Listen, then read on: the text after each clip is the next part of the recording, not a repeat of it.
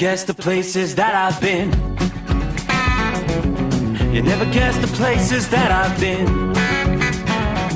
'Cause everything is like a dream, yeah, but only in that dream that I live in. I'm never gonna let the day begin. Never gonna let the day begin. 'Cause everything is like a dream, yeah, but only in that dream that I live in. Oh, don't wake me up before you go, and I'll just make this bed my home.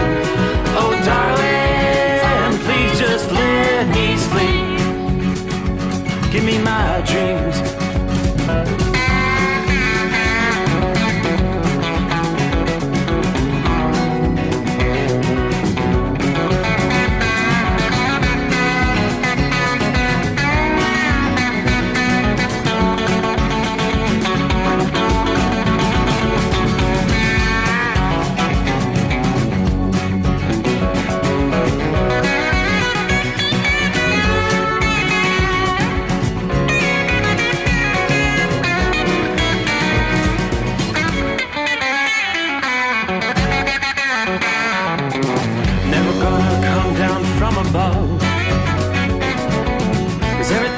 Better from above.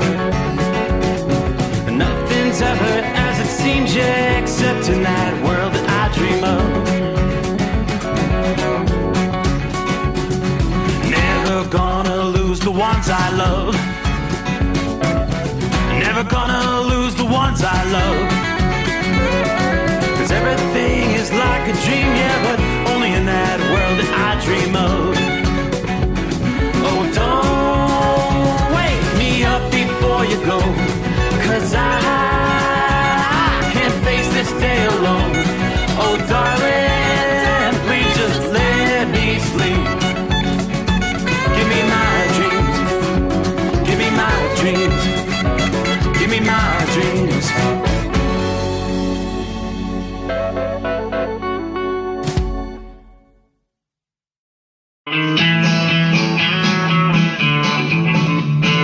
Midnight hour is upon us, and we really got a long, long way to go.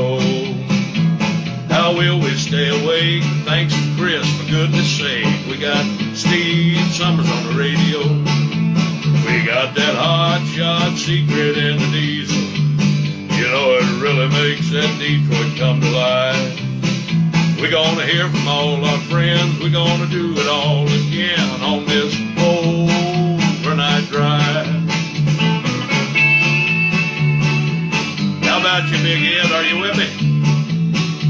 Break 1-9 for that Carolina monkey gouger. Negatory there, hillbilly. You clean clear to Flagtown. Let it roll.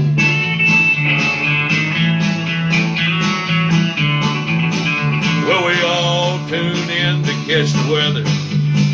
Whether rain or sleet or even snow. It don't matter if you're in New York or Dallas.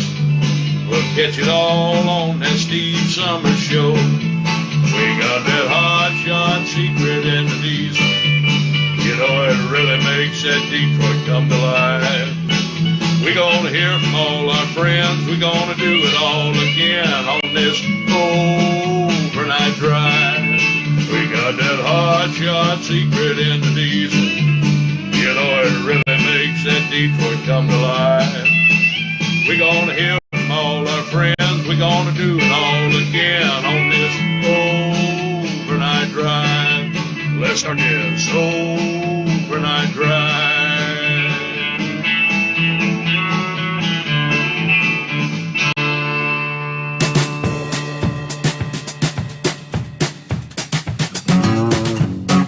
All righty, yes indeed. Let's get it fired up.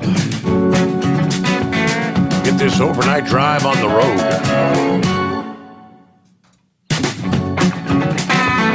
All right, made it through a Monday, right? That's the hard part. After closing out the weekend, here comes a Tuesday. We'll work our way into the 26th day of April. pretty much what final week of April, right? And the weekend coming on here. Rolling into the month of May. They say the April showers bring May flowers. A little cooler outside. Nearly 20 degrees cooler than we were, say, 24 hours ago. We were still in the 70s. Looking at a comfortable 56 at this hour. With the passing of a cold front, a little bit of rain. Didn't really get anything excessive here in our region this past day. No flooding concerns.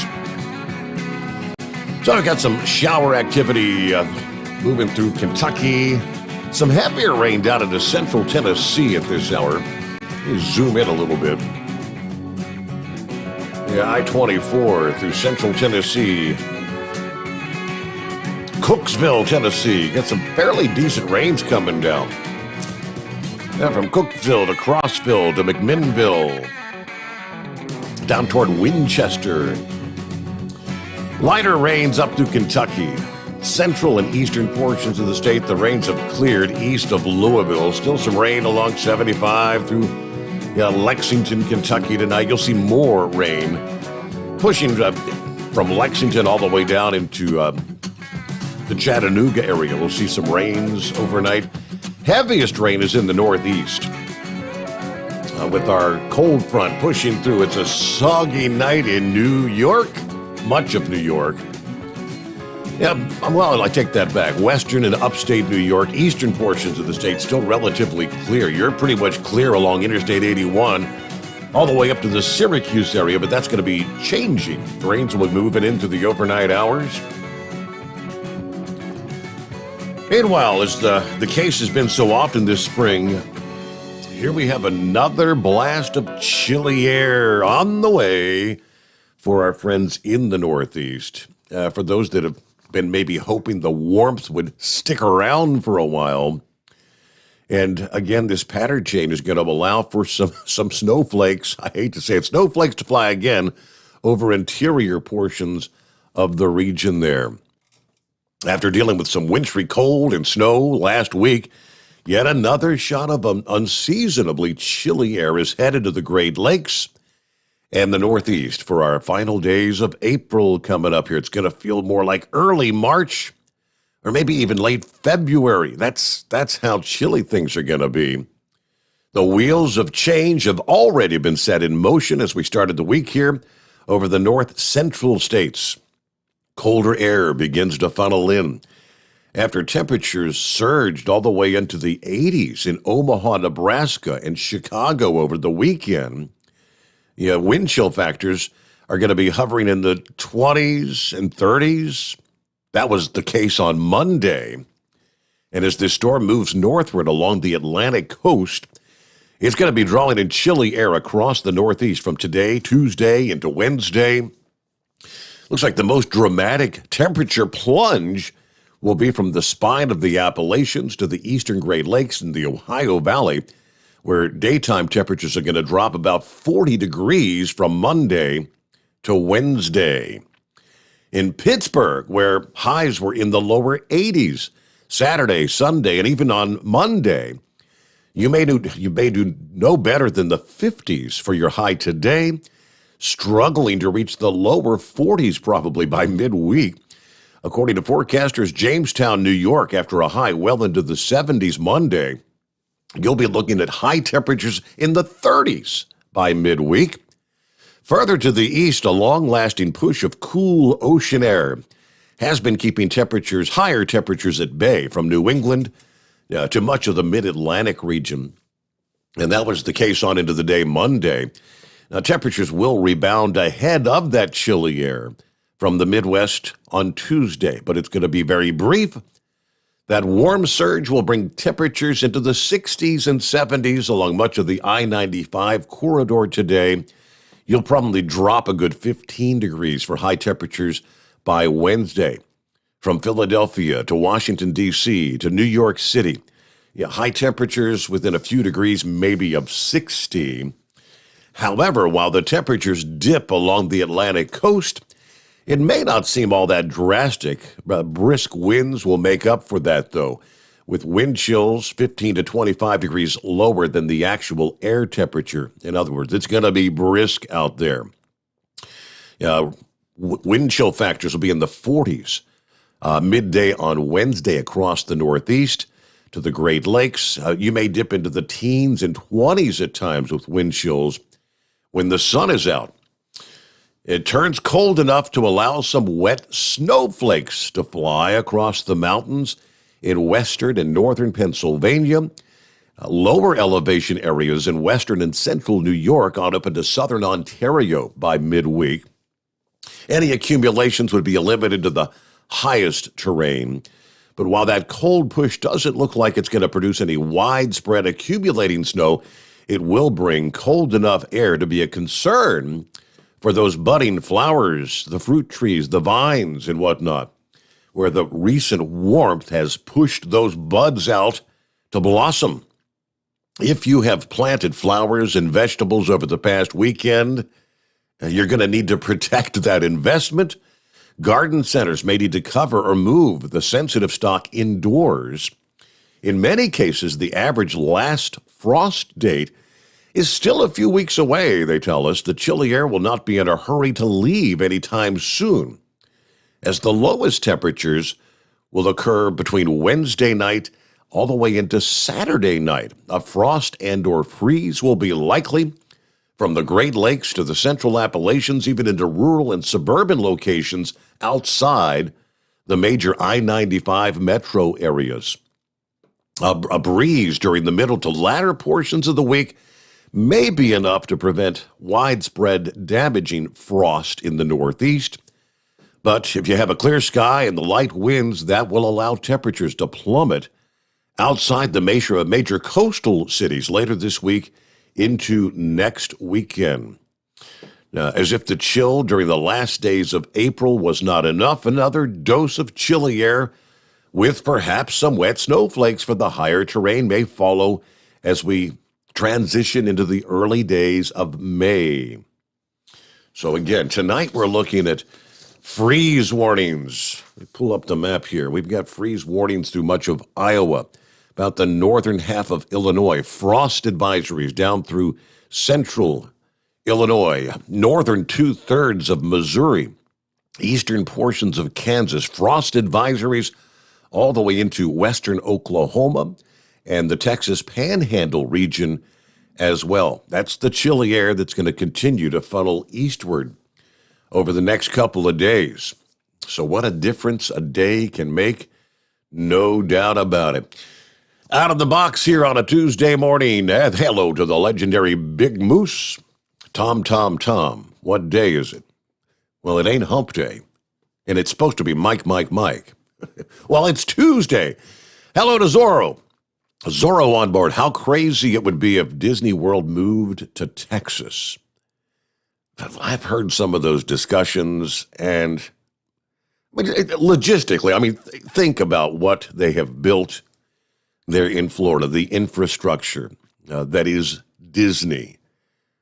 It would be just an incredible expense to try to move all that, to make a point, I guess, but I don't foresee that happening. But hello to Joe. Morning, Steve, and the Overnight Drive crew. A really nice night here in Winchester, Virginia. We're holding at 61 degrees, but it looks like Old Man Winter's going to try to make a return tomorrow night. Yes.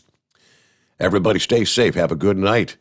Morning from Little Tokyo, a.k.a. Georgetown, Kentucky. There's Todd on board. A little bit of rain and 55 degrees. Richard checks in from Central Florida with 72 at this hour. Good morning, Steve and all the listeners. John Ferguson. I'm too tired to say much, but Nashville is warm and rainy tonight. Have a good night, everybody. Stay safe out there. Pappy's on board with 57 degrees. Looks like a little bit of sun, only a high of 58 for your Tuesday.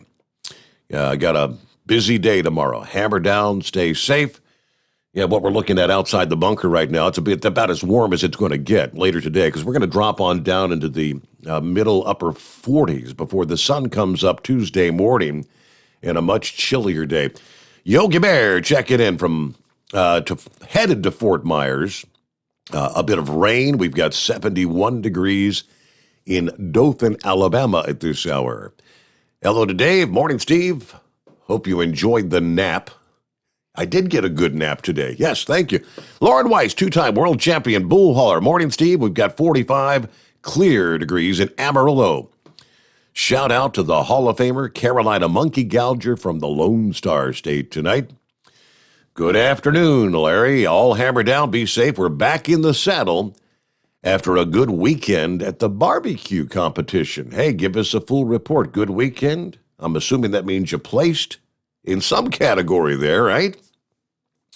Let's see. David, love the new chair. Morning, Steve. 52 degrees here at the New Mexico-Arizona border. Headed down to Phoenix. Everybody truck safe.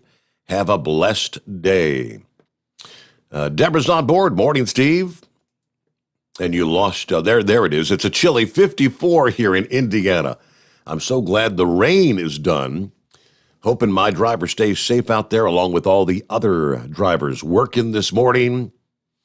Morning to the overnight drive crew. There's Ken, Kentucky Ken, listening in from Meridian, Mississippi. Safe travels to all. All right, good to have you with us. Crazy Ray, one Crazy Ray, checking in with us this morning from West Michigan. Looking at 42 degrees there. Buenos dias, Steve. There's Santa Claus. 68 degrees in Hesperia, California. Gonna bounce around California this week. Planning another trip down to Panama again as well. All right, enjoy that. Robert says, hello, Mr. Sommers. Buckeye boy checking in from Seattle, Washington tonight, where it's 48. Kind of sprinkling off and on all the way from Portland. Yeah, the sun did peak out a little bit earlier. All I can say is Seattle has gone to crap. Yeah, the hotel I'm at is a pretty good named brand, but outside there's ladies of the evening, people sitting all day in their cars because they were squatting in a room at the hotel, destroyed it, and the hotel owner can't evict them because of government regulations over COVID. I mean, this is crazy. I can't wait to get out of here.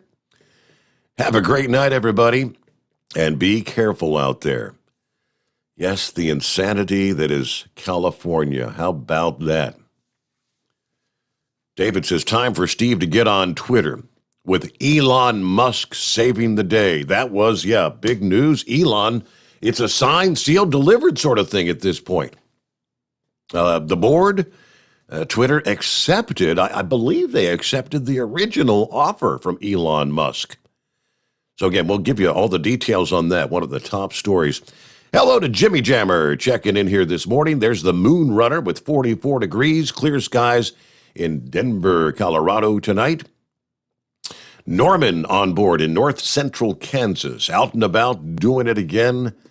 Hello to the rock pick there. Morning, Steve. Truck drivers, third shift workers, and fellow insomniacs. As always, 57 with rain here in Rochester, New York. Let's go, USA. Stay safe and enjoy. Good to have you on board. Some of our listening friends via YouTube and Facebook as we get it underway here on a Tuesday morning. Of course, 5 big hours of the Steve Sommers Overnight Drive. A couple of keywords coming your way in the $1,000 daily driver bonus again tonight. Have the keywords before me. Your chance to win $1,000 cash and a shot at the $10,000 grand prize via tncradio.live. Obviously, when I throw out the keyword your way, go to tncradio.live or use the tncradio.live app. Enter that keyword, and it's as simple as that. The $1,000 daily driver bonus giveaway brought to you by Hot Shot Secrets. And our number, as always, 844-844-3388. As the show was getting underway, a matter of fact, the bumper music was already playing via Facebook. There in California, the People's Convoy was having their evening drivers meeting, and as I tuned in, I presume that was Brian Brass Yeah, the guy who's been kind of the de facto leader of the group throughout its journey from California all the way to Washington, D.C. and back. And yeah, he was announcing just a few minutes ago that, yeah, I've been away from the home, and I've got children at the house who are beginning to wonder if I even care about them. So he was kind of announcing he's going to be headed home. Business to take care of, obviously, business to tend to with the truck. He said, as much as I hate to do it, I have to take care of some business. Of course, people, participants in the convoy have been kind of coming and going throughout the entirety of their journey. It appears some of them are planning to stick around. He made it sound like, don't burn down the house while I'm gone. He does plan to return and join back in with the convoy group in the coming days. There was I would almost refer to it as a hit piece from the San Francisco newspaper this past day, where it says the dreams of the People's Convoy quickly died in the Bay Area after a critical tactical era as they turned onto a street with a Safeway, I guess the grocery store, and a group of bored kids. The trucker convoy, which aimed to emulate the disruptive Canadian protests against COVID restrictions, has failed spectacularly at every turn. Again, this is from the San Francisco, I don't know if it's the Chronicle or what. During a few weeks of driving around D.C., the convoy was held up by a single bicyclist. Some convoy members said they were having difficulty finding places for bathroom breaks. As a result, were forced to urinate in their pants. I don't know that I've heard that, but after an anemic showing in Washington, the convoy made the long drive back across country, landing in the Bay Area last week. Since the convoy began, practically all major COVID restrictions have been lifted, so it appears it's switched the message to support other conservative issues. Well, to that, I say that's BS, because as we shared last evening, the Homeland Security Administration just, I think it was Friday, they re-upped the vaccination requirements for crossing the borders. That hasn't gone away, and that essentially is what got the whole damn thing started to begin with. So that hasn't changed. But of course, they have to make it sound like it's all a big failure. You've accomplished nothing. All you participants have just been wasting your time.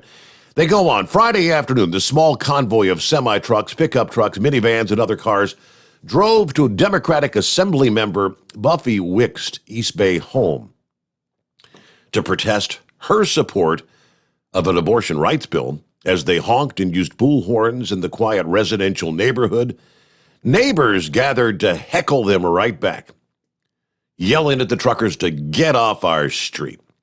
Live streams posted by convoy participants show police arriving to protect Wick's home, which eventually prompted the group to move on. It was here the convoy members made their mistake, driving onto a busy one-lane College Avenue on the Berkeley-Oakland border. There, slowed down by the usual Friday afternoon traffic, they were setting ducks outside the Safeway as a large group of kids, armed with eggs purchased at the grocery store, began pelting the convoy. "We're fighting for your freedoms too," said one convoy participant as the eggs flew amid shouts of "Get the F out of here" by the gathering crowd. A few ill-advised convoy drivers had their windows rolled down, resulting in eggs splattering inside their vehicles. Passerby watched in confusion and amusement as adults were stopping to cheer on the kids. One live streamer from the convoy begrudgingly conceded victory to the Bay Area youth. Well, it's convenient because there's a Safeway right there that sells eggs. Well, yeah. Furious truckers then drove out of town, headed back on the highway toward their base in Sacramento. According to the CB radio audio captured by the live stream audio, truckers complained about needing to wash their vehicles and seemed shocked at how poorly they were received by the locals there. The convoy has encountered setbacks since the day before in San Francisco. They made it to San Francisco and decided to try and locate Nancy Pelosi's residence, but the planned activity of placing flags in her yard fell apart due to the group failing to come to a consensus on what home was actually Pelosi's home. In the aftermath of the defeat at the Rock Ridge Safeway, the convoy has returned to Sacramento Raceway Park. It is unclear what its future plans are, but according to its website, they have raised nearly $1.9 million in donations. Yeah, that is true, but I don't know. Like I said, kind of a hit piece, I guess, trying to make any participants feel like you've just been wasting your time. You've accomplished nothing. All right, but they're fighting for freedom. We'll get a quick timeout. 844-844-3388. The Steve Sommers Overnight Drive.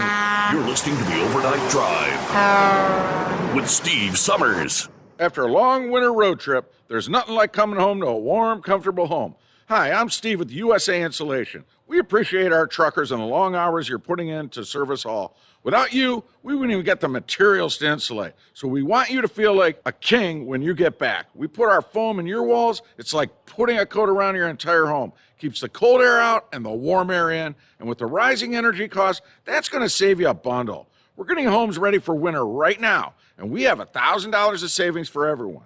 But because we love our truckers, we're going to give you an additional $250 discount just for mentioning this show. So give us a call, 1-800-USA-FOAM. That's 1-800-USA-FOAM or usainsulation.net. We're going to give you an additional $250 discount for mentioning the show, 1-800-USA-FOAM or usainsulation.net. USA Insulation. At Hotshot Secret, we share the science behind common diesel problems. For example, Diesel fuel cetane levels. the cetane rating in diesel fuel is 42 to 45. Most diesel engines operate more efficiently with a cetane rating of 48 to 50. One treatment of Hotshot Secret Diesel Extreme will raise your cetane 7 points, increase fuel economy, and improve cold starts. Hot Shot Secret Diesel Extreme is available nationwide at truck stops, fine farm and auto stores, and online at hotshotsecret.com. Hot Shot Secret. Powered by science. My daughter Brinley is here at St. Jude. Coming here was literally life or death, and it was so scary. But St. Jude is fighting for one goal, like this one mission, life. And that gave us hope. We haven't received a single bill from St. Jude, so I really can just focus on what's best for Brinley. Finding cures, saving children. Learn more at stjude.org. And now back to the Steve Sommers Overnight Drive, live from the Hot Shot Secret Studios.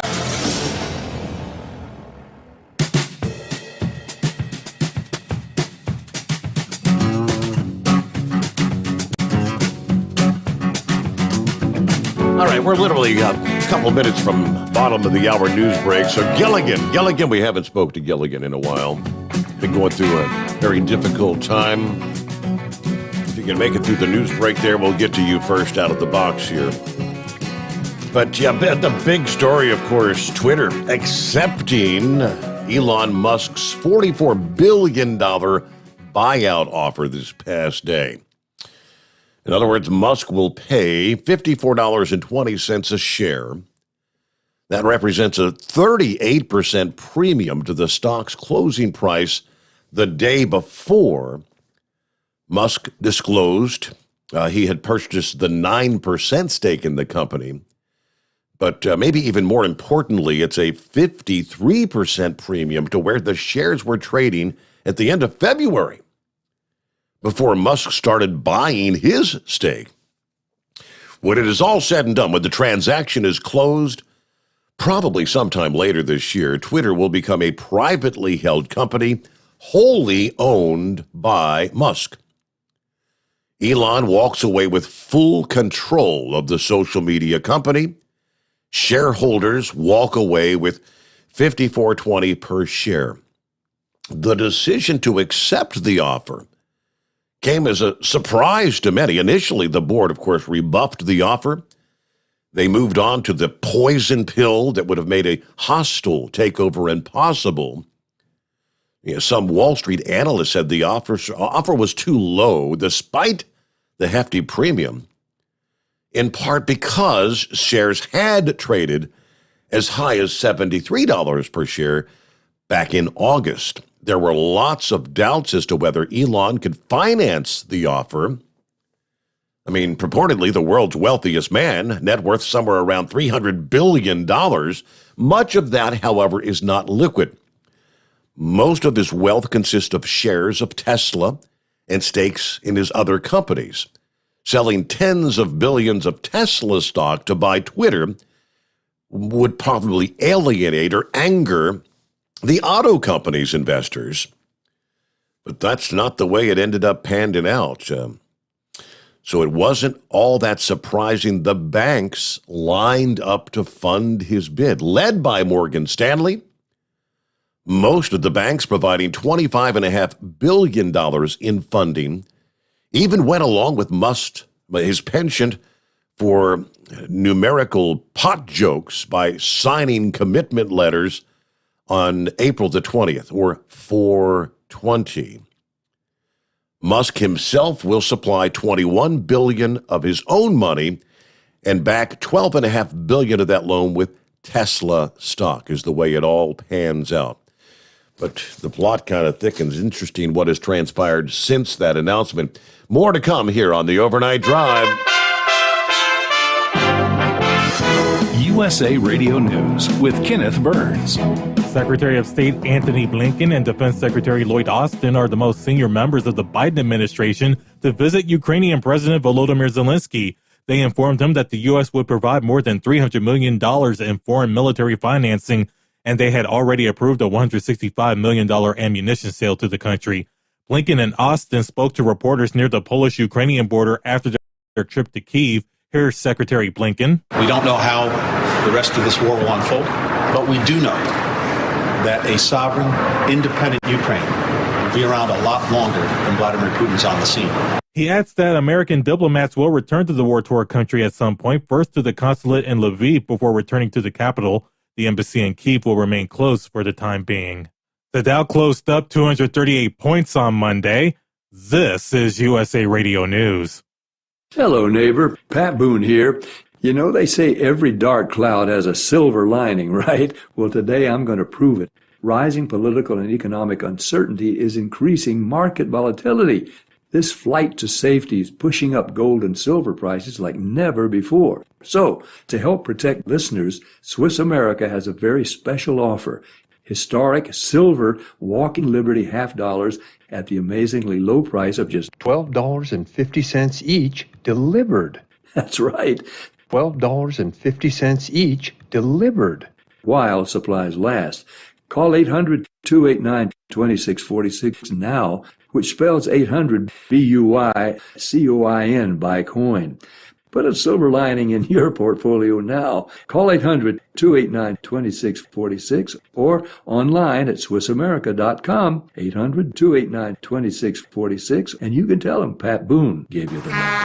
You're listening to the Overnight Drive with Steve Summers. Drivers, you demand that your equipment's reliable and dependable, and that also applies to your headset for communication. Well, our friends at Stellar Electronic have you covered. The Pluto Duo headset bundle is the best communication headset you can find in the industry. No matter the challenging environment you're driving in, the Pluto headset will make you sound crystal clear all the time thanks to their 99% noise cancellation. And the Duo's not only a stereo converter for the headset, but also a power bank so you can charge as you go. Learn more at StellarElectronic.com or visit them on Facebook. Do you have a Dodge pickup and hate your automatic transmission? Of course you do. Levon Miller at Firepunk Diesel here, and we specialize in heavy-duty and performance transmissions for your 3/4 or 1-ton Cummins-powered truck. So if you're interested in turning your stock slush box into a towing monster, call us today at 614-733-3744 or visit us online at shop.firepunk.com. It's coming.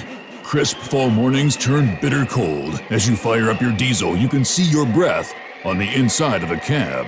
Imagine looking deep into your engine. Freezing temperatures impact your diesel's fluids, especially fuel. On a 23-degree morning, the paraffin wax in your untreated fuel starts to morph from fluid to large crystals. These crystals clump together and form a gel. At minus 10 degrees, your fuel hits the point where it no longer pours like a liquid. It's so dense that the flow through the fuel filter will slow, causing hard starts or no starts. Get prepared now for the cold that is coming. Hot Shot's Secret Diesel Winter Anti-Gel is a premium fuel additive that lowers your fuel's pour point to minus 65 degrees. If it's that cold out, you shouldn't be on the road. You ought to be at home in front of the fireplace. Hot Shot's Secret Diesel Winter Anti-Gel Premium Fuel Additive. Available now online at hotshotsecret.com. Hot Shot Secret. Powered by science. Attention all truckers, Dean Michael, the tax doctor here. I want to talk to you about those dreaded tax problems. I know you want to keep on trucking and not even think about them. Well, let's face it, they're not going away all on their own. You need professional help. I've been helping truckers put their tax problems in the rearview mirror for years. I can help you too. Call me for a free consultation at 888-632-4506 or go to mytaxhelpmd.com. It's like I always say, keep your eyes on the road, I'll keep mine on the IRS. 888-632-4506. After a long winter road trip, there's nothing like coming home to a warm, comfortable home. Hi, I'm Steve with USA Insulation. When we put our foam in your walls, it's like putting a coat around your entire home. It keeps the cold air out and the warm air in. We're getting homes ready right now for winter, and we have $1,000 savings for everyone. But because we love our truckers, we're going to give you an additional $250 discount for mentioning the show. 1-800-USA-FOAM or USAinsulation.net. Hey, Dad, your prescription will be ready in just a minute. Hey, Dad, your laundry will be ready in just a minute. Dad, your lunch will be ready in just a minute. Hey, honey, why don't you take a minute? When you help care for a loved one, you give them as much time as you can, making sure they're safe and comfortable. But it's just as important that you take some time for yourself. At AARP, we can help with information and useful tips on how you can maintain a healthy life balance, care for your own physical and mental well-being, and manage the challenges of caring for a loved one. Because the better care you take of yourself, the better care you can provide for your loved one. Thanks, Dad. Thank you. You're there for them. We're here for you. Find free care guides to support you and your loved one at aarp.org/caregiving. That's aarp.org/caregiving. A public service announcement brought to you by AARP and the Ad Council. And now, back to the Steve Summers Overnight Drive, live from the Hot Shot Secret Studios.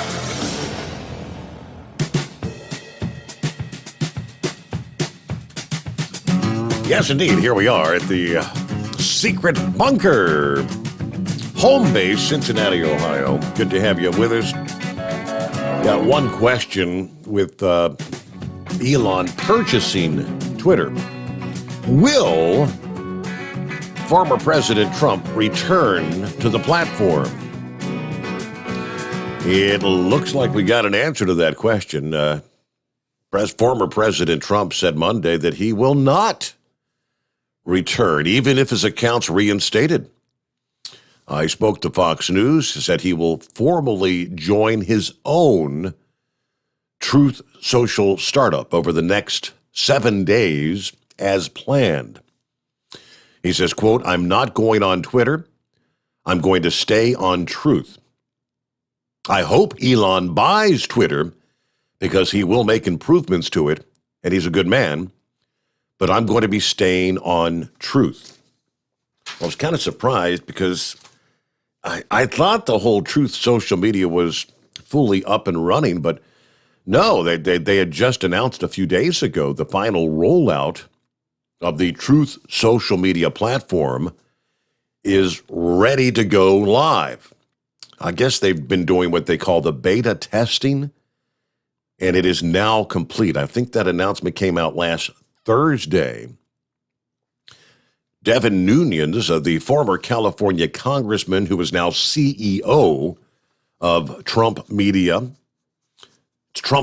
and Technology Group, said that all of the Truth social media subscribers will be able to use the app in just a few days, was his word. Again, Thursday. He didn't give an exact date and time. We have all new equipment, no big tech, and guess what? No one can cancel us. The beta testing is now finished. We're going to be open to everybody soon. Again, I thought that was fully up and running, but apparently that was not the case. So more coming up here. Good morning, Gilligan. Hey, good morning, Steve. I want to thank you and all the listeners for the outreach of son's death. It blew my mind when I did listen to it live. We spent all day Monday at the hospital, and I went back and listened to it, how you opened the show last Tuesday morning. The outpouring is just unbelievable how tight-knit this audience is. I can't list the number of messages and calls I've got from people. The outpouring is just unbelievable. Me and my wife, Marianne, greatly. I mean, can't tell you how much we appreciate it. How much we appreciate you all, how you reach out to us. It's just amazing to me. I know I've made some good friends because of this show. It made me realize how good of friends I've made. Yeah. I just can't thank you all enough. You indulge me, let me tell a little bit about my son. My wife adopted Anjo. He was 2 years old. He was brought in, unfortunately, illegally, Mexico. He was born in Mexico. His mom died of a seizure soon after, and his father abandoned him. And my wife took him in and adopted him and raised him. Mm-hmm. Now, he had our heart. He lived in heart. He grew up in a Christian home that the church married him straight away. But to give you an idea of what kind of man he was, a week before he died, he worked all 5 days, 7 weeks. He was so to his boss. They was trying to get him to go to the doctor. He was sick. We knew he was sick. We didn't know to what extent. He kept to himself on, didn't communicate much with us. But the day before he died, he literally went to help a friend but the day before he went to the hospital. He called the ambulance a week ago to Sommers evening. He had double pneumonia. Unfortunately, the pneumonia had caused started shutting down his lungs. I'm thinking, anybody that's sick is bad sick, please go to the doctor. This a 30-year-old man that can show you that quick. Don't take chances. I know I've let myself go too long when I was sick. I was with pneumonia and one lung bronchitis about 4 years ago. It made me think maybe I might not have made it if I had got to the doctor when I that's something really to think about. But thank you all for your help. It means the world to me. It's just amazing. Well, I think everybody pretty much agreed it's not supposed to work that way. Parents aren't supposed to be saying farewell and burying their children. It's just, but those things do happen from time to time, as you well know. Yes, unfortunately, yes, I do know. I lost a brother incidentally. My mom and dad had to bury him. It's hard. I know it is. I was only 5 when my brother died. I wasn't old enough to really understand, but I can imagine my mom and dad Right. and that happened. It's the outpouring of this audience is just unbelievable. It's just amazing. I don't know what else to say. I'm at a loss. My wife is definitely wants to say thank you. It's just as much as I do, just as strongly as I do. She listened to the whole show too, and she was listening. She was amazed. We're talking people that I think there were some people that called in that sent their condolences, and normally they don't call the show. So that was amazing, Just wild. Well, I'm gonna try to leave end this call on a little bit of a lighter note. Last Wednesday was 420, right? Yeah. Well, rumor has it that Happy and Rambler got together and celebrated with the Devil's Lettuce, by the way. You may want to check on Rambler and Happy about that. That's the rumor I've heard. I'm trying to laugh, Steve. It ain't easy. I thank you.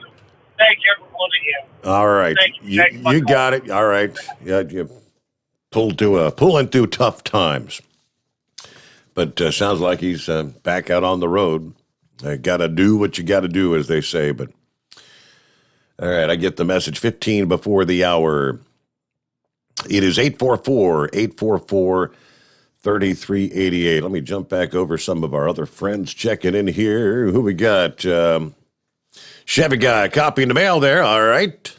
Robert says, Twitter is melting down tonight. John Durham releases 65 pages of unredacted emails regarding the Russian collusion hoaxers and the journalists, Iskov and Brian Ross. Yeah, also, Fusion GPS actively were working with Adam Schiff. I've got the scoop here. Yeah, there are, subpoenas. John Durham has issued trial subpoenas for Hillary Clinton's 2016 campaign, as well as the Democratic National Committee, Fusion GPS, and Perkins Coie, as he continues to prosecute his findings as special counsel, from which he's already charged the cybersecurity lawyer, Michael Sussman, who in 2016 represented the Clinton campaign with lying to the FBI. Yeah. I don't know. Anybody still paying attention to what's going on with the whole Russian collusion delusion? Maybe, even after all this time, maybe we will eventually get to the bottom of this. But that's a big step when you've got trial subpoenas being issued. Things are not looking good, and some people very well may be going to jail. All right, hello to the... From the Mud Dog, morning, Steve, from Western Kentucky, just trucking my life away. But I am truly blessed. I'd rather be here than locked down in China. Yep, you're right about that. Hello to Patsy, morning, Steve, from Lake Powell. We've got 62 degrees at 9:25 p.m. Vacationing around the Southwest. My first time seeing the Grand Canyon, one of God's creations. Everybody be safe out there. Yeah, beautiful sight, huh? Right? There's Barbara. Hi, Barbara. She says, hello, I'm here again. I'm glad you're still broadcasting overnight. I'm guessing Barbara just recently found us. All right, good to have you. Yes, we are here. Thanks for listening in. There's our Georgia Peach. Hello, Wanda. Georgia Peach, just want to let you know I'm still recovering from my week of partying in Cincinnati last week. Can't wait to come back. Yeah, we had a good time. Glad you made it back to the home 20 there in Georgia safely. Eskimo Mom is on board this morning. Howdy from the home 20. Still recovering from my surgery, but getting better day by day. We're getting a second week of Mother Nature going bat crazy. We had winter last Monday, summer over the past weekend, and now we're back to, I don't know, is it spring or fall or late winter, whatever the case might be. All right, Timothy's on board. Marianne, morning, Steve. Good to have you with us, and we'll get back to your calls ahead. Plenty of room for you at 844-844-3388. The Steve Summers Overnight Drive, live from the Hot Shot Secret Studios. Live from the Hot Shot Secret Studios, the Steve Summers Overnight Drive. You work hard. You deserve a seat that works just as hard as you do. The Bostrom T-Series seat has provided drivers with comfort for millions of miles over the past 3 decades.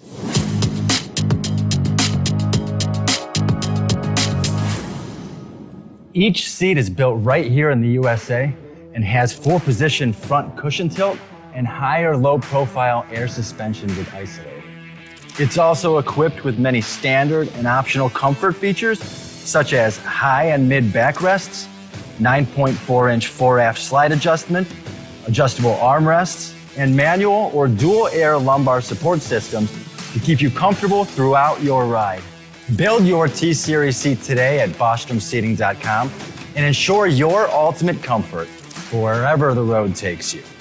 Bostrom Seating, the ultimate comfort for the open road. After a long winter road trip, there's nothing like coming home to a warm, comfortable home. Hi, I'm Steve with USA Insulation. When we put our foam in your walls, it's like putting a coat around your entire home. It keeps the cold air out and the warm air in. We're getting homes ready right now for winter, and we have $1,000 savings for everyone. But because we love our truckers, we're going to give you an additional $250 discount for mentioning the show. 1-800-USA-FOAM or USAinsulation.net.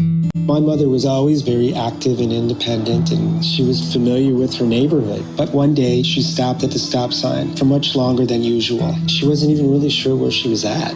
It's important for you to talk to someone about it. I felt so much better after my son told me, Mom, we'll figure it out. When something feels different, it could be Alzheimer's. Now is the time to talk. Visit alz.org/ourstories to learn more. A message from the Alzheimer's Association and the Ad Council. Because Channel 19's a little congested. Call Steve now at 844-844-3388. The Overnight Drive.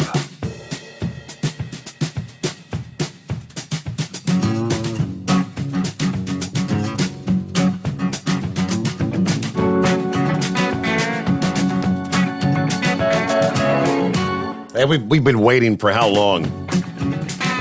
Go back to, hell, it was 2019 when then William Barr gave John Durham, special counsel John Durham, the task of digging into and hopefully getting to the bottom of the whole false Russian collusion narrative, which was a complete fabrication put together by the Hillary Clinton campaign at the time. Donald Trump said it was all a hoax, it was a lie, continuing to call it Russian collusion delusion, calling out the mainstream media as fake news for continuing to portray it as legitimate information.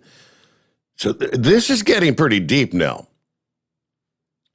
Hillary Clinton's 2016 campaign, the Democratic National Committee, the Washington-based private intelligence firm Fusion GPS, and the law firm Perkins Coie, as well as Sussman's former employer, are now all trying to fend off Durham's efforts as he compels them to hand over previously withheld documents.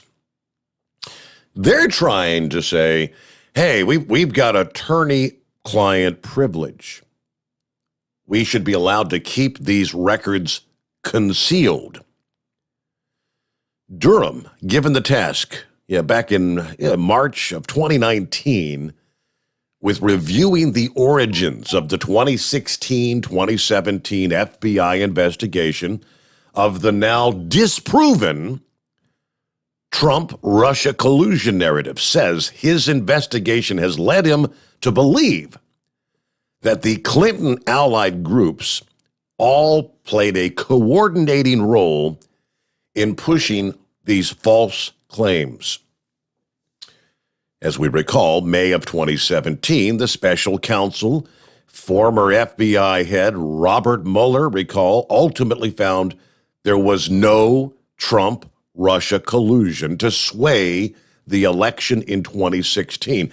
Now, we were already, how many years did it take? Wasn't it 2 years that Mueller took to investigate and keeping the narrative going in the media, continuing to try to muddy the waters for Donald Trump? It was earlier this month, Durham says that Fusion GPS, and I quote, was not primarily providing or supporting expertise relating to legal advice. They were, it appears, the investigative firm's primary, if not their sole function, was to generate opposition research material that the firm then shared widely. On April 23rd, 3 days ago, Durham said of the groups, quote, meeting to agree on the express goal of a joint venture is precisely what happened here on more than one occasion. The special counsel said Tech Executive 1, Rodney Joffe, Originator Number 1, April Lorenzen, of the information services firm Zetalytics, and other researchers started to discuss searching for and collecting derogatory internet data about the online activities of Donald Trump and his associates in June of 2016. Lorenzen assembled and shared initial purported data with Joffe, who in turn shared that data with Sussman. That joint venture continued and finally crystallized early in August of 2016, when then Sussman, Joffe, and agents of the Clinton campaign met. Citing an August 12th of 2016 meeting where Sussman, Joffe, Mark Elias, who is former Perkins Coie partner, and the co-founder of Fusion GPS all gathered in Elias's office to discuss the same Russian Bank One allegations that the defendant would later bring to the FBI. These parties agreed to conduct work in hope that it would benefit the Clinton campaign, namely gathering and disseminating purportedly derogatory data regarding Trump and his associates' internet activities. The evidence will show, as a result of these conversations and during the same time period, Tech Executive Number 1 did exactly that. He tasked employees from multiple internet companies and a university working under a pending national security contract to mine and gather vast amounts of internet metadata to support what would be an interference and a narrative tying then candidate Trump to Russia. It was a complete fabricated story. So now with trial subpoenas being submitted, the evidence is there. How it takes this amount of time, we're now 2021, we're three years into his ongoing investigation. But we shall see. I think that's a hell of a bombshell developing this past day. You know, and it's the kind of thing that Twitter would otherwise and has been censoring for the past 3 years.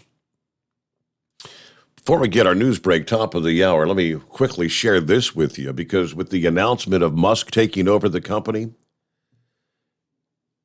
in other words, in the past, 12 hours, Twitter has taken the unusual step of locking down its source code.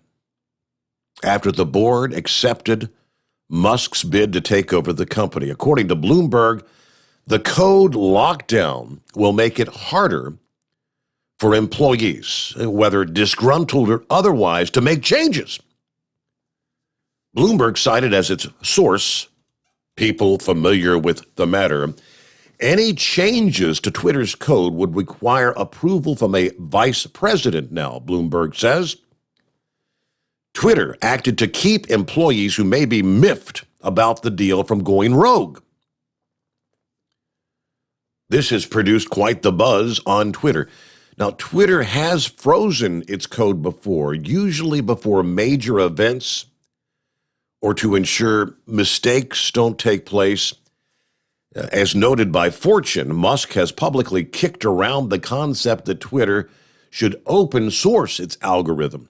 That would mean the code they use to determine how it handles tweets would be open for everyone to use. The changes would allow everyone to see how computer programs supervise Twitter's content. In theory, this would make the decisions of Twitter obviously more transparent. During a meeting with employees yesterday, Twitter's CEO, Parag Agrawal, tried to quell the panic among Twitter's staff. Yes, they are in absolute meltdown. He wants Twitter to be a powerful, positive force in the world, just like all of us. Agrawal says he believes Twitter matters.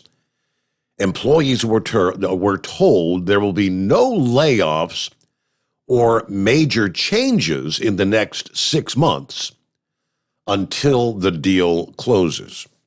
But I can all but guarantee you, once the deal closes, there's going to be a house cleaning taking place at Twitter. Change is a-coming, and the panic has set in. News break on the Steve Summers Overnight Drive. USA Radio News with Kenneth Burns. We have not had an ambassador to Ukraine since 2019, when then-President Trump removed Marie Yovanovitch from the job.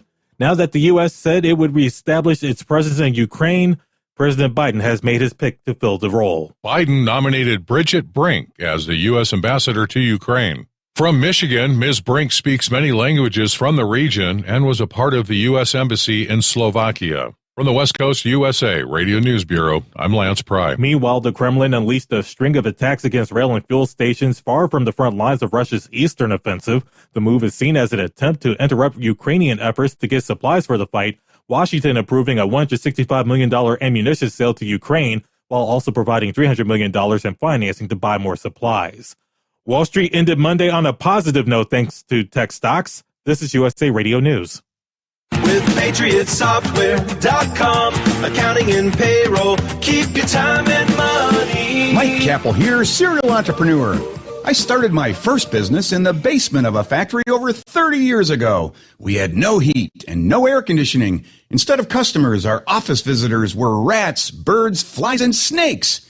Our office flooded often, and we used blankets as our office walls. We were broke and needed customers. Years later, I formed my fifth successful business, Patriot Software, which has attracted tens of thousands of customers with our easy accounting and payroll software used by accountants and non-accountants alike. Go to PatriotSoftware.com, use promo code RADIO, and get 2 months of accounting and payroll software free.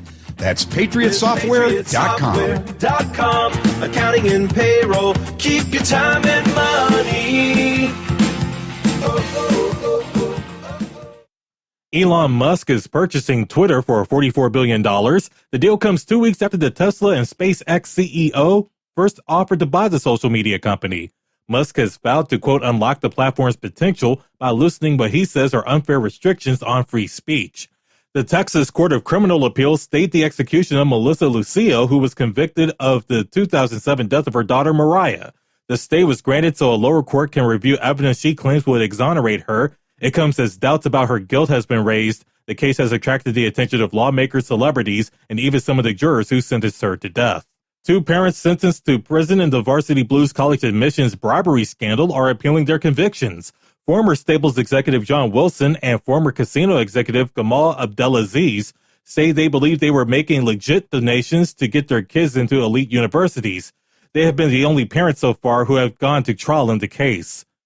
You're listening to USA Radio News.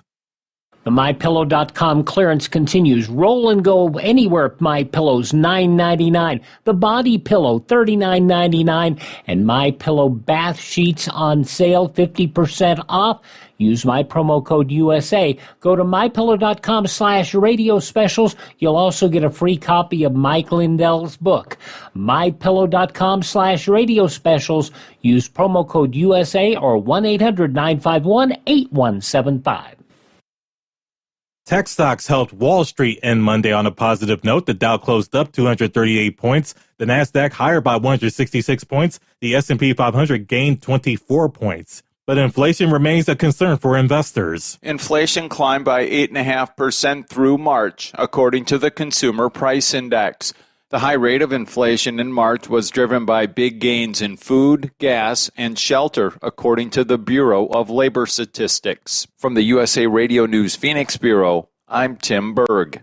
The Canadian government calling for an independent public inquiry into its decision to use a law for the first time ever to deal with trucker protests against COVID-19 restrictions. Those who participated blocked border crossings and clogged the streets of Ottawa, Canada's capital. Prime Minister Justin Trudeau invoked the Emergencies Act, which gave the government extraordinary powers on a temporary basis to police to clear protesters and freeze the bank accounts of those involved. A jury has been selected in the civil trial against George Hughley. He was convicted of killing his estranged girlfriend Yardley Love more than a decade ago in an apartment off the campus of the University of Virginia. The two played on the school's lacrosse team and were close to graduation. The civil suit is being brought by Love's mother and seeks more than $30 million in damages. You can listen to our updates anytime at our website. The address is usaradio.com. Be sure to look us on Facebook at USA Radio. For USA Radio News, I'm Kenneth Burns. At Hot Shot Secret, we share the science behind common diesel problems. For example, stiction. Found throughout the oil system, stiction is the sticky friction that negatively impacts your engine's ability to function at an optimal level. The molecular structure of oil is a hydrocarbon. The engine's extreme heat, tight tolerances, and high pressure cause the oil to break down and release hydrogen, leaving behind varnish, a carbon-based deposit. The varnish clings to the engine's moving parts, creating drag on the turbocharger, oil pump, and pistons. Symptoms of stiction include a rough idle and the loss of fuel economy and performance. Hot Shot Secret Stiction Eliminator delivers a 98% clean rating in third-party scrub tests. Its synthetic cleaner plus nano lubricant contains no harmful solvents and is formulated to be left in the engine to safely dissolve stiction for thousands of miles. It works as you drive. Stiction Eliminator is available at truck stops, Tractor Supply, O'Reilly's Auto Parts, and online at HotShotSecret.com. Hot Shot Secret, powered by science.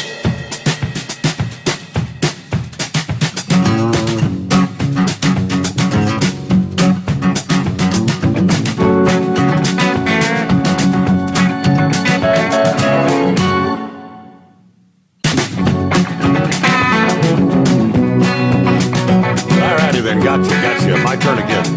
Our number, 844-844-3388. Hello to No Handle Dave. Sends me another of the industry headlines from FreightWaves this past day, the trucking publication. And it's not real encouraging.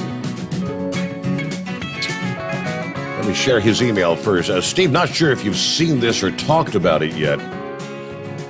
I've got me an easy night tonight as I leave Kalamazoo and head straight back to Indy without going to Chicago. And finally, you got a clear night.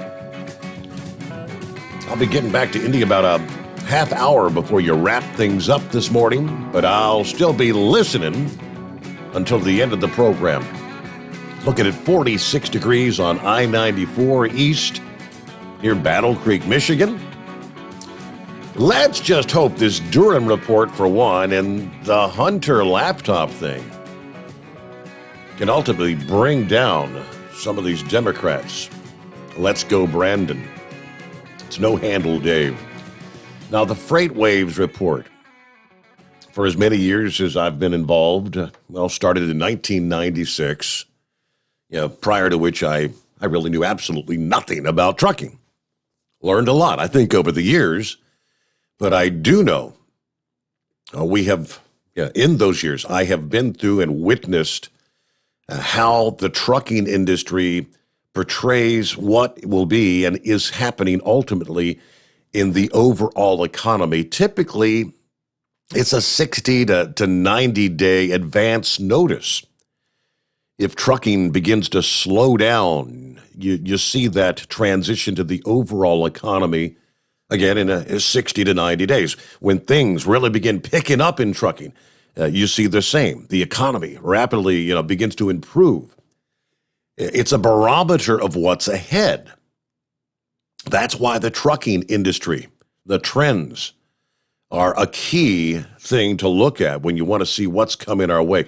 We're already just listening to the news break there, talking about the inflation, which continues to rise. And here in probably the next 10 days or so, they'll be coming out with the April inflation numbers. Is that trend of 8.5% that we saw in March going to continue?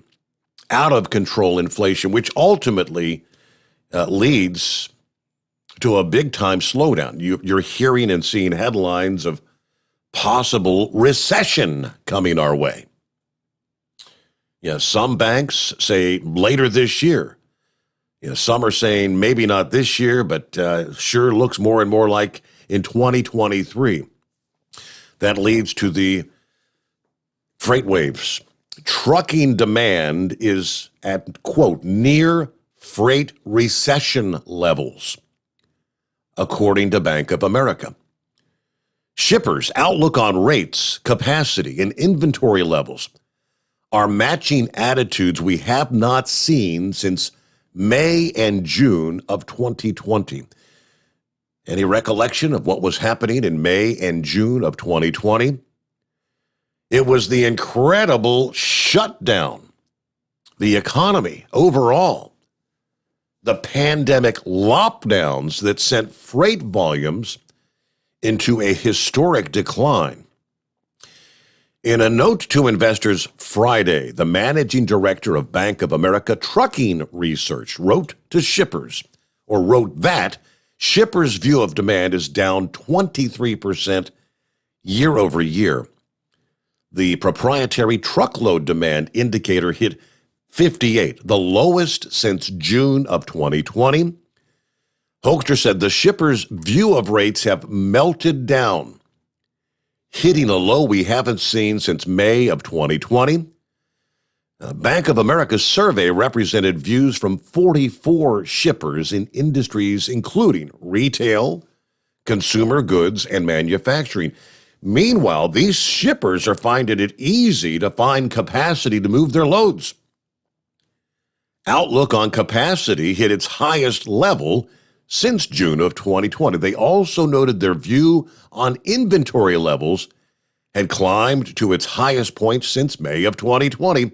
A few anecdotal examples from the Bank of America survey illustrate the data. One food shipper said that they were receiving more cold calls from freight brokers rather than those brokers having to seek capacity for shipments on their own. A shipper moving home building products said flatbed capacity is loosening slightly, although it's still a bit tight. And a representative of a forest products company said rates were beginning to soften as truck capacity opened up. Other indicators are pointing to a freight recession. FreightWaves has previously reported a sharp, painful downturn in the U.S. trucking market is coming. The Friday note to investor, just the latest indicator of the trucking bloodbath, was the headline that many in the industry have been forecasting. The way the rates are, you're going to have to run twice as hard to make ends meet. According to one San Antonio-based fleet owner, one key indicator is the FreightWaves Sonar Outbound Tender Reject Index. What is that? At this time of year, this time last year, truckers were rejecting a whopping 25+% of loads that had previously arranged through contract. That indicated they were able to find better loads through the spot market where shipments are available on demand. Now that spot market rates have declined, more drivers are moving their contracted loads. As of Sunday, the rejection rate had sunk to 9.9%. Earlier this month, the Cass Transportation Index report said the freight market is in a slowdown, although Cass analysts said it's too soon to declare a recession yet, as in a freight recession. A key leading indicator, freight is often looked at as a bellwether, as I was just explaining, for the rest of the economy. If industries ranging from retail to housing to lumber are estimating they're going to need fewer trucks, many economists see this as an omen. An economic downturn is coming. If people aren't buying or building as much stuff, there's less of a need for truckers. Of course, trucks move 72% of all freight. A study from back in 2019 from Convoy, the trucking brokerage firm, found that 6 out of 12 trucking recessions led to macroeconomic downturns. For example, the trucking industry dipped in April of 2006, more than a year before the Great Recession slammed the larger economy. Trucking experiences recessionary periods twice as much as the rest of the economy. But for the 2 million American truck drivers who power much of the industry, the effects can still be brutal. Like any recession, these periodic freight industry recessions cause real turmoil for people who work in freight. Businesses go bankrupt, people lose their livelihoods, families are disrupted.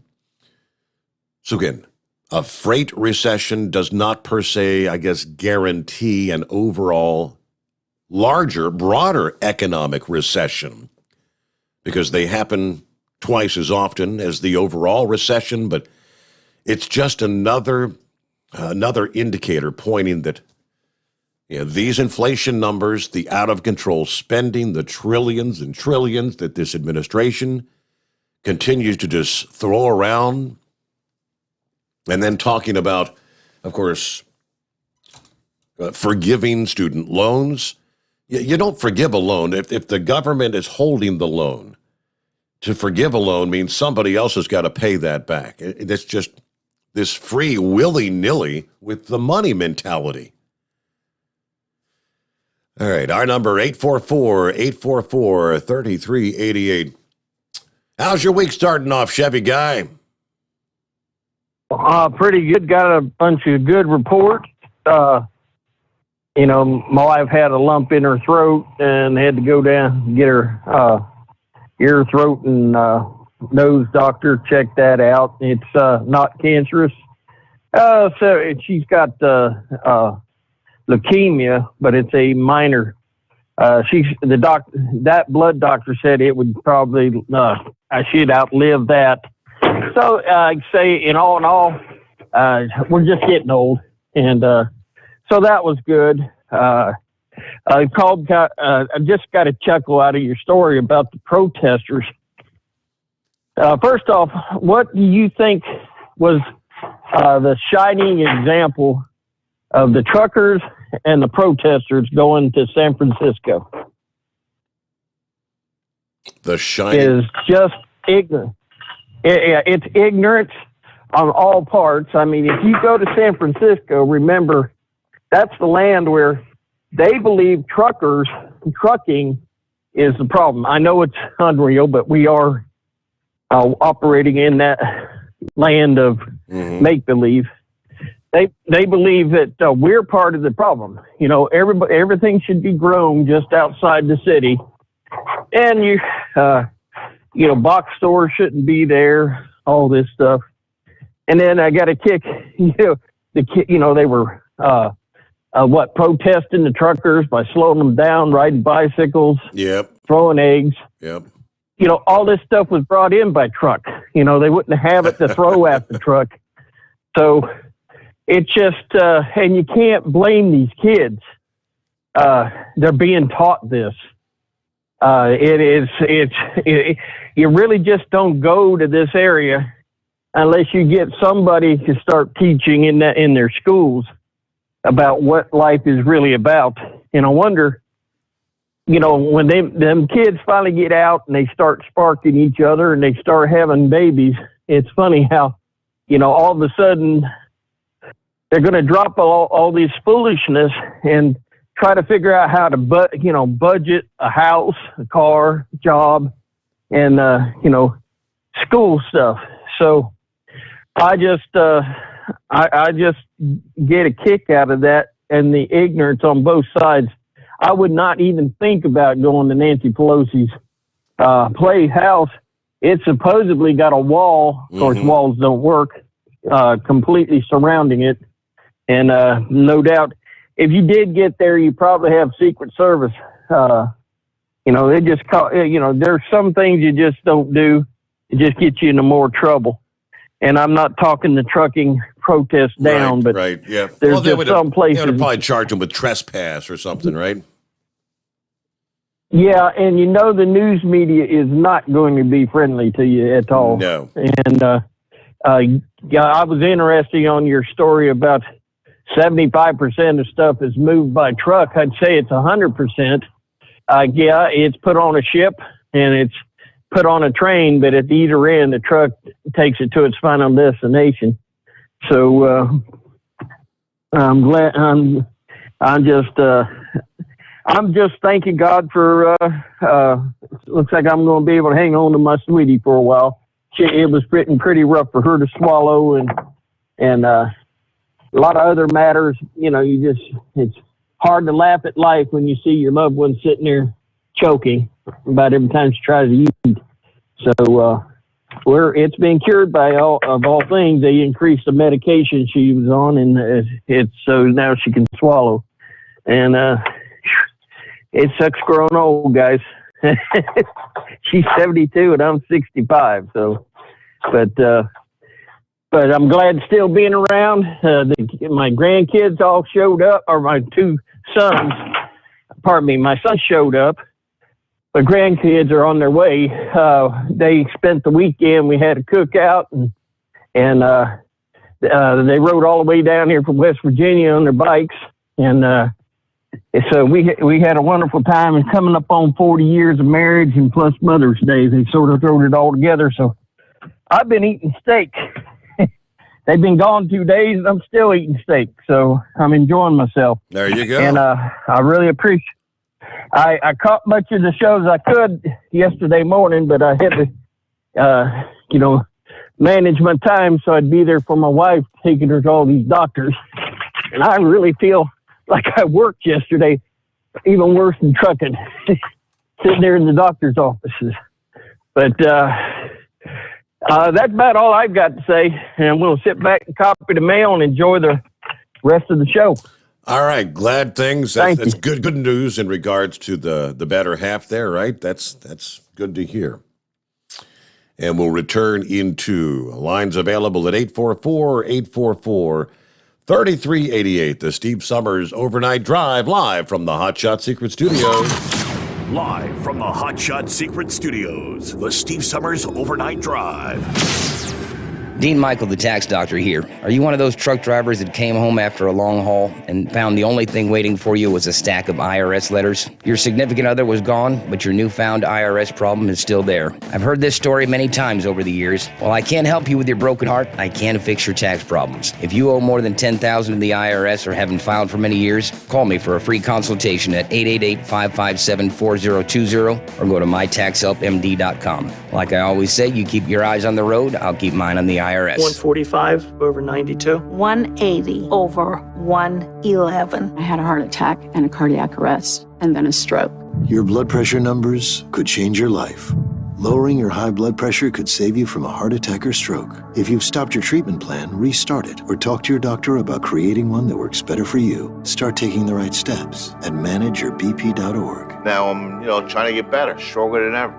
Brought to you by the American Heart Association, American Medical Association, and the Ad Council. At Hot Shot Secret, we share the science behind common diesel problems. For example, stiction. Found throughout the oil system, stiction is the sticky friction that negatively impacts your engine's ability to function at an optimal level. The molecular structure of oil is a hydrocarbon. The engine's extreme heat, tight tolerances, and high pressure cause the oil to break down and release hydrogen, leaving behind varnish, a carbon-based deposit. The varnish clings to the engine's moving parts, creating drag on the turbocharger, oil pump, and pistons. Symptoms of stiction include a rough idle and the loss of fuel economy and performance.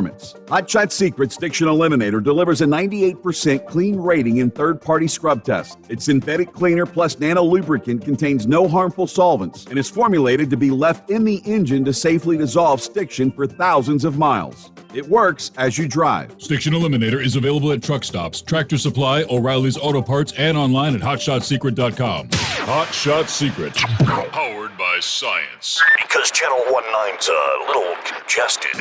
Call Steve now at 844-844-3388. The Overnight Drive.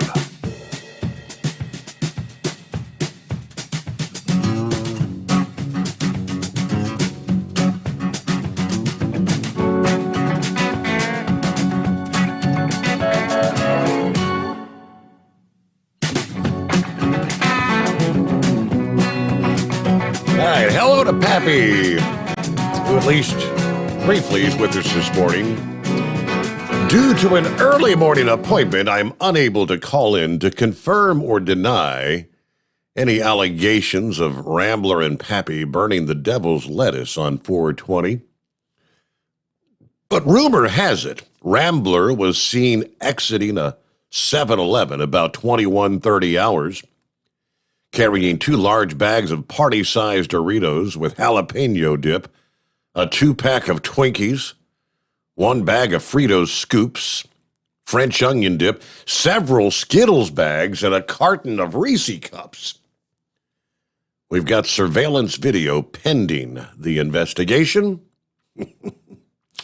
I guess those are all signs that would point to one thing. I think it's called the Munchies. Morning, Big Moose. What's going on? Oh, not much. I had to run out and get me some of them Philip Morris coffin nails. I just got back here to the house. Hey, I got a quick question for all the listeners out there in Radio Land.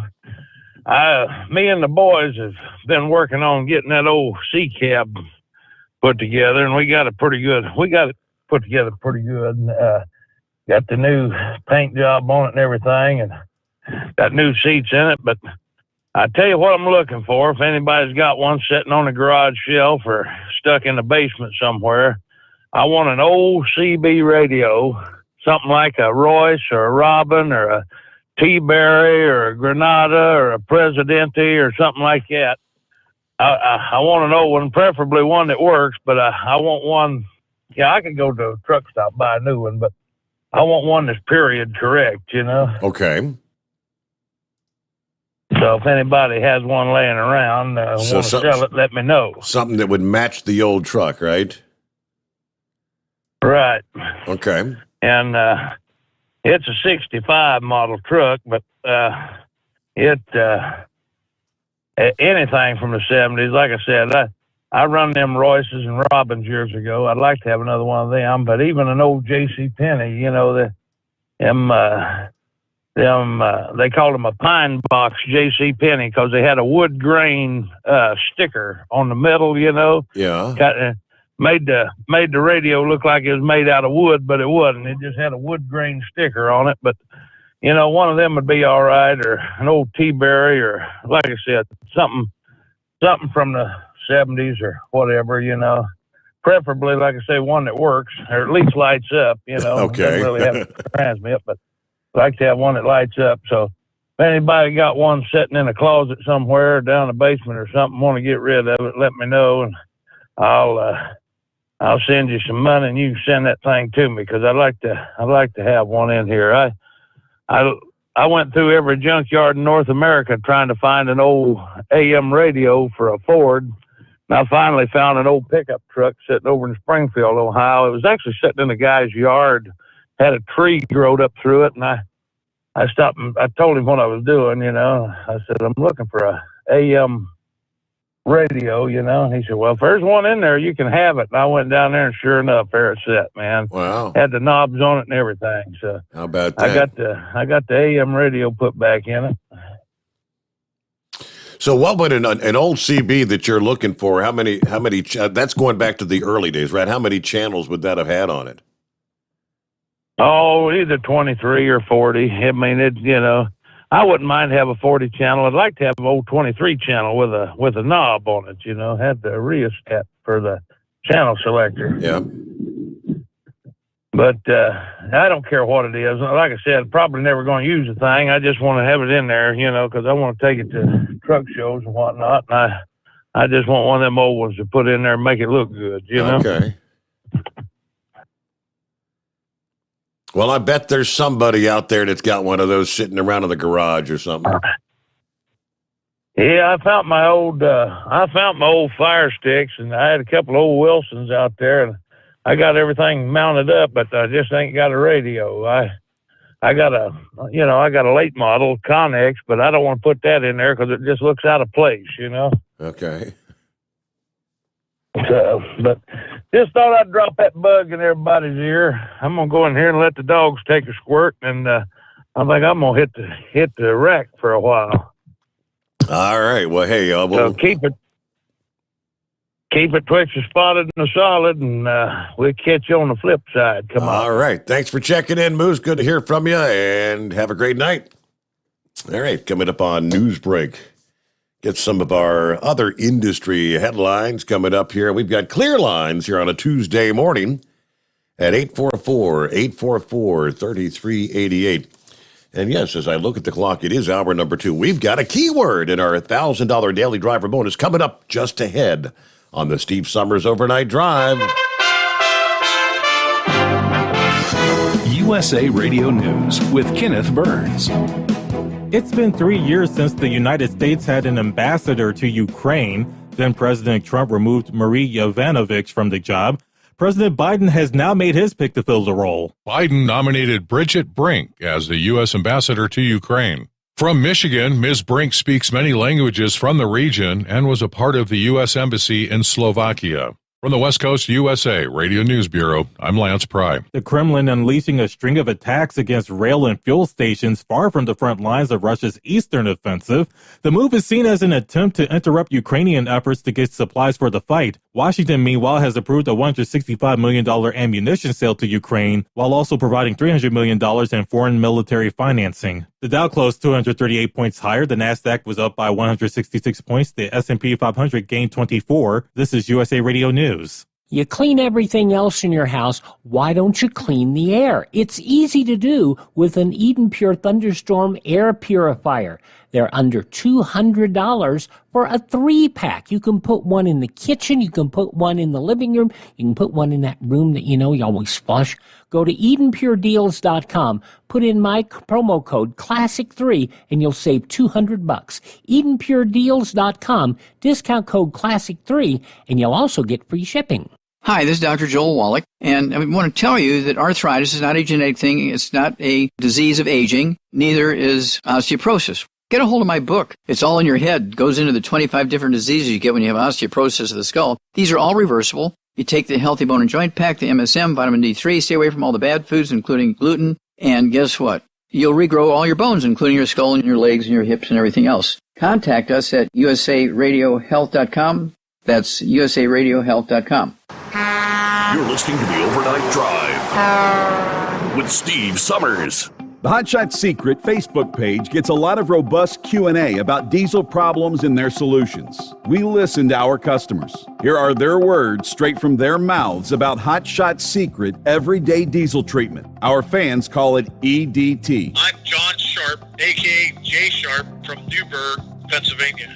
using EDT, my local fuel mileage went to average of 22 to 23, and my highway MPG went to 26 to 28. Hi, I'm Danny. I'm from Arizona. I drive a 02 Ford Excursion. I use EDT at every fill-up, and my mileage went from 12.5 miles per gallon to 14 miles per gallon. I highly recommend it. Everyday Diesel Treatment delivers a 6-in-1 premium fuel treatment for every fill-up, every time. Everyday Diesel Treatment is available at truck stops, Tractor Supply, O'Reilly's Auto Parts, and online at HotShotSecret.com. Hot Shot Secret.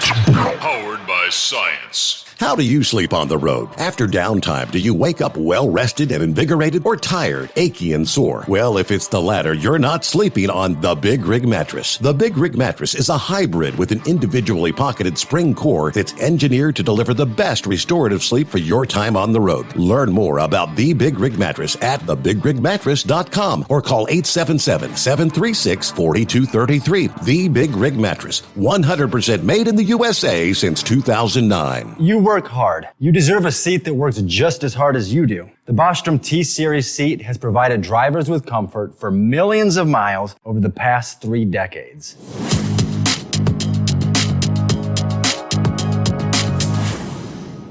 Each seat is built right here in the USA and has 4-position front cushion tilt and higher low-profile air suspension with isolator. It's also equipped with many standard and optional comfort features, such as high and mid backrests, 9.4-inch 4-aft slide adjustment, adjustable armrests, and manual or dual air lumbar support system to keep you comfortable throughout your ride. Build your T-Series seat today at BostromSeating.com and ensure your ultimate comfort for wherever the road takes you.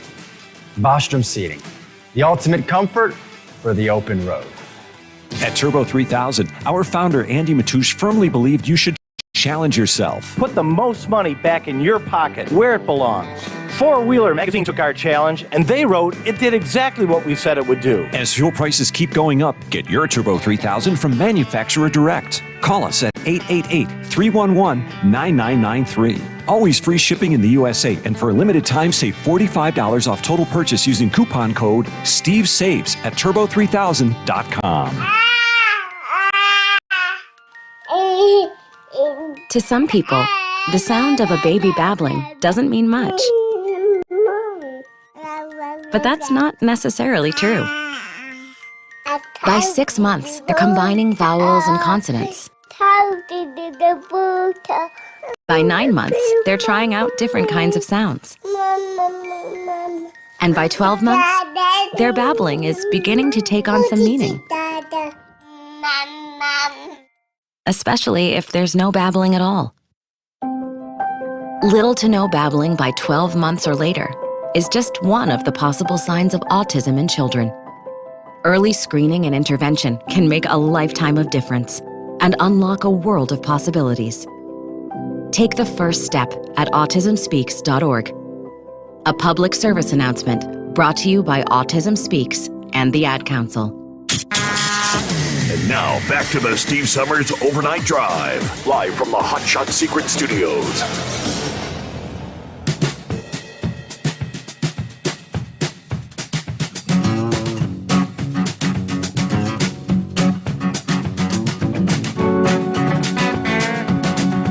All right, are you ready?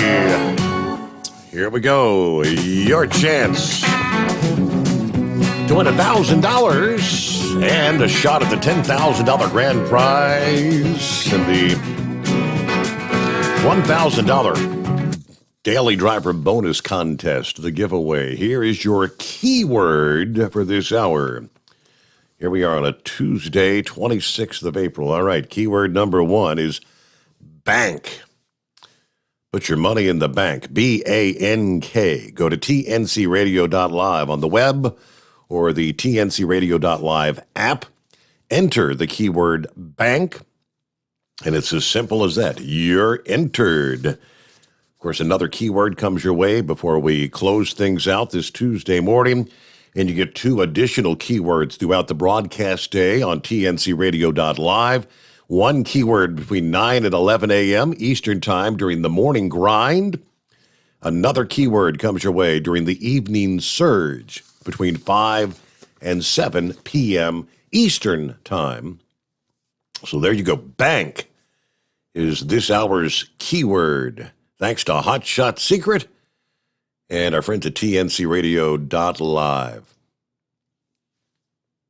Dirty Dog, good morning. Morning, how are you? Doing well. What's happening? Well, I heard Big Moose there looking for an old T-Berry, and I got one. I got one that's sitting in my Ford Ranger at home. It's kind of a funny story how I got it. There was a guy, another freight company, he'd hit a little bit of financial hard times, and a friend of mine had it, and I was telling him about it, and he says, well, I just had this radio peaked and tuned. He said, give it to him. He gave it to me, and I give it to that guy. He used it a while. I just told him, I said, Gail, you can go ahead and keep that thing you want to. And no, he ended up giving it back to me, and heck, I've had it sitting in the back of my truck for, gosh, I don't know how long. So I could, old Big Moose wants it, he can have it. You got to pay me nothing for it.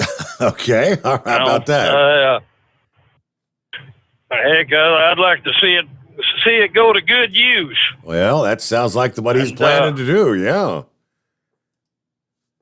You know, it still works good and everything. And them old radios like that, like one time I tried switching the mic.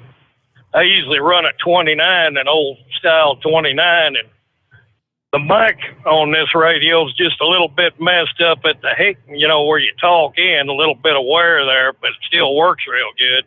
I thought, well, I'll just switch mics. But you can't do that with them old radios. They got to be wired up. Mm-hmm. So, guy in West Memphis a few years back who works on CBs, he give it a good tune-up and everything. So, as far as I know, last time I used it, the lights and everything, it's a 23 channel. So wow, you'll be able to get out there and talk on it. Sounds like that's what he was looking for. Yeah, that's what he was. He wanted the 23. Yeah. He just give him my number. He give me a call tomorrow afternoon. I run nights all the time. So I run Memphis to Springfield. I go through a lot of your listeners' territory every night. So I usually go to bed around 10 in the morning or so, get up in the afternoon or call me in the evening and okay, give me his address, and I'll be glad to send it to him. That's great. Well, I took your number down here. I will forward your number to the Big Moose, and he will be in contact with you. That'll work. So, first time I've called this show, I called you on the other one years ago when you talked to you and your dad once, talked to your dad a couple. I've been listening for years. I just don't call in that much, but when I heard him looking for that radio, I thought, well, that'd be a good use for that thing. There you go. All right. Well, that means, as a first-time caller, we got to get you a Hot Shot secret code. Yeah, I wouldn't mind trying that. I just got I got an F-150 2014. It's been sitting in the shop for a while waiting on parts. It's got a full tank of gas, and it's been about 3 months. I need to put something in there to kind of spice it up a little bit. Okay, that should work. Yeah, absolutely. We'll get you a code for $60. Yeah, you got to go to hotshotsecret.com. If you've been a listener, you know how that all works. So. Oh yeah, yep, sure do. Well, that sounds like a fair. A lot of your sounds like a fair trade. I was just gonna say $60 code for a CB for the Big Moose, and all he's done for us. Yeah, that's what I figure. Maybe give me a guitar lesson or something. There you go. All right. But yeah, I travel through a lot, like old Knuckle Buster. I don't think he lives too far from me. I live down in North Mississippi too. And then Big Sexy, I go through Truman twice a day. Going up, coming back. So yeah.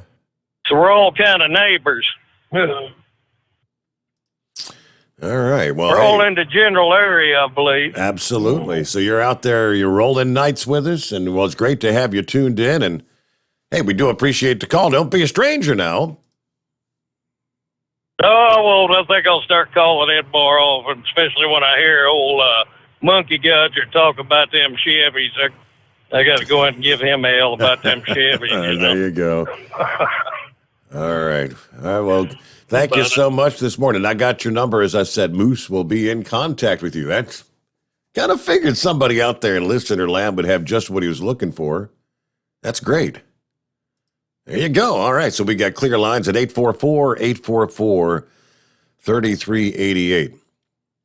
All right. Someone, I think James just sent me a link to this story, which kind of goes hand in hand with another story I had printed to share. So I'll put these two together because, again, I think they kind of go hand in hand. The Walmart distribution center, where they had that massive fire northwest of Indianapolis back in March, apparently, they're not going to rebuild. They're closing it for good, according to the CBS 4 in Indianapolis. In a notice to the Department of Workforce Development, Walmart representatives said the entire facility will close, impacting a number of associates. Notice says 1,132 associates may be separated from the company by July 15th. Now, that notice shortly after 1 month since the fire, which burned for like 76 hours until firefighters were able to get it under control. The notice obviously said the property damage was too significant to reopen the facility for the foreseeable future. Obviously, yes, everything would have to be pretty much completely what's left standing removed and build a whole new facility. Since the fire, Walmart has worked to place as many of the impacted associates in alternative roles in and around the Plainfield area. This includes a job fair, conducting associate training, providing other necessary services, while 957 of the impacted associates that were employed at the distribution center have accepted new roles with the company. There are still the 1,132 that have not accepted alternate positions. The company notified those associates the center would close on April 1.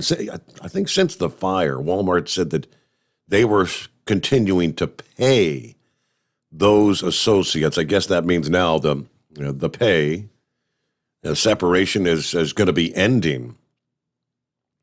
There it is. The associates are currently being paid as they search for new jobs. The notice says hourly associates have until July 1 to either continue employment with the company. Salaried associates have until July 15. If they do not continue employment, they will be separated from the company. And they do say they expect the separations to be permanent. However, all separated associates can apply for open positions at other Walmart or Sam's Club locations. To help those impacted by the closure, Walmart is providing employees with an associate support center to answer policy and practice questions about exiting Walmart, among other support.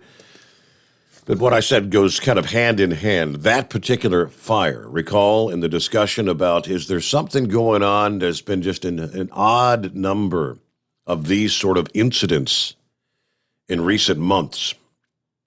The FBI has issued the cyber division issuing a statement warning of potential ransomware attacks, cyber attacks, against the agriculture industry, as more than a dozen food processing plants across the country have suffered damage from mysterious fires.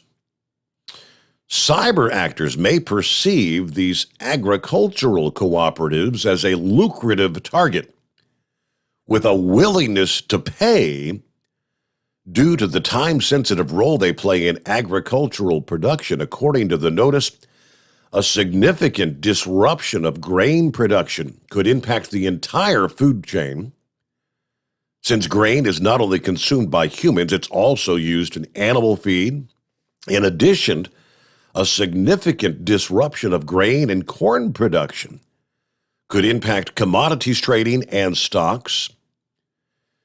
An attack that would disrupt processing at a protein or dairy facility could quickly result in spoiled products and have a cascading effect down to the farm level as animals cannot be processed.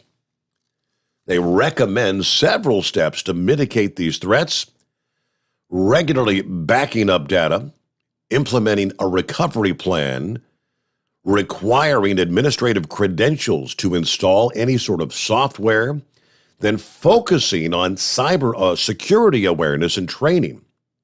Of course, last week there was an image circulating on social media showing a compilation of all these headlines highlighting fires at 18 food processing facilities in just the past 6 months. And of course, we touched on that. Also, Tucker Carlson highlighted for the second time in 1 week, a plane had crashed into a food processing plant. Tucker noting that food processing plants all over the country seem to be catching fire. So, yes, industrial accidents happen, of course, but this is a lot of industrial accidents at food processing facilities at the same time that the president is warning about food shortages. One Seattle-based radio host called the series of food processing plant fires obviously suspicious. You know, when something happens every so often, you obviously hope there's no significant damage and certainly that no one gets hurt, but you kind of just write it off. It's not that big of a deal. Accidents do happen. But when you've got well over a dozen food processing plants and warehouses getting destroyed or seriously damaged over just a matter of weeks' time, when the food supply is already vulnerable, this has got to make you suspicious. Could it lead to serious food shortages? And that's why some folks are now wondering, well, number one, what the hell's going on? You've got some speculating it might be an intentional way to disrupt the food supply.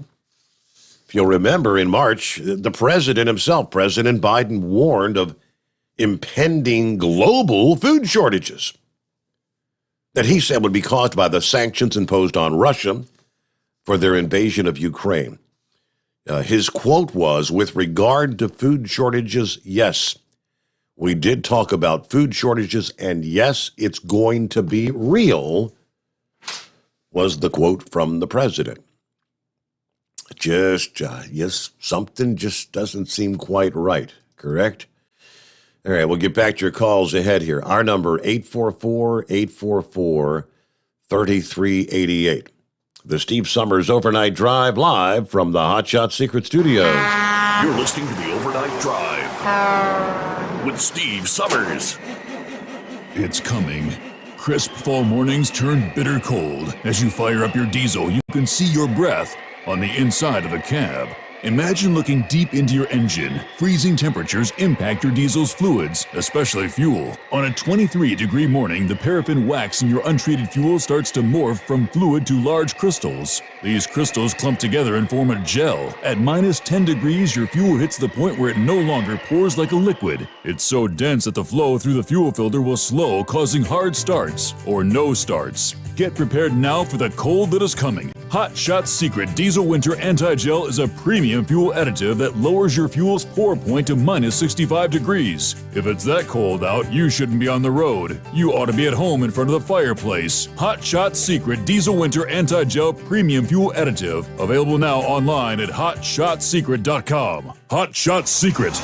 Powered by science. Do you have a Dodge pickup and hate your automatic transmission? Of course you do. Levon Miller at Firepunk Diesel here, and we specialize in heavy-duty and performance transmissions for your 3-quarter or 1-ton Cummins-powered truck. So if you're interested in turning your stock slush box into a towing monster, call us today at 614-733-3744 or visit us online at shop.firepunk.com. Honorary Forest Ranger Betty White here, lending a hand to my dear friend Smokey Bear. Because for years, he's only said, only you can prevent wildfires. But there's a lot more to say. Like if you park your car on tall, dry grass, the hot exhaust pipe can start a wildfire. So keep the animals safe, especially the cute shirtless one. Go to SmokeyBear.com to learn more about wildfire prevention. Brought to you by the U.S. Forest Service, your state forester, and the Ad Council. And now, back to the Steve Summers Overnight Drive, live from the Hot Shot Secret Studios. There you go. Pappy just sent me some hard numbers for comparison. This may have been a graphic. I'm not sure if this is from Tucker last week or who had shared this, but discussing incidents, aka fires, explosions, crashes at food plants, disasters at food plants year after year. And the numbers, so it does kind of raise some eyebrows. In the year 2017, there were 8 such incidents. Fires, explosions, crashes. The number was 6 in the year 2018. There were 8 in the year 2019. It was 11 incidents in 2021. Now, here we are. We're not even a full 1/3 of the way through the year. We're in the month of April in the year 2022, and there have already been 17 such incidents. If those trends continue, you'd be somewhere in the 45 to 50 potential incidents by the end of the year. That is an astounding jump. If you go from 11 to 40 or 50 in 1 year, and 2021 was a higher number based on the 5-year average anyway. But, all right, thanks for sharing. We all kind of scratch our heads wondering what's going on. And obviously, fire investigators, I'm kind of curious how many of these have been discovered to have been not accidental, but intentionally set fires, a.k.a. arson events. All right, let's give this guy a Dumbass of the Week nominee. Police in South Carolina, was that you, Monkey Gouger, arrested for throwing objects off an overpass at passing vehicles below. I guess this guy was throwing anything he could get his hands on. Monday morning, this past morning, Chester County Sheriff's Office received 8 calls about objects that were being thrown from an overpass at vehicles traveling on I-77 near the 52-mile marker. Richburg Fire and Rescue responded to the incident and said, this is a disturbing and dangerous situation at 5 o'clock a.m.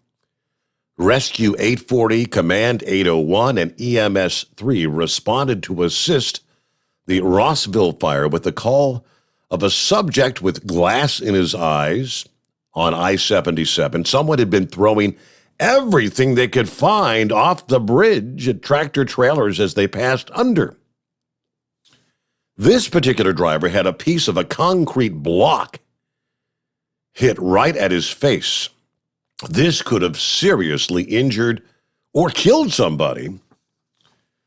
Now, as CCSO was speaking with the victims, officers received word that the South Carolina Highway Patrol had contacted 2 individuals possibly connected with the object-throwing incidents. One of those was a 26-year-old Nicholas Alston James, a South Carolina resident that admitted to police he had thrown objects off the overpass. He was placed under arrest, is now facing 2 charges of malicious injury to property over $2,000 and 3 charges of malicious injury to property under $2,000. But no word on the other suspect. But yeah, what's in your mind? Just looking to create havoc? And with that, our number 844-844-3388. Plenty of room for you. Good morning, Heat Wave. What's happening tonight? Where do we find you this morning? Are you out of California yet? Yes, sir. Yes, senor. I'm over here in Flagstaff, Arizona. where it is 36 and clear. The good sleeping weather out here for these folks. Wow. And I hope that fire up north of here is getting a little bit contained. Don't have the wind like we had here a couple of days ago whipping through at 80, but yeah, well, I tell you what, a lot of the fires that we've got, sometimes they're caused by the power lines snapping due to the winds. And, that's one of the things that happen. At other times, it's BLM, not Black Lives Matter, but Bureau of Land Management, doing a prescribed burn, and they do it on the day that it's supposed to be windy, and they think, oh, we can handle this. Well, I got news for you. Guess what you thought at Los Alamos, New Mexico, about 99, around the December time frame? That didn't work out so well. And other fires are caused by homeless or illegal aliens that are making a campfire that just got out of hand, So takes all kinds, I guess. Well, I was part of the group of people that called Gilligan, was talking to him last week, and he was really thankful, that I called, and it's like it's not that I was looking for any kind of praise or whatnot. Gilligan is a radio friend of mine that I have not met face to face, but we have talked in chat rooms and whatnot. And you just gotta reach out and say, "Hey, buddy, I'm with you." In Marianne, I'm with her. So, and I was just waiting for a area that I could call in that I wouldn't get cut off. But I'll tell you what, I have been seeing when I go to the YouTube platform just to see the comment, who's on over there. There's a lot of people that complain, oh, it's always the same people. It's always the same song and dance. Why don't they pick up the phone and dial the damn number, right? Yeah, hold that thought, because we're up to the top of the hour. We'll return the Steve Sommers Overnight Drive live from the Hot Shot Secret Studios. USA Radio News with Kenneth Burns. We have not had an ambassador to Ukraine since 2019, when then-President Trump removed Marie Yovanovitch from the job. Now that the U.S. said it would reestablish its presence in Ukraine, President Biden has made his pick to fill the role. Biden nominated Bridget Brink as the U.S. ambassador to Ukraine. From Michigan, Ms. Brink speaks many languages from the region and was a part of the U.S. Embassy in Slovakia. From the West Coast USA Radio News Bureau, I'm Lance Pry. Meanwhile, the Kremlin unleashed a string of attacks against rail and fuel stations far from the front lines of Russia's eastern offensive. The move is seen as an attempt to interrupt Ukrainian efforts to get supplies for the fight, Washington approving a $165 million ammunition sale to Ukraine, while also providing $300 million in financing to buy more supplies. Wall Street ended Monday on a positive note thanks to tech stocks. This is USA Radio News. With PatriotSoftware.com, accounting and payroll, keep your time and money. Mike Capel here, serial entrepreneur. I started my first business in the basement of a factory over 30 years ago. We had no heat and no air conditioning. Instead of customers, our office visitors were rats, birds, flies, and snakes. Our office flooded often, and we used blankets as our office walls. We were broke and needed customers. Years later, I formed my fifth successful business, Patriot Software, which has attracted tens of thousands of customers with our easy accounting and payroll software used by accountants and non-accountants alike. Go to PatriotSoftware.com, use promo code RADIO, and get 2 months of accounting and payroll software free. That's PatriotSoftware.com. Accounting and payroll, keep your time and money. Elon Musk is purchasing Twitter for $44 billion. The deal comes 2 weeks after the Tesla and SpaceX CEO first offered to buy the social media company. Musk has vowed to, quote, unlock the platform's potential by loosening what he says are unfair restrictions on free speech. The Texas Court of Criminal Appeals stayed the execution of Melissa Lucio, who was convicted of the 2007 death of her daughter, Mariah. The stay was granted so a lower court can review evidence she claims would exonerate her. It comes as doubts about her guilt has been raised. The case has attracted the attention of lawmakers, celebrities, and even some of the jurors who sentenced her to death. 2 parents sentenced to prison in the Varsity Blues College admissions bribery scandal are appealing their convictions. Former Staples executive John Wilson and former casino executive Gamal Abdelaziz say they believe they were making legit donations to get their kids into elite universities. They have been the only parents so far who have gone to trial in the case. You're listening to USA Radio News. The MyPillow.com clearance continues. Roll and go anywhere. MyPillow's $9.99. The Body Pillow $39.99. And MyPillow bath sheets on sale 50% off. Use my promo code USA. Go to MyPillow.com/radio specials. You'll also get a free copy of Mike Lindell's book. MyPillow.com/radio specials. Use promo code USA or 1-800-951-8175. Tech stocks helped Wall Street end Monday on a positive note. The Dow closed up 238 points. The Nasdaq higher by 166 points. The S&P 500 gained 24 points. But inflation remains a concern for investors. Inflation climbed by 8.5% through March, according to the Consumer Price Index. The high rate of inflation in March was driven by big gains in food, gas, and shelter, according to the Bureau of Labor Statistics. From the USA Radio News Phoenix Bureau, I'm Tim Berg. The Canadian government calling for an independent public inquiry into its decision to use a law for the first time ever to deal with trucker protests against COVID-19 restrictions. Those who participated blocked border crossings and clogged the streets of Ottawa, Canada's capital. Prime Minister Justin Trudeau invoked the Emergencies Act, which gave the government extraordinary powers on a temporary basis to police to clear protesters and freeze the bank accounts of those involved. A jury has been selected in the civil trial against George Hughley. He was convicted of killing his estranged girlfriend Yardley Love more than a decade ago in an apartment off the campus of the University of Virginia. The two played on the school's lacrosse team and were close to graduation. The civil suit is being brought by Love's mother and seeks more than $30 million in damages. You can listen to our updates anytime at our website. The address is usaradio.com.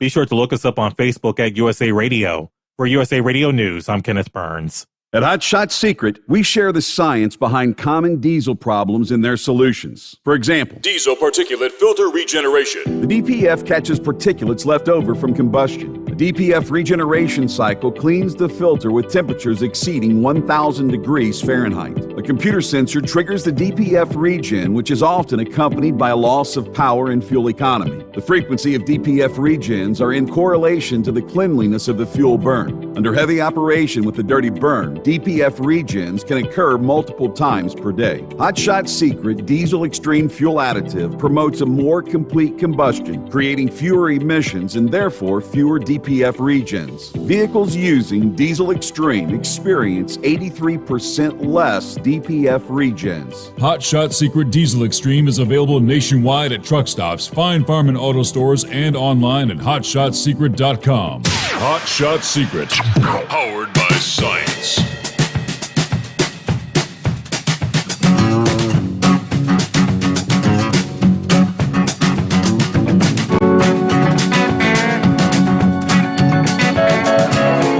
Maybe someone's a little more up to date, up to speed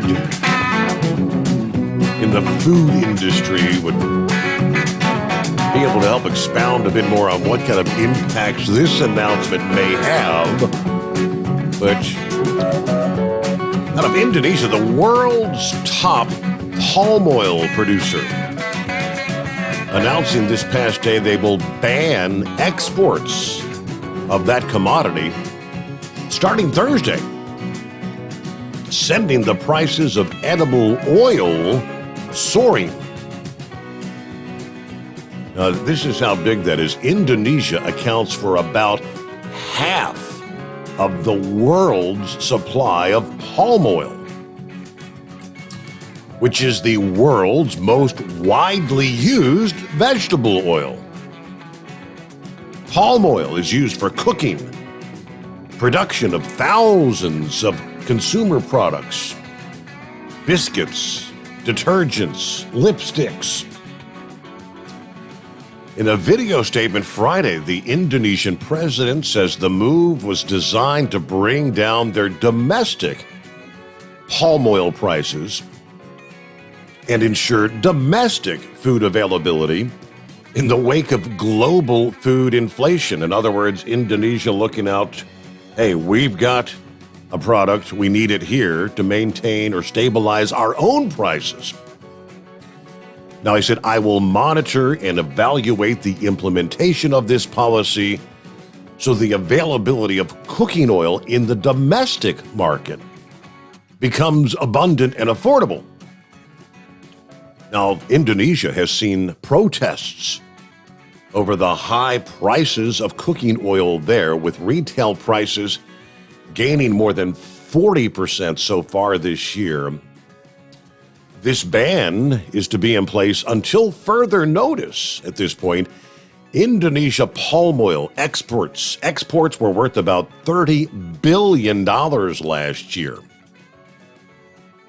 Now, Indonesia's finance minister said on Friday that the palm oil ban will indeed hurt other countries, but we have to do this to contain soaring domestic prices of cooking oil.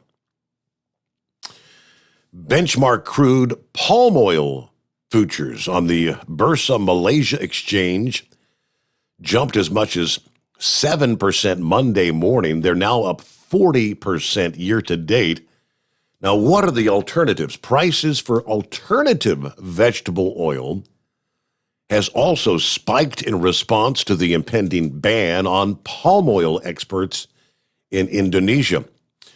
Benchmark Chicago soybean oil prices hit their highest levels since 2008. Prices of edible oil, including palm oil, have been rising.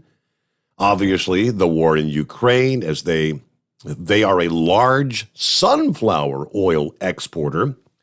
Edible oils are often interchangeable, so a shortage of one type will exert pressure on the other. Gains in vegetable oil prices are outpacing overall food price increases. According to the report, U.S. prices of basket common vegetable oils are up 41% on the year, while food prices, as we all well know, are up 25% on the year. This is just going to exacerbate. It's going to put further fuel to the fire when it comes to global food inflation. Everything's about food.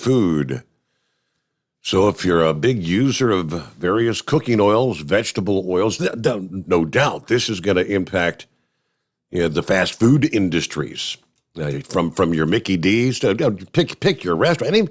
Any restaurant that uses large quantities of cooking oil for all the French fries and things that they deep fry. The prices are going to go up. Food inflation, in other words, is going to continue to rise. You've been forewarned to maybe pick up an extra bottle of cooking oil next time you're at the grocery just to have on hand before the prices double. All right, thanks for hanging in there. Heat Wave, welcome back. Thank you, senor. Yeah, it looks like the stocks of Crisco cooking grease is going to go up. Yep. So might as well go ahead and start using some of that, right? According to Loretta Lynn, when she was the spokesman of it, she always said she always get an extra teaspoon out of what you were cooking as if it was alive. It just grew. So anyways, yeah, that's Hey, remember when you were interesting to hear. Remember when you were younger and anytime grandma cooked up a batch of bacon, she had that little cup that she poured that grease in to use for cooking later? I don't think this younger generation has any recollection of saving your bacon grease to use for cooking later. Right, and this generation doesn't even know the term sopping it up. Getting the biscuit and just going and just sopping up what was left on your plate either. So, oh goodness. Well, that's, we was talking about the YouTube board and you see these people complain. It's always the same people. Well, there's no special number to get on, folks. If you don't want to hear me or the other guys on there, if you want to get up, just dial that number, 844-844-3388. It don't take much. I mean, if you think you sound silly on the radio, let me ask you this. Have you heard me talk lately? So, just speak what's on your mind, It's no big deal. So it's just a conversation between you and Senor Steve, but then you've got thousands of people listening in on the party line, so it's no big deal. Oh, Lordy. Yeah, it's we're heading to Albuquerque. My co-driver has an appointment in the morning, so I think we're going to make it just fine on time. Give me a little bit of time to charge up the Evereadys before I go out again tomorrow night. They had a town hall meeting with our terminal last week with Yellow, and they were saying that they were going to authorize our terminal to have 100 drivers on the board. I think right now we have 65. So they were talking about some of these runs that we're going to have are going to be relays, drop and hook. So say if we were going to Phoenix, a Phoenix driver would meet us halfway, which I guess would be, Winslow, Arizona, turn around and head back to Phoenix, and then we would turn around and head back to Albuquerque. I guess they're looking at it would save some money spending on hotel expenses, which is fine. Driver hopefully will still get about 500 miles for that single run. And, it seems like it's a pretty good outlook from what Yellow is projecting. But then here you are saying that there's other outlooks that say, nope, we're starting to go down on the downswing. So, tell you what, I really don't know what to think. I pray for the best, but I think we need to prepare for the worst. Mm-hmm. And I noticed the share of Yellow stock has dropped down from its previous high of about $17 a share down to about $4.70. That really doesn't bode well for me or for the company rather, because that just shows me that we're not doing as great as what they said we were. Mm-hmm. Unless there was a bunch of purchases for, day cabs. I don't know. It's an iffy world, and yeah, we are one of the first ones. I think we're the second in the industry to figure out, we're going into a recession because the freight's just not there to ship. So, yeah, we're in for some trying times, that's for sure. And unfortunately, November 3rd cannot get here fast enough. With Elon Musk buying out Twitter, I don't know what his politics are, but I am in agreement with him that, we need to be able to have our say on a platform that's not going to censor you because one side doesn't agree with what you state. Freedom of speech and the debates is what made this country great in the past. You need to have that kind of interaction to have different ideas, talked about and discussed, whether you agree with it or not. That's the basis for having, a country that runs. I think I lost the memory cell or something there because I can't think of the word I want to use. But you have to have that discussion. You're not going to agree with everything that someone else says. But you can take their points and you could take your points and mix them together to where there is a commonality amongst people. And when you just cut off one half side of the debate, that's not freedom of speech. That's almost to the point of dictatorship. Censorship. This is what we believe in.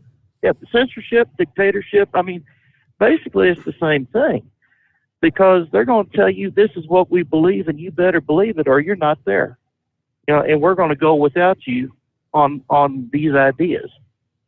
That BO, Barack Obama, said, we don't need to have freedom of speech. Not necessary. I'm paraphrasing what has been reported that he said. Well, he would know because he is of that communistic Marxist ideology that believes, one party rule and one person over the party. I'm sorry, I don't agree with him. And if I were to have said that on Twitter, if I had a Twitter account, the left would have censored me because it went against their ideology. So I'm glad Elon got a hold of Twitter and said, "Hey, we're gonna open it up."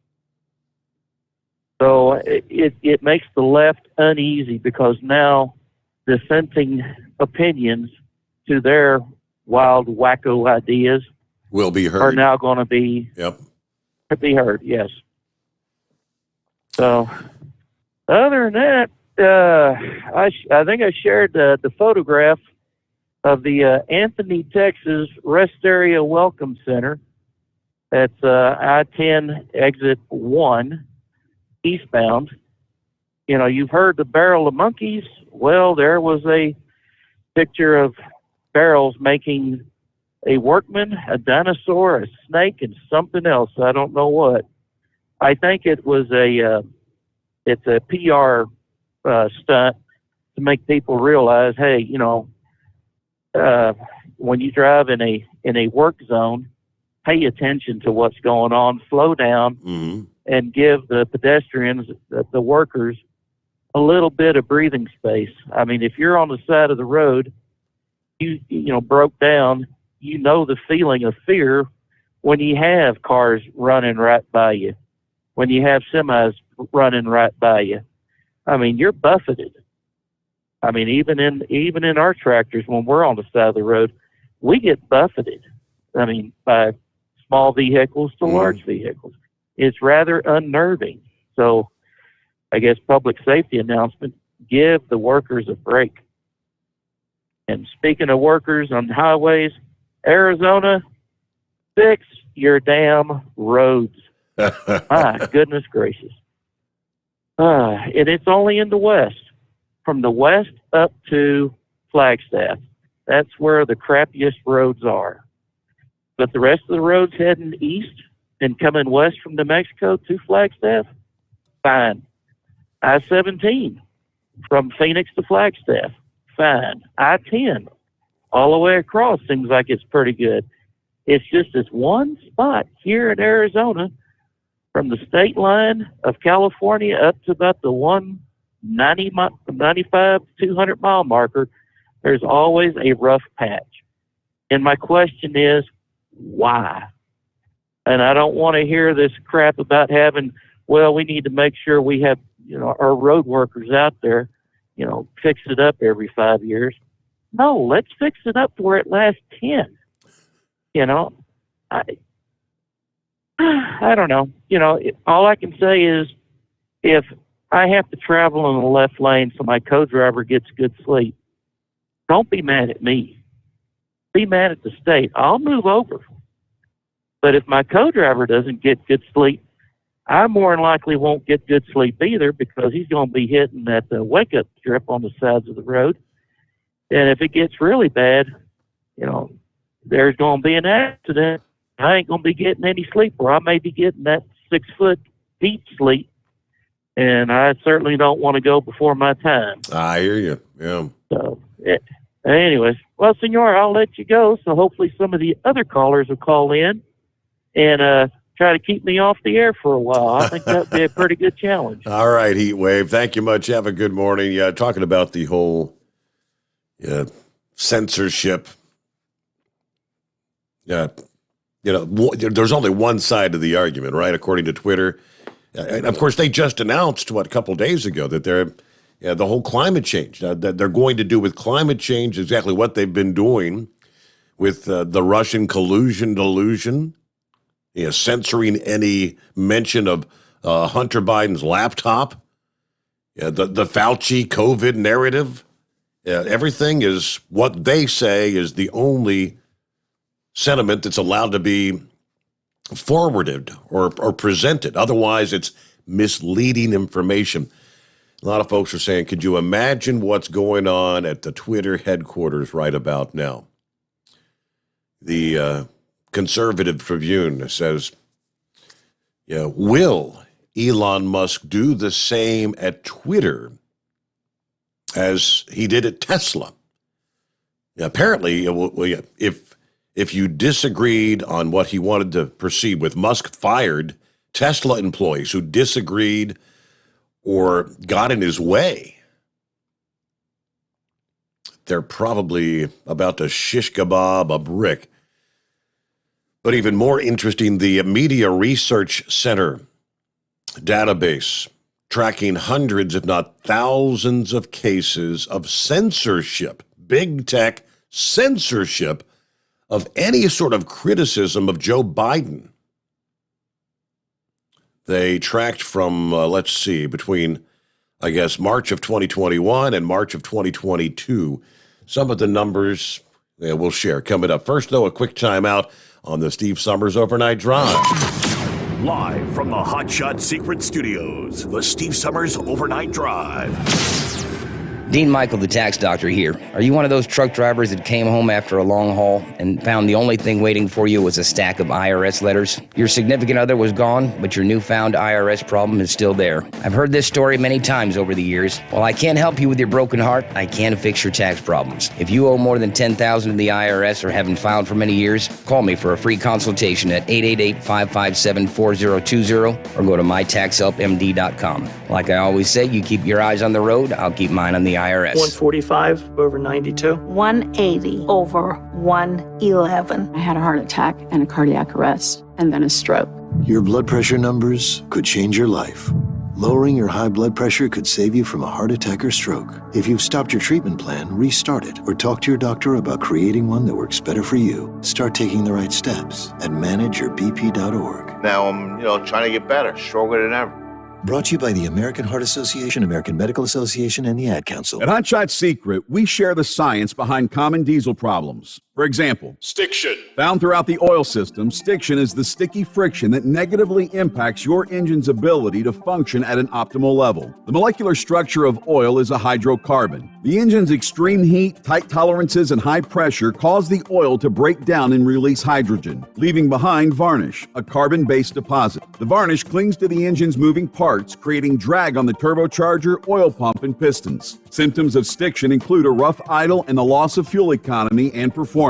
Hot Shot Secret Stiction Eliminator delivers a 98% clean rating in third-party scrub tests. Its synthetic cleaner plus nano lubricant contains no harmful solvents and is formulated to be left in the engine to safely dissolve stiction for thousands of miles. It works as you drive. Stiction Eliminator is available at truck stops, Tractor Supply, O'Reilly's Auto Parts, and online at hotshotsecret.com. Hot Shot Secret. Powered by science. Because Channel 19's a little congested. Call Steve now at 844-844-3388. The Overnight Drive.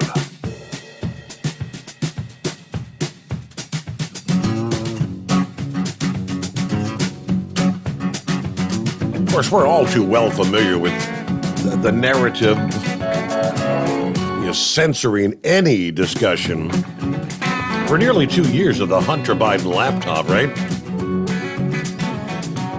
Just released a database that tracks big tech censorship of Joe Biden criticism. More than 640 examples of bias against posts that could politically damage the president. The Media Research Center's Censor Track database, 646 cases of bans, deleted content, and other speech restrictions placed on anti-Biden content between March 10 of 21 and 22 over a 2-year period. I believe that was a typo. It was supposed to be March 10 of 2020 and March 10 of 22, 2-year. 140 cases of censorship directed at individuals who shared or posted anything about the New York Post's confirmed reporting on the Hunter Biden laptop story. When that story was first published, social media companies suppressed the ability to share it, first of all, claiming the information was unverified. Twitter actually locked the New York Post account for 17 days and banned anyone from sharing the story. That was the most egregious example of censorship. Yeah, the largest category of censored post was really some of the comedic memes, videos, or generic posts about Joe's creepy behavior toward women and girls. 232 examples of posts being flagged for violating content moderation policies on the big tech platforms. In one example, Facebook reportedly deleted a user's post for violating community standards on, quote, nudity or sexual activity. The offending post showed 3 photos of Biden reportedly kissing his granddaughter on the lips, with a caption that read, "Find someone who kisses you the way Joe Biden kisses his granddaughter." That was censored. I mean, that's actual photographs, not a meme. Other censored photos include conservative groups using Biden's own statements to criticize his record. For one instance, a Facebook post from the Heritage Action was censored on March 15 for blaming inflation on the president by quoting Biden's statements on energy policy. He said it. They shared a video of Biden explaining how his policies could cause gas prices to skyrocket. But Facebook fact checkers determined the video, well, this is missing context because you didn't mention any other related, I guess, factors that would contribute to gas inflation, the pandemic, OPEC's reluctance to sell more oil. So Facebook placed a filter over the video, and they suppressed the reach of the video. In another example, Instagram removed 2 posts from Breaking 911 that actually quoted Biden in his own words. The first post quoted Biden expressing concerns over people who oppose vaccine mandates, saying, "Freedom. I have the freedom to kill you with my COVID." No, I mean, come on, freedom? There was a second post featured Biden blasting Donald Trump's decision to leave the Paris Climate Accords, quoting him saying, "When President Trump pulled out of the Paris Climate Accord, the agreement was that we would not, if we reached beyond 1.5 degrees Celsius increase in temperature, we're gone. Not a joke, not a joke." And so we decided he pulled out. First thing I committed to do was rejoining that accord. Now, that was his quote. We reach 1.5 degrees Celsius, we're gone. No joke. There was a screenshot of the removed post that showed Instagram claiming that they promoted violence and incitement. According to the CensorTrack database, they've logged more than 3,600 cases of censorship on multiple big tech platforms on issues ranging from elections to COVID to climate change to race. The list of censorship targets include a number of prominent politicians: Ted Cruz, House Minority Leader Kevin McCarthy, news outlets including the New York Post, the Washington Free Beacon, the Federalist, even the satirical website, the Babylon Bee, and various conservative celebrities and media personalities. There's absolutely a pattern there, and that's what Elon Musk is looking to end with his purchase of Twitter. Enough with the censorship, he says. But we'll return after this. The Steve Sommers Overnight Drive, live from the Hot Shot Secret Studios. USA Radio News with Kenneth Burns. We have not had an ambassador to Ukraine since 2019, when then-President Trump removed Marie Yovanovitch from the job. Now that the U.S. said it would reestablish its presence in Ukraine, President Biden has made his pick to fill the role. Biden nominated Bridget Brink as the U.S. ambassador to Ukraine. From Michigan, Ms. Brink speaks many languages from the region and was a part of the U.S. Embassy in Slovakia. From the West Coast USA Radio News Bureau, I'm Lance Pry. Meanwhile, the Kremlin unleashed a string of attacks against rail and fuel stations far from the front lines of Russia's eastern offensive. The move is seen as an attempt to interrupt Ukrainian efforts to get supplies for the fight, Washington approving a $165 million ammunition sale to Ukraine, while also providing $300 million in financing to buy more supplies. Wall Street ended Monday on a positive note thanks to tech stocks. This is USA Radio News. Hello, neighbor. Pat Boone here. You know, they say every dark cloud has a silver lining, right? Well, today I'm going to prove it. Rising political and economic uncertainty is increasing market volatility. This flight to safety is pushing up gold and silver prices like never before. So, to help protect listeners, Swiss America has a very special offer. Historic silver Walking Liberty $half at the amazingly low price of just $12.50 each delivered. That's right. $12.50 each delivered. While supplies last. Call 800-289-2646 now, which spells 800 BUYCOIN by coin. Put a silver lining in your portfolio now. Call 800-289-2646 or online at SwissAmerica.com, 800-289-2646, and you can tell them Pat Boone gave you the number. You're listening to the Overnight Drive with Steve Sommers.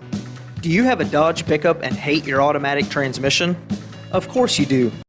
Levon Miller at Firepunk Diesel here, and we specialize in heavy-duty and performance transmissions for your 3/4 or 1-ton Cummins-powered truck.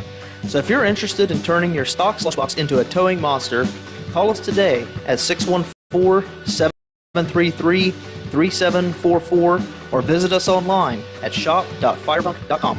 After a long winter road trip, there's nothing like coming home to a warm, comfortable home.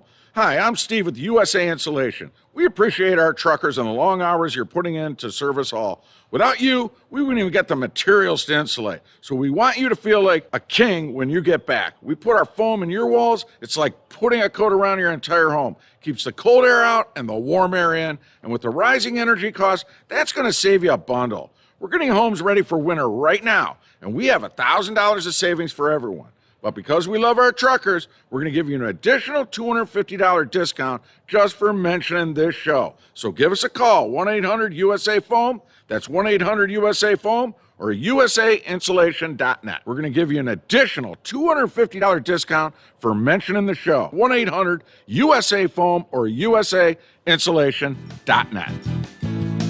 USA Insulation.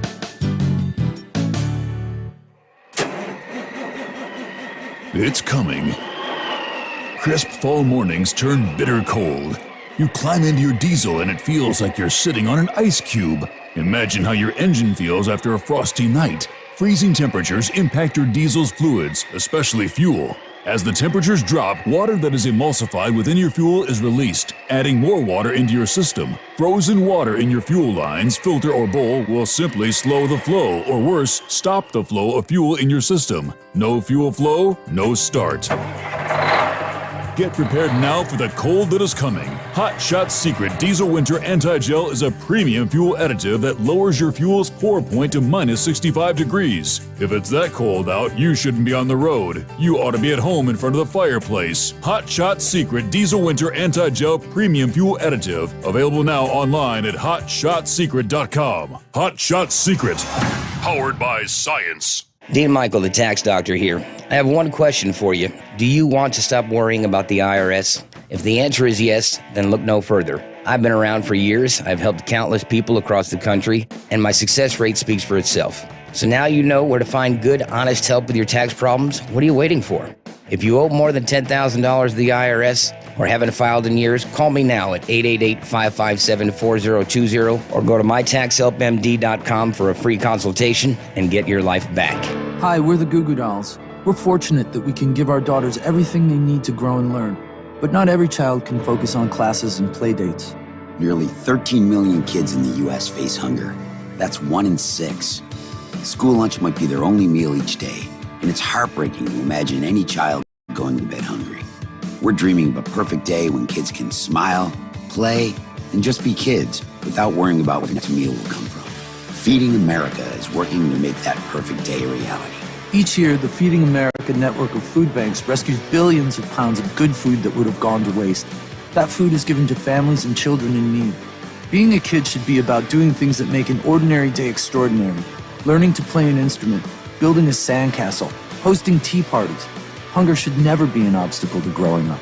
You can help end childhood hunger in your community by visiting feedingamerica.org. Brought to you by Feeding America and the Ad Council.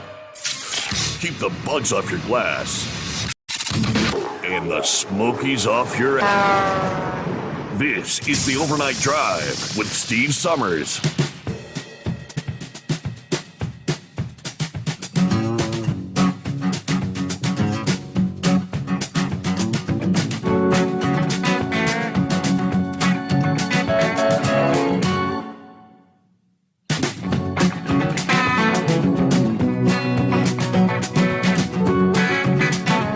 Meanwhile, on the southern border, just maybe a bit of good news, at least a temporary reprieve, I guess you'd have to look at it as. A federal judge in Louisiana this past day said he intends to rule that we cannot proceed with plans to lift Title 42 at the southern border. After a hearing, a case that was brought by 21 states against the Biden administration. The ruling would upend the decision by the Centers for Disease Control to terminate Title 42 on the border on May the 23rd, which we've been talking about for several weeks now, which allows authorities to rapidly expel migrants back to Mexico and other countries without the chance to seek asylum. Now this, yes, a victory for Republicans who said ending the order would see a surge along the southern border. Ironically, the Centers for Disease Control said earlier this month that Title 42 is no longer needed to fight COVID because of the increased availability of vaccines and therapeutics and other tools to counter the disease.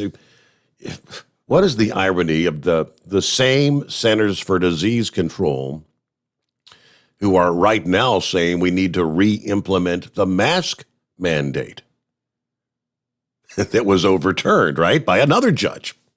And they're looking to appeal that. So you don't need Title 42 along the southern border where thousands upon thousands every day are crossing that border unvaccinated and not being required to be vaccinated. But you're telling the rest of the American people, yeah, you still need to wear your mask. Either way, in the Louisiana lawsuit, a coalition of 21 states being led by Arizona, Louisiana, and Missouri, all with Republican attorney generals, seeking to halt the termination of that order. Homeland Security officials have expressed concern that ending Title 42 will indeed bring a rush of migrants to the U.S.-Mexico border. So this, at least at the moment, a major win for 3 Republican states that brought the lawsuit and the 19 others that had since joined the lawsuit. Again, it's going to be a temporary thing. Title 42 undoubtedly will not remain in place forever. Meanwhile, later today, the Remain in Mexico policy will be before the U.S. Supreme Court. They will hear arguments in the Biden administration's effort to end Title 42. President Biden halted the policy in his first day in office, but a judge, of course, forced him to reinstate that. They did not re-implement Title 42 at their own will. Homeland Security Secretary Mayorkas, the order to end Remain in Mexico, reluctantly conceded that that policy caused a drop in weak asylum claims, but it did not justify the harms. So the issue before the Supreme Court is whether this policy is discretionary and can be ended, as the Biden administration argues, or is it the only way to comply with what Texas and Missouri say is a congressional command not to release the migrants throughout the country? So historically, there's been a great deal of deference given to the president and the administration when it comes to how to enforce the borders. Now we've got a new administration that wants to unravel or literally dismantle the Trump administration policies. The question is, how and what discretion does the executive branch have to do that? Either way, a ruling is expected shortly after the administration ends another key Trump border policy, lifting the pandemic-related authority to expel migrants without a chance to seek asylum. That's the Title 42. But that, as we just mentioned, I believe a judge, who yesterday said he's going to, obviously, as soon as the judge does say you can't end it, the Biden administration is going to appeal it. All right, about 16 before the hour. Back to your calls at 844-844-3388. How's things going in Florida this morning? Philip, hey there. Going pretty good. On my way to work as usual. So, yes, sir. They say they came back yesterday, did pretty good. They landed up there by Jacksonville. Did you see that, Steve? I was just waiting for you to give me an update. I did not see how everything went smoothly, in other words. Yeah, they came back yesterday. The Axiom crew, they came back, and now we're going to go on to the next one. We're going to have the next crew flight coming out pretty Wednesday. So we're doing good.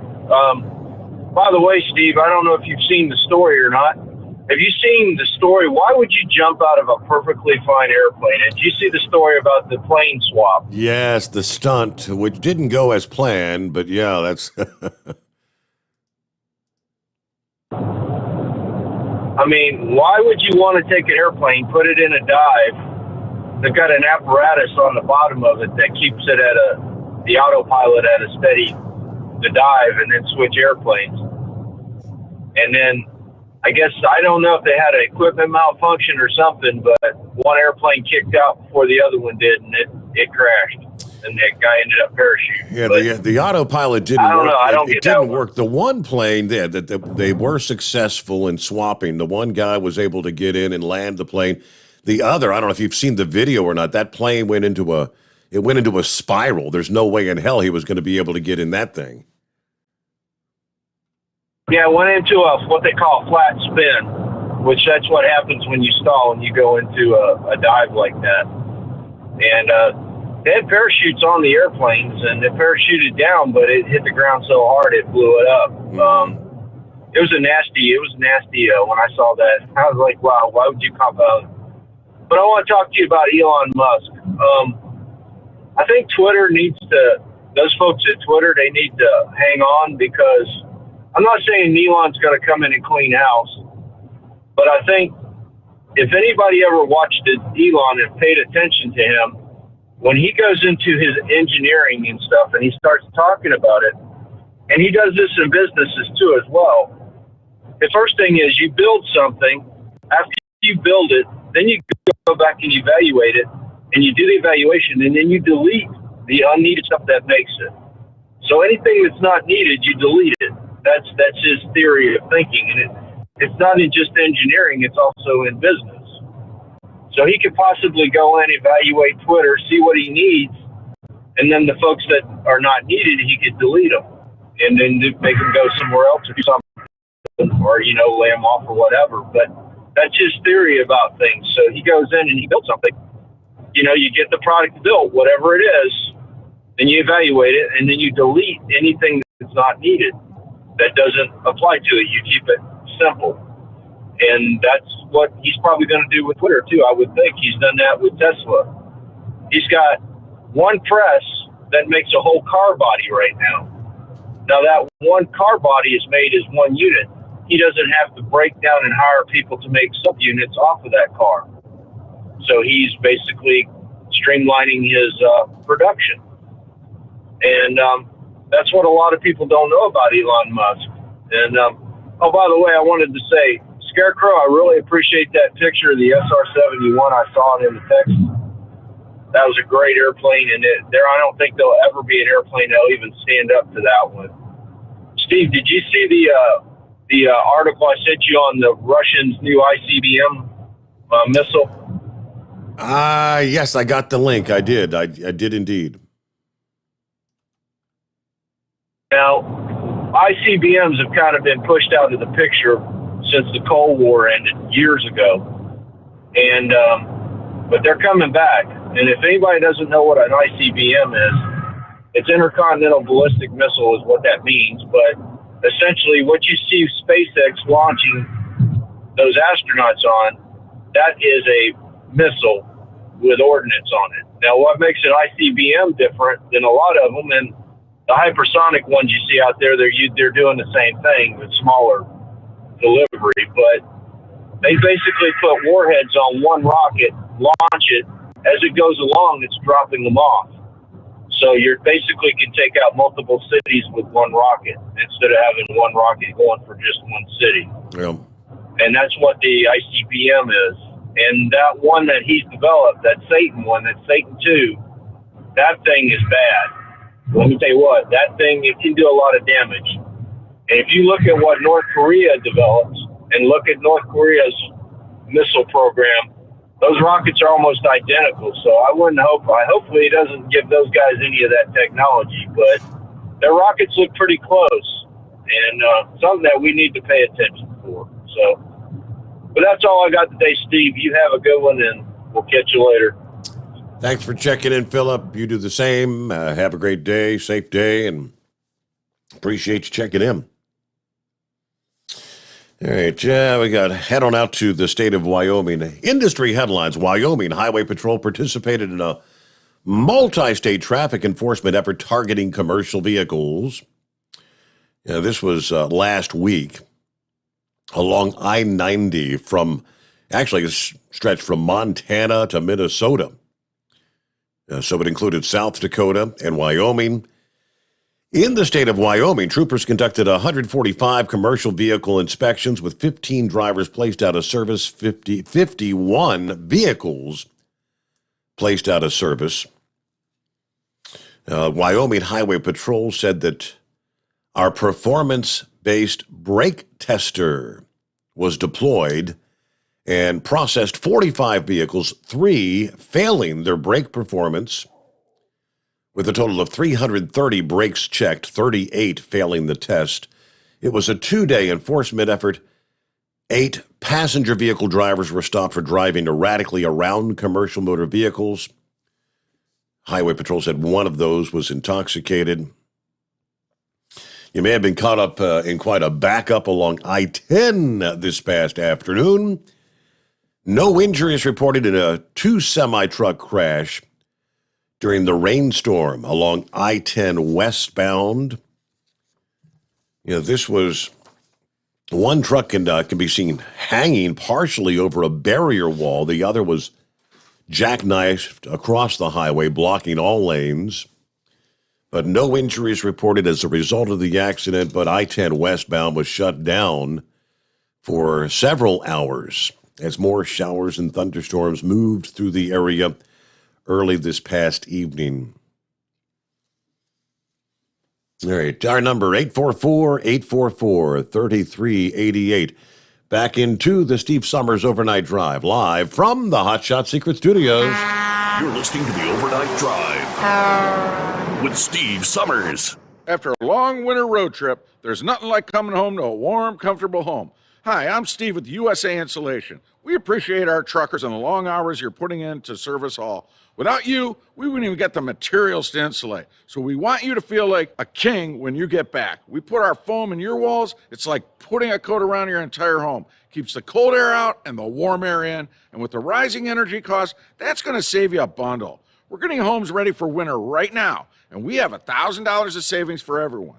But because we love our truckers, we're going to give you an additional $250 discount just for mentioning this show. So give us a call, 1-800-USA-FOAM. That's 1-800-USA-FOAM or usainsulation.net. We're going to give you an additional $250 discount for mentioning the show, 1-800-USA-FOAM or usainsulation.net. USA Insulation.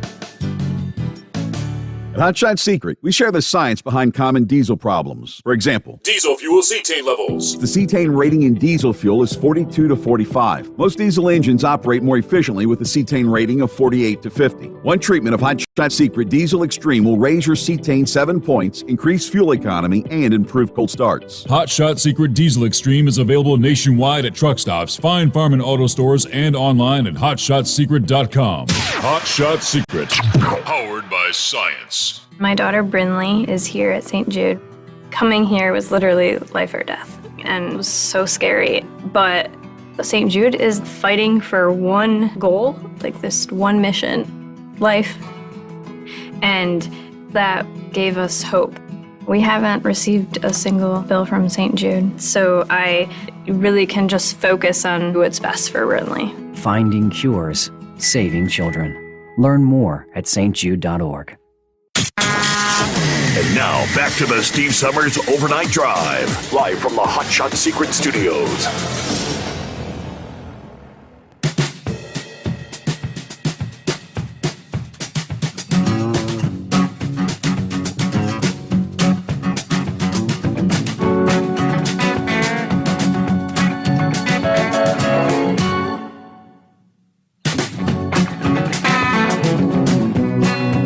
About 6 before the hour as we roll on through the late night, early morning hours here, making our way into a Tuesday. Hope your week's off to a good start. It was early in the race. I was indeed tuned in to the Talladega race there Sunday afternoon. Again, just the early laps.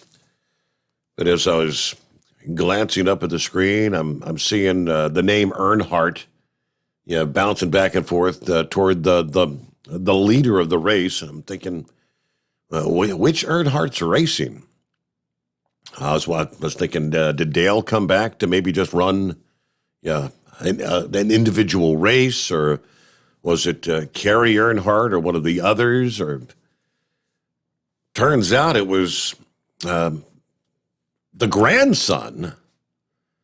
Yeah, the Earnhardt name's synonymous in NASCAR. There are a 4-generation racing family, starting with Ralph Earnhardt in the 50s, of course, the father of Dale Sr., the legend, the grandfather to Kerry Earnhardt and Dale Jr., and JR Motorsports Vice President Kelly Earnhardt, but the great-grandfather to drivers Bobby Dale Earnhardt and Jeffrey Earnhardt.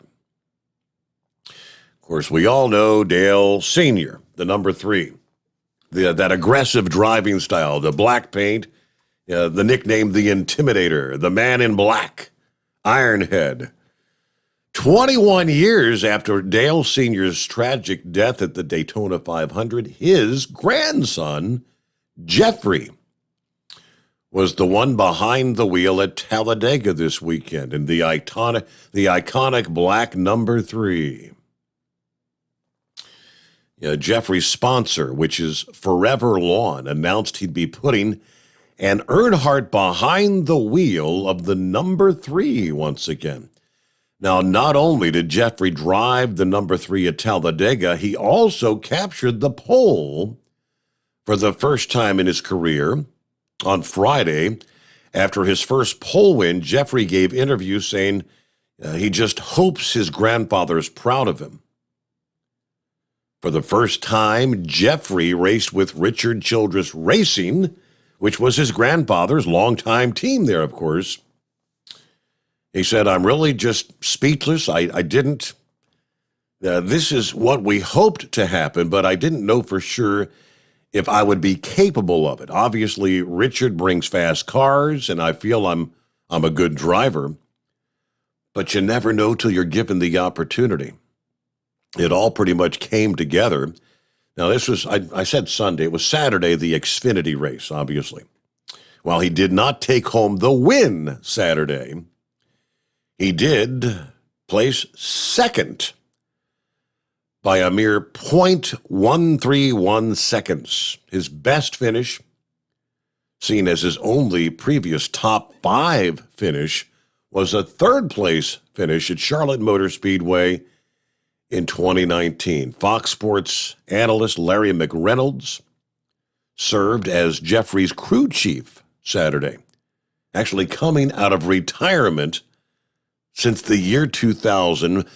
Speaking of the race, McReynolds said, well, I had feelings on that last lap that there must have been an Earnhardt behind the wheel based on the things he was doing. You know, the apple apparently didn't roll far from the dad's tree or the granddad's tree. But like I said, early in the race, Earnhardt was, as you typically do in Talladega, you bounce, you'll be in first, and then a half lap later you may be in fourth, but just depending on which line gets the run and whatnot. But he was bouncing back and forth right up there toward the front. And, I mean, I guess for the entirety of the race, held on for a second-place finish in Talladega, which is quite the feat.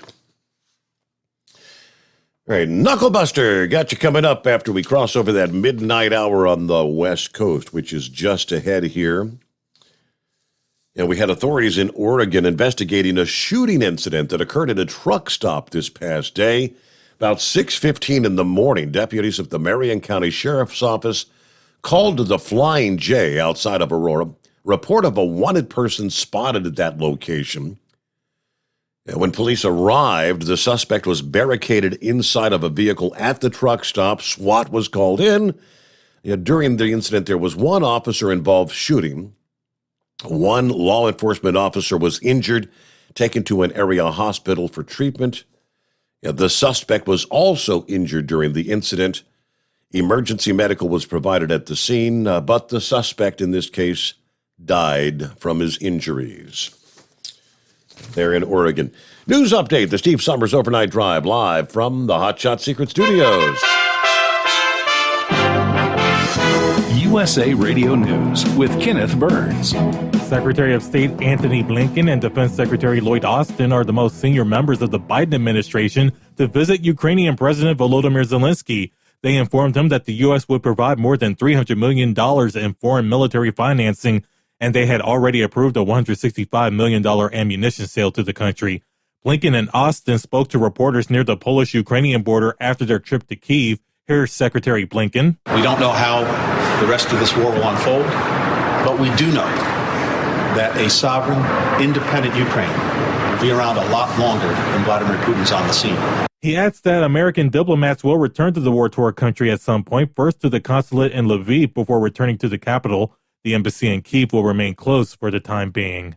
The Dow closed up 238 points on Monday. This is USA Radio News. The MyPillow.com clearance continues. Roll and go anywhere. MyPillow's $9.99. The Body Pillow $39.99. And MyPillow bath sheets on sale 50% off. Use my promo code USA. Go to MyPillow.com/radio specials. You'll also get a free copy of Mike Lindell's book. MyPillow.com/radio specials. Use promo code USA or 1-800-951-8175. The world's richest person has reached an agreement to buy Twitter. Tesla CEO Elon Musk has said he wanted to take the social media platform private because he thinks it's not living up to its potential as a free speech platform. Many fear that the more hands-off approach to content moderation that Musk envisions will turn the platform into a haven for disinformation, hate speech, and bullying.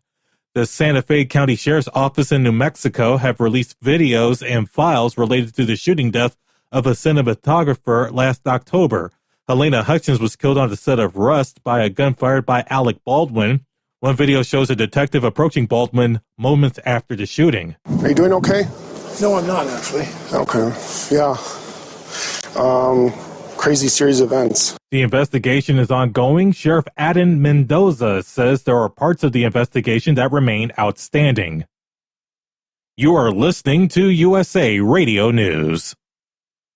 Bingo fun fact number 6. Americans spend over $90 million weekly on bingo. Why? When you can play Bingo Treasure for free. Go to bingoRadioUSA.com. Play from any device, your smartphone, tablet, or computer. The account is free. The play is free. Play one card. Play more. Chat with other players. Meet new friends. All free at bingoRadioUSA.com. That's bingoRadioUSA.com. Bingo from any device. Hurry. Free accounts are limited.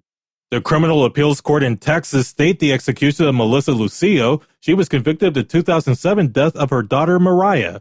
Her son, John Lucio, described what happened when his family and the legal team heard about the decision. And they come out and they shared the news with us as well. And we were like, yes, we're so excited. We had a big old hug, and it was just so exciting. I mean, it was just overwhelming and in a positive, The stay was granted so a lower court can review evidence she claims that would exonerate her. It comes as doubt about her guilt has been raised. The case has attracted the attention of many, including some of the jurors who sentenced her to death. 2 parents sentenced to prison in the Varsity Blues college admissions bribery scandal are appealing their convictions.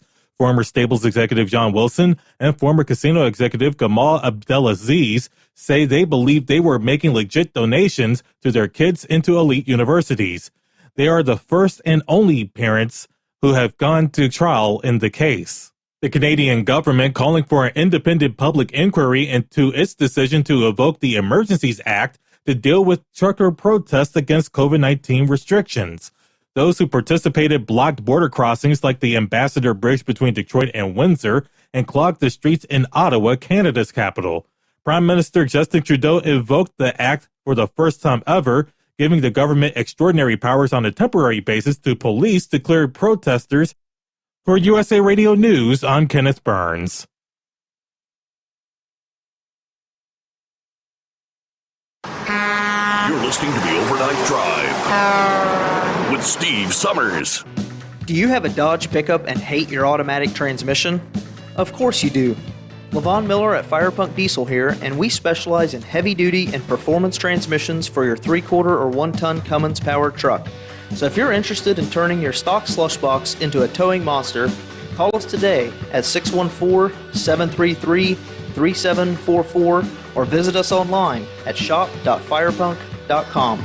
After a long winter road trip, there's nothing like coming home to a warm, comfortable home. Hi, I'm Steve with USA Insulation. We appreciate our truckers and the long hours you're putting in to serve us all. Without you, we wouldn't even get the materials to insulate. So we want you to feel like a king when you get back. We put our foam in your walls. It's like putting a coat around your entire home. Keeps the cold air out and the warm air in. And with the rising energy costs, that's going to save you a bundle. We're getting homes ready for winter right now, and we have $1,000 of savings for everyone.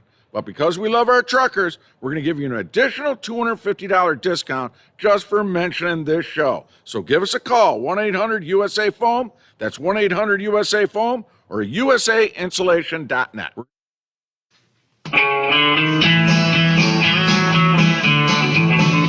that midnight hour is upon us, and we really got a long, long way to go. How will we stay awake? Thanks to Chris, for goodness sake. We got Steve Summers on the radio. We got that hot shot secret in the diesel. You know, it really makes that Detroit come to life. We're gonna hear from all our friends. We're gonna do it all again on this overnight drive. How about you, Big Ed? Are you with me? Break 1-9 for that Carolina monkey gouger. Negatory there, hillbilly. You clean clear to Flagtown. Let it roll.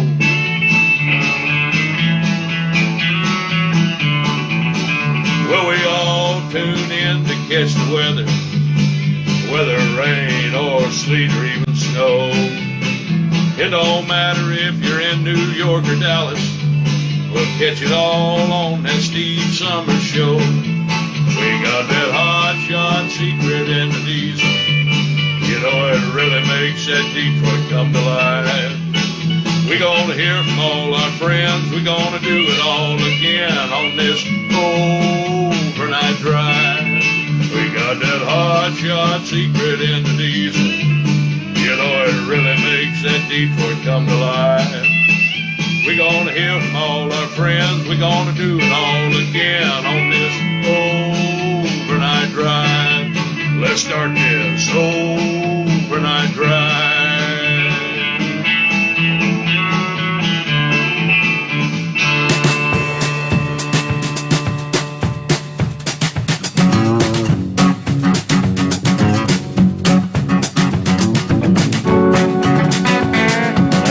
There you go. Welcome into a Tuesday. For our West Coast friends, we're looking at 26th day of April. There you go. Good to have you on board. Plenty of room for you at 844-844-3388.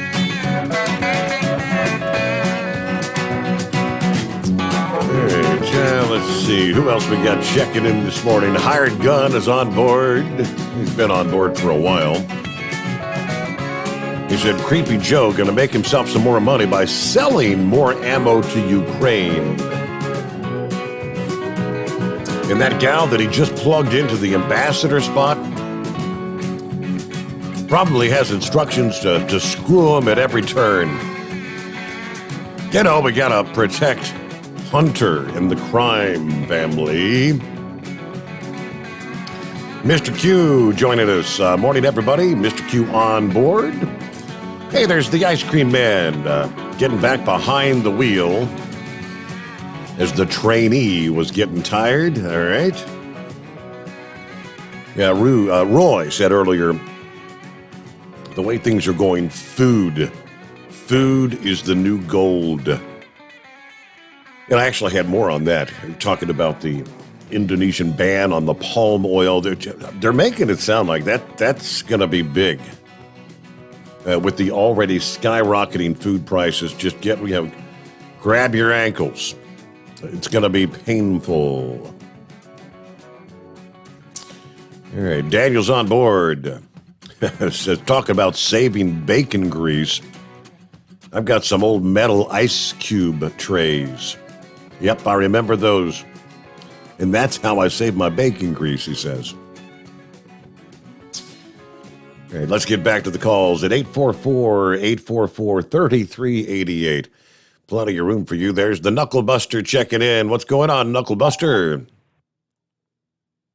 But put me on hold because I'm going in this meat grinder over here in Benton, Arkansas to road construction, about 5 miles of it there, and I ain't having no crash tonight. But I will tell you right quick, exit 31 there in Hope, Arkansas.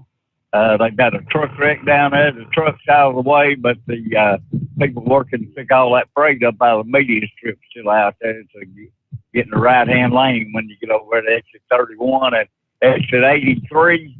Got a big truck broke down on the ramp. He ain't on the shoulder. He's in the travel lane. The travel lane. All right. And I'm in the road construction right now. Yes, sir. All right, we'll come back at you. Yeah, eyes on the road, hands on the wheel, pay attention to what's going on. Yeah, we don't want Knucklebuster involved in any incidents out there on the road.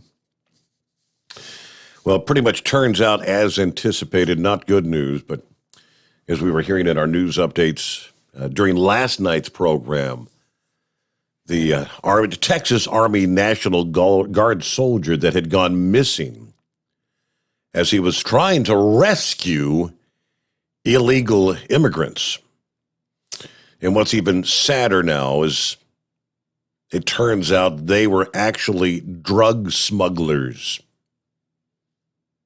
He loses his life trying to rescue drug smugglers in the Rio Grande. According to the press release, which for whatever reason has now been deleted, oddly enough, issued by the Texas military department on Monday. Specialist Bishop E. Evans, 22 years old, of the Texas Army National Guard.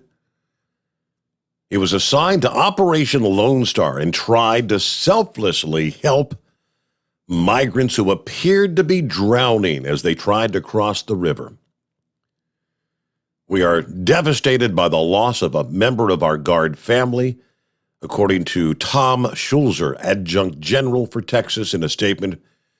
We recognize the selflessness of this heroic soldier who put his life above others in service to our state and our national security.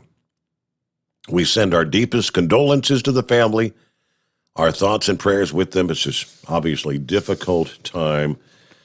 The update: Texas National Guard soldier body found and identified. Found deceased following the exhaustive interagency search. SPC Evans went missing while trying to selflessly help migrants who appeared to be drowning. This occurred last Friday. We're devastated by the loss of a member of our Guard family. Texas Governor Abbott issued a statement saying that he's heartbroken over the death of Evans.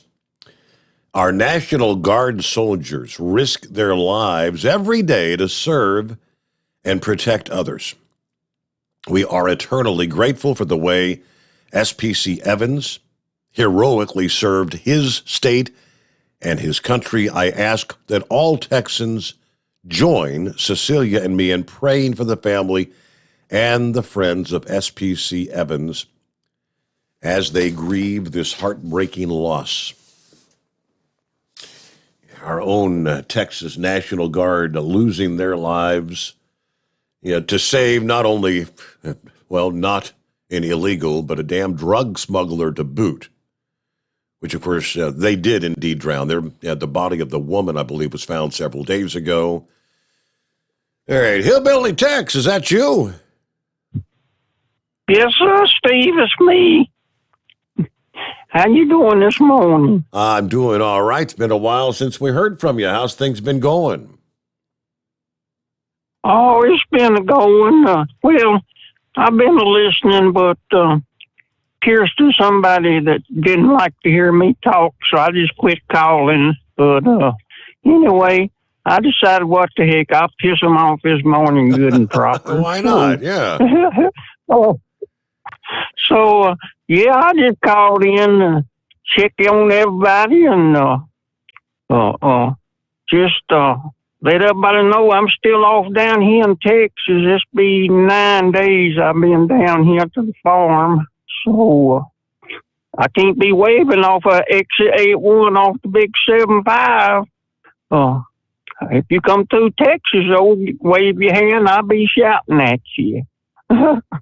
But I told you and Chris that night that I was going to kick Big Moose's butt for you and get up and get that cordon done. And, he done it. So, yay. Good song, Moose. Good job. I'd like to give a big shout out to old Monkey Gouger, Lauren Wise, Billy the Kid, and B-Doo, and all the others that I can't mention them all, but big shout out to everybody, you and Princess and Georgia Peach and Fireball and the whole crew. Just I hate to hear that about that guardsman down there in Texas. Yeah, or sad. down here in Texas. I am in Texas now, but that's a very bad deal right there. But I just want to call, let everybody know I'm still a chicken. And y'all down through Texas, give me a hoot and a holler. And y'all have a good morning. Thanks for checking in, Tex. Good to hear from you, and have a good night. Enjoy your time down there on the ranch. Hanging out in Texas. That's right. There you go. All right. It's 844-844-3388. We get a quick timeout. We return in 2 here on a Tuesday. The Steve Summers Overnight Drive live from the Hot Shot Secret Studios. Live from the Hotshot Secret Studios, the Steve Summers Overnight Drive. You work hard. You deserve a seat that works just as hard as you do. The Bostrom T-Series seat has provided drivers with comfort for millions of miles over the past 3 decades.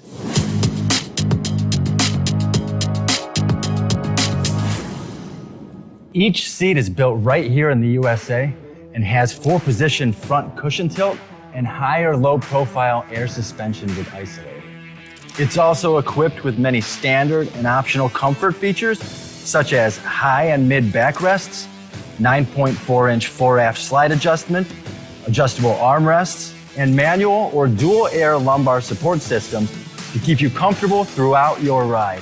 Build your T-Series seat today at BostromSeating.com and ensure your ultimate comfort for wherever the road takes you. Bostrom Seating, the ultimate comfort for the open road. After a long winter road trip, there's nothing like coming home to a warm, comfortable home. Hi, I'm Steve with USA Insulation. When we put our foam in your walls, it's like putting a coat around your entire home. It keeps the cold air out and the warm air in. We're getting homes ready right now for winter, and we have $1,000 savings for everyone. But because we love our truckers, we're going to give you an additional $250 discount for mentioning the show. 1-800-USA-FOAM or USAinsulation.net. My mother was always very active and independent, and she was familiar with her neighborhood. But one day, she stopped at the stop sign for much longer than usual. She wasn't even really sure where she was at. It's important for you to talk to someone about it. I felt so much better after my son told me, Mom, we'll figure it out. When something feels different, it could be Alzheimer's. Now is the time to talk. Visit alz.org/ourstories to learn more. A message from the Alzheimer's Association and the Ad Council. Because Channel 19's a little congested. Call Steve now at 844-844-3388. The Overnight Drive.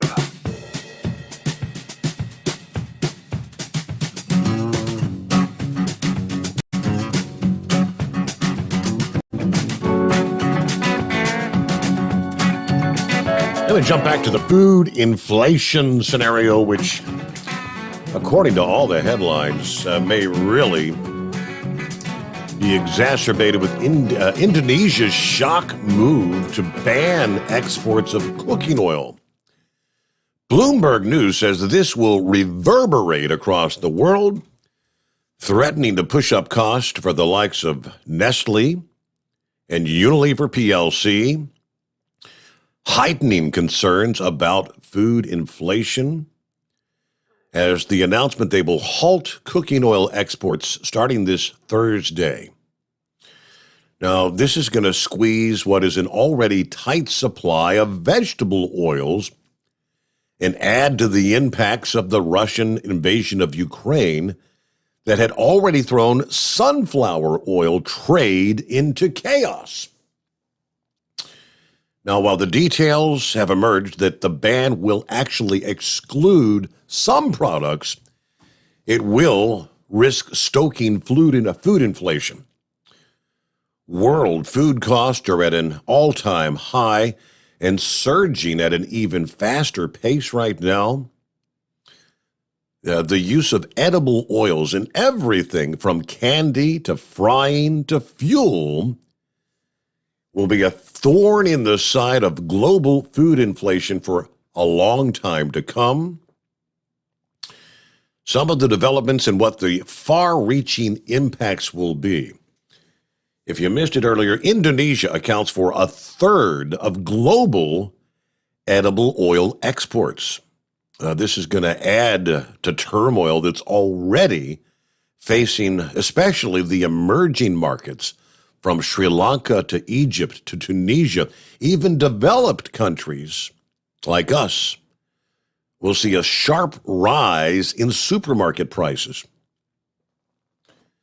Palm oil is one of the most versatile staples used in thousands of products, from food to personal care items to biofuels. Now, already prices of cooking oils have been on a tear due to drought and labor shortages. Then the war in Ukraine roiled the trade of about 80% of the global sunflower oil exports. which had already boosted demand for alternatives like palm and soybean oil, sending prices to record highs. Yeah, experts of crude palm oil will still be allowed, they say, but RBD, oleum, amounts for 30 to 40% of Indonesia's total palm oil exports. That the ban applies to the RBD palm olein, which is a higher value product that has already been processed, apparently. This will increase cost for packaged food producers. Nestle, Mondelez, Unilever, the maker of Ben & Jerry's ice cream, Hellmann's mayonnaise, and Dove soap. They say they're well placed to look for alternative materials and right now have enough supplies. Nestle declined comment, while Mondelez could not immediately comment. The ban may force governments to choose between using cooking oils for food versus biofuels. Now, that's on the global level. They delve into separately countries like India, then China, then Malaysia. Could have big impacts. India, the world's biggest importer of palm, soybean, and sunflower oils, will see a further spike in inflation. Domestic prices of the edible oils in New Delhi up already 12 to 17% since the Ukraine war erupted.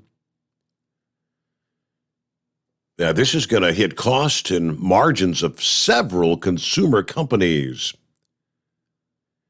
If the ban is seriously implemented, it could be highly inflationary. All right, I won't delve into China and elsewhere, but just be prepared. Forewarning. Hello, Sylvester. Good to hear from you. Hey, brother. Look, the sole reason for my call is to say this. If you don't like the way Hillbilly Tex talks, don't listen to this show. Seriously. Come on, people. Hillbilly Tex, you're an icon, brother. And let me tell you something. I love hearing your calls. You make my day when you call. Because I tell you, my friend, I miss hearing my people in North Georgia with that same manner of speaking. I miss that. My grandfather and you could have been brothers the way you talk. And I miss that more than anything. So, the person who complained about it, shut your pie hole. Anyway, with that being said, hey, Steve, how you doing, brother? Doing well. What's happening in the land down under? Oh, getting ready for an election down here, and I'm watching these people throw money at everybody, and they're about to send everybody $275 just because of the help with the cost of living, and they're trying to bribe people to buy for them. I just think it's so funny. It's so blatant. But what I wanted to talk about, I'll just real briefly, because that last report you read. So I was still driving a truck. Rusty was still alive, so that he died in 2013. So this would have had to have been 2011, 2012, maybe even 2010. And we had a discussion on your show about prepping. Do you remember that conversation, Steve? You asked me, yes. Am I a prepper? I do indeed. And I said, yeah, well, I'm not really a prepper, I think I said. But I was brought up in the mountains of Georgia, and you put food away in case something stupid happens and you're able to eat. And I remember people putting me down and putting Rusty down, Yoda and others that kind of believe the same way now. Look, if you can buy it now, just get a couple of extra cans of this, or I'm a Christian, but the Mormons have got their cannery around, that they used to allow you to come in and volunteer at the cannery and can your own dry goods, like wheat, because I had my own mill and stuff like that. Of course, I had to sell it all before I moved over here back in 2017. But, you know, doesn't seem so stupid now, does it, people? So if you put your stuff away, you're ready for things like this, at least for a while. You know, it helps out. Put something away while you still can. Rice, if you can get dried cornmeal, if you can get it, stuff like that. And learn to cook, people. Yeah. If you go to Walmart and go to that, I know that's the biggest part of the problem. Because I remember my stepdaughter, Susan and I were away. This is last year. We were away, and we get this message from her: how do you make spaghetti sauce? And she'd never made spaghetti. And I'm thinking, this young woman's 23 years old, and she's never made even spaghetti. She didn't know how to boil a noodle. And look, it's a big part of it is people walk into Walmart and they buy prepared meals and they heat them up, and that's the extent of their cooking. They think baking cookies is going to get,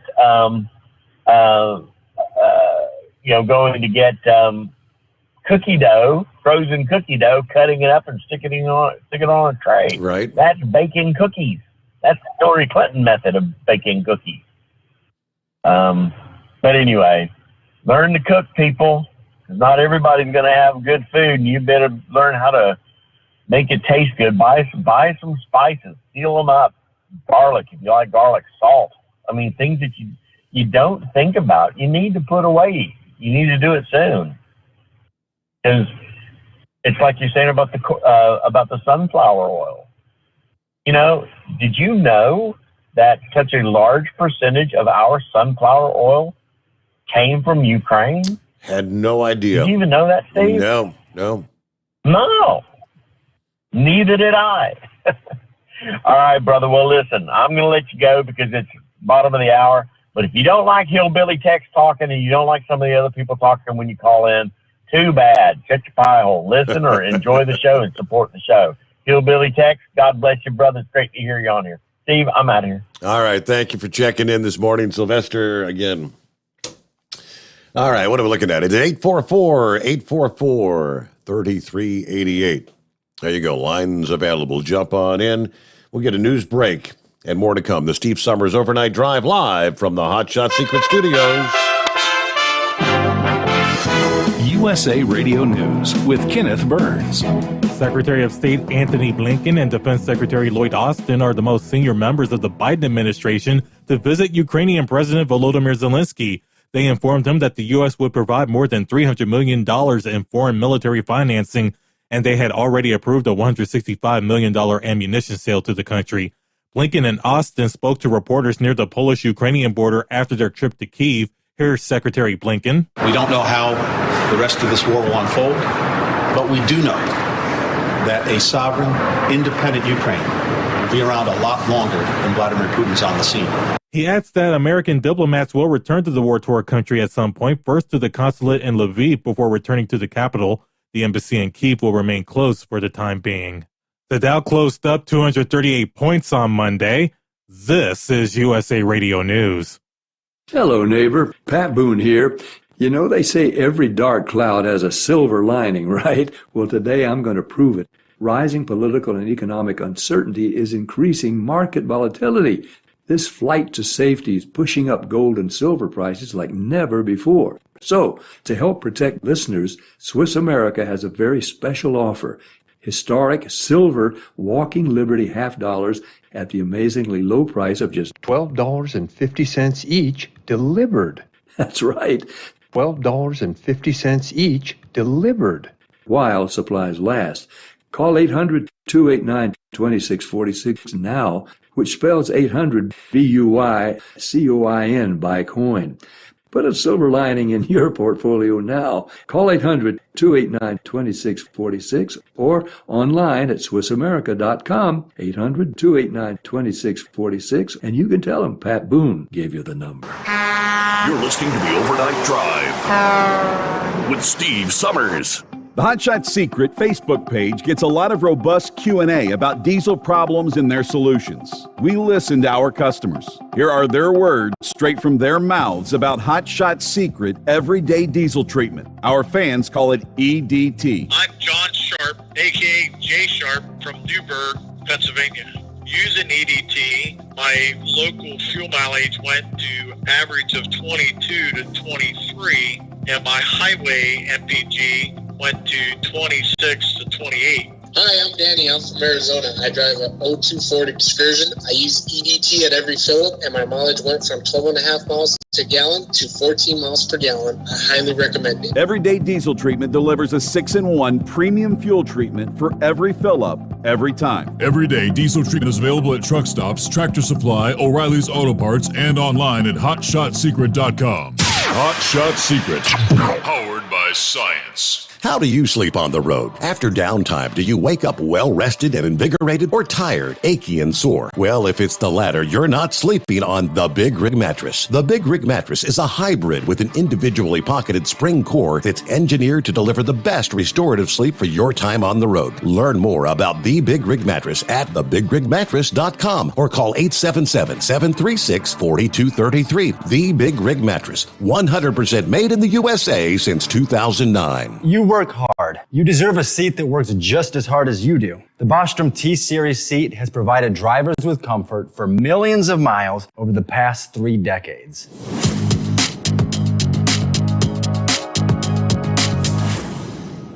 Each seat is built right here in the USA and has 4-position front cushion tilt and higher low-profile air suspension with Isolate. It's also equipped with many standard and optional comfort features such as high and mid backrests, 9.4-inch 4-aft slide adjustment, adjustable armrests, and manual or dual air lumbar support system to keep you comfortable throughout your ride. Build your T-Series seat today at BostromSeating.com and ensure your ultimate comfort for wherever the road takes you. Bostrom Seating, the ultimate comfort for the open road. At Turbo 3000, our founder Andy Matouche firmly believed you should challenge yourself. Put the most money back in your pocket, where it belongs. Four Wheeler magazine took our challenge, and they wrote it did exactly what we said it would do. As fuel prices keep going up, get your Turbo 3000 from manufacturer direct. Call us at 888-311-9993. Always free shipping in the USA, and for a limited time, save $45 off total purchase using coupon code STEVESAVES at turbo3000.com.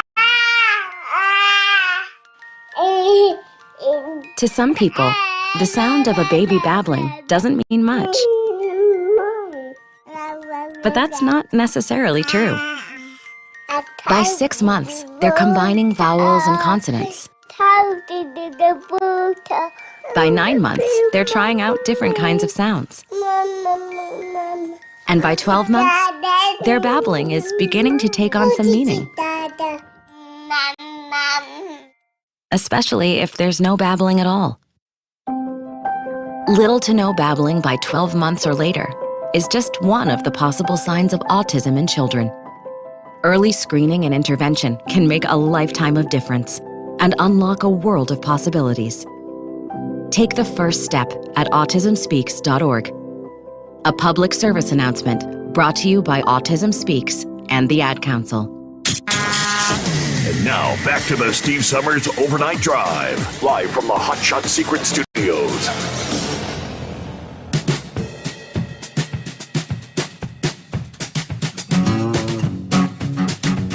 Yes, indeed, that's us. OvernightDriveRadio.com or TNCRadio.live. Did you stick around yesterday and check out Horse Feathers? Joining in the interview at the Mother's Day Convoy, which is just around the corner there in Pennsylvania. They reran that interview from last week or the week before after a little bit of delay, but yeah, it turned out to be a very, very good interview. Enjoyed that. All right, of course, with the big news of the past day, billionaire Elon Musk officially purchasing Twitter after weeks of back and forth negotiation with the company. But after the sale became official, he put out his first ever statement as the company's owner. And fittingly, he did so in a tweet. In that statement, he confirmed his plan for the platform involves creating a digital town square where free speech remains as unrestricted as possible. Free speech is the bedrock of a functioning democracy, and Twitter is the digital town square where matters vital to the future of humanity are debated.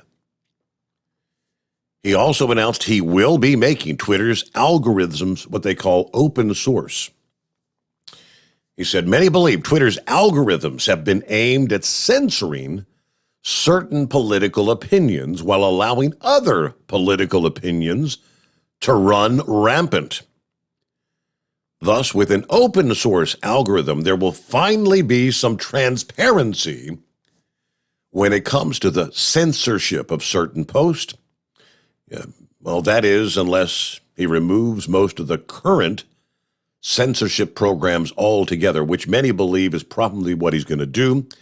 He went on to say, I also want to make Twitter better than ever by enhancing the product with new features, making the algorithms open source to increase trust, defeating the spam bots, and authenticating all humans.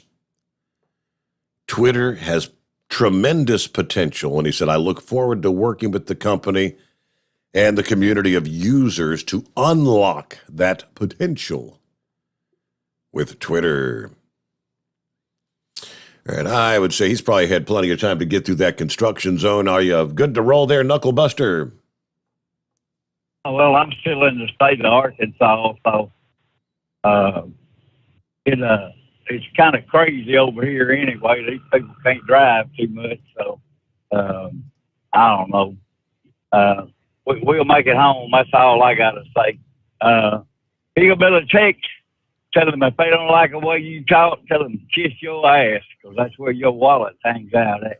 He's a celebrity now, Steve, because Big Moose mentioned him in that song. 99% of the world can't say they've ever been mentioned in a song there, right? That's true.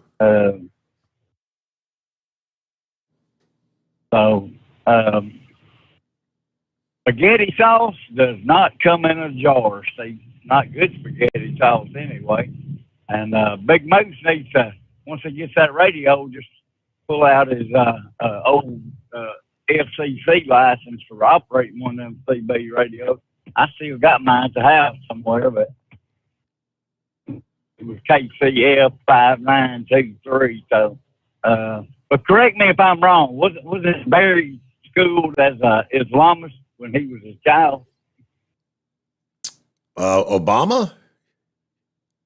Yeah, Barry Obama. Yeah, correct. Yep, that's right. Well, that's what he is there. And bacon grease, that's some good stuff there, man. That'll make your food taste good there. That Mickey D's French fries and stuff, they put sugar in that grease, Steve, so it turns them a golden brown and makes them taste good. But I just proves that you put enough sugar on anything, you'll make it taste good there. And there's a lot of people that don't know this, Steve, but there's some people that call in but don't listen to your show at all. So I don't know. They ask you all the time. Y'all probably don't know this, but here's blah, blah, blah. It's something we've been talking about for weeks on end.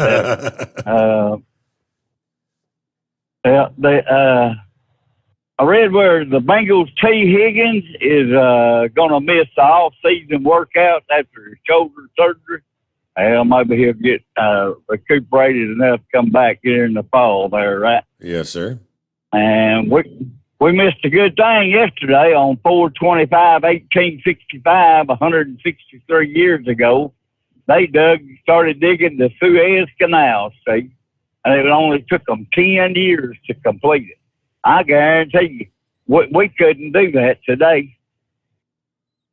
It'd take us probably 40 years to dig that Suez Canal. We started it today. Oh, yeah. Well, it'd take 20 years of environmental studies, right? Oh, yeah, absolutely. They got a bridge over here over the White River in Arkansas.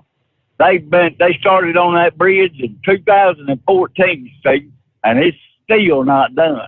They got a new sign up there that said it's going to be completed in May 2022, but I doubt that very seriously. And then here's some sad news for today. Back in 1792, the first guillotine was erected to execute a highwayman. I wonder what he stole, Steve. I don't know. And there was a French nun, is named the world's oldest person at 118 years and 73 days. My 93-year-old mama said she don't want to live that long. I said, well, you ain't going nowhere till God calls you home. So anyway, y'all buy some Hot Shot Secret products like Stitching and Eliminator, everyday diesel treatment, everyday gas treatment. Buy some Steve Sommers Overnight Drive products too, like baseball caps, travel mugs, t-shirts. Don't forget to put Overnight Drive code in the checkout box there for your Hot Shot Secret products. Get your 10% discount there. And that's all of my bull on it for this morning, Mr. Steve Sommers. Have a great day. Thanks for checking in there. And Knucklebuster, you did the same. Have a great morning. All right, what else on the list? It is 844-844-3388. I could have asked, what's his name? Heatwave out there.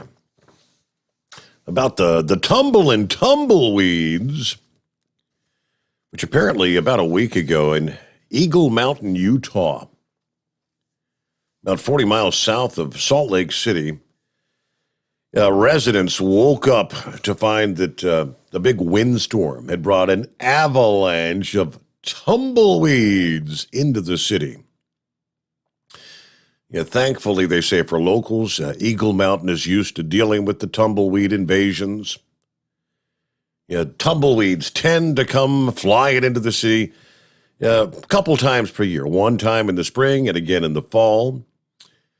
But here several years ago, the city made headlines for setting a drop-off zone where residents could dispose of their tumbleweeds. Now, if you think, what's a tumbleweed weigh? It's a dried up weed, very, very lightweight, obviously.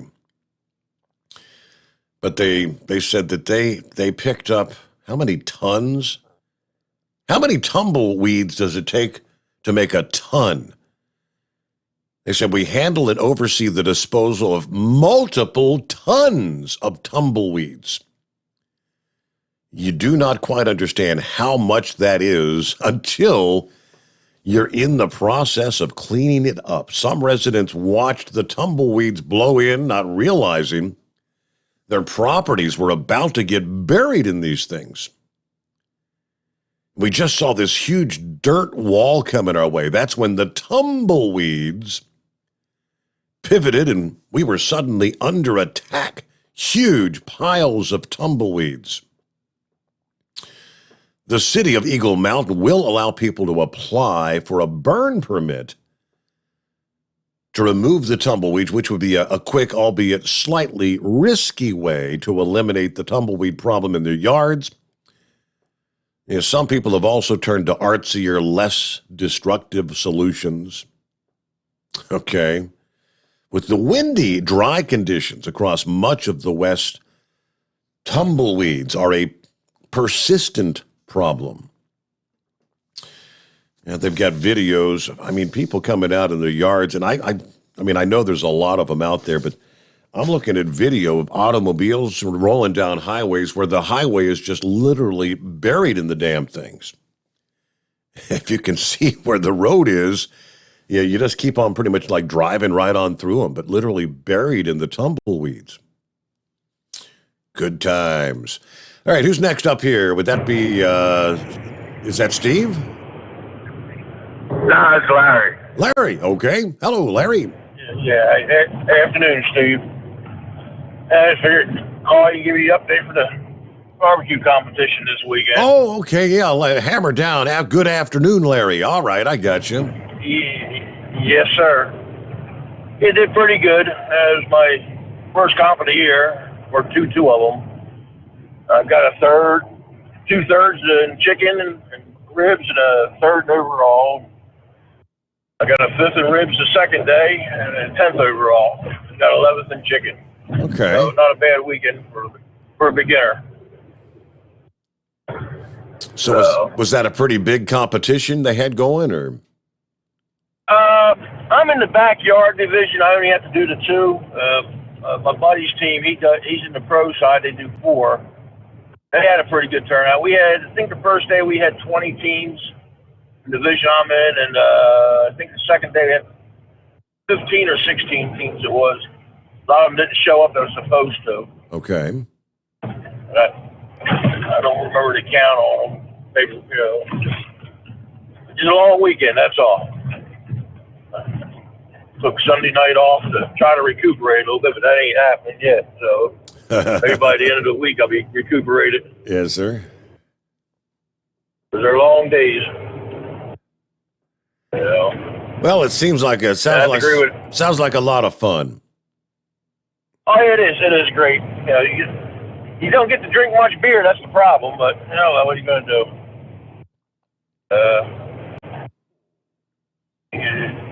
You constantly got something to do. You got you prepping the food, get your sauces all ready, and get things injected, marinated. Then you got to clean that mess up, and you start your cooking. And after you get cooking, you got that other mess to clean up. Next you know, you're starting for the next day. I used to tune in. I don't know if they still run that program. What do they call it? Barbecue Pit Masters or whatever, the competition thing. That was pretty fun to watch. Yes. Yeah. I turn it on once in a while. There's so many reruns on it anymore. Yeah. You pretty much done seen them all. That was other.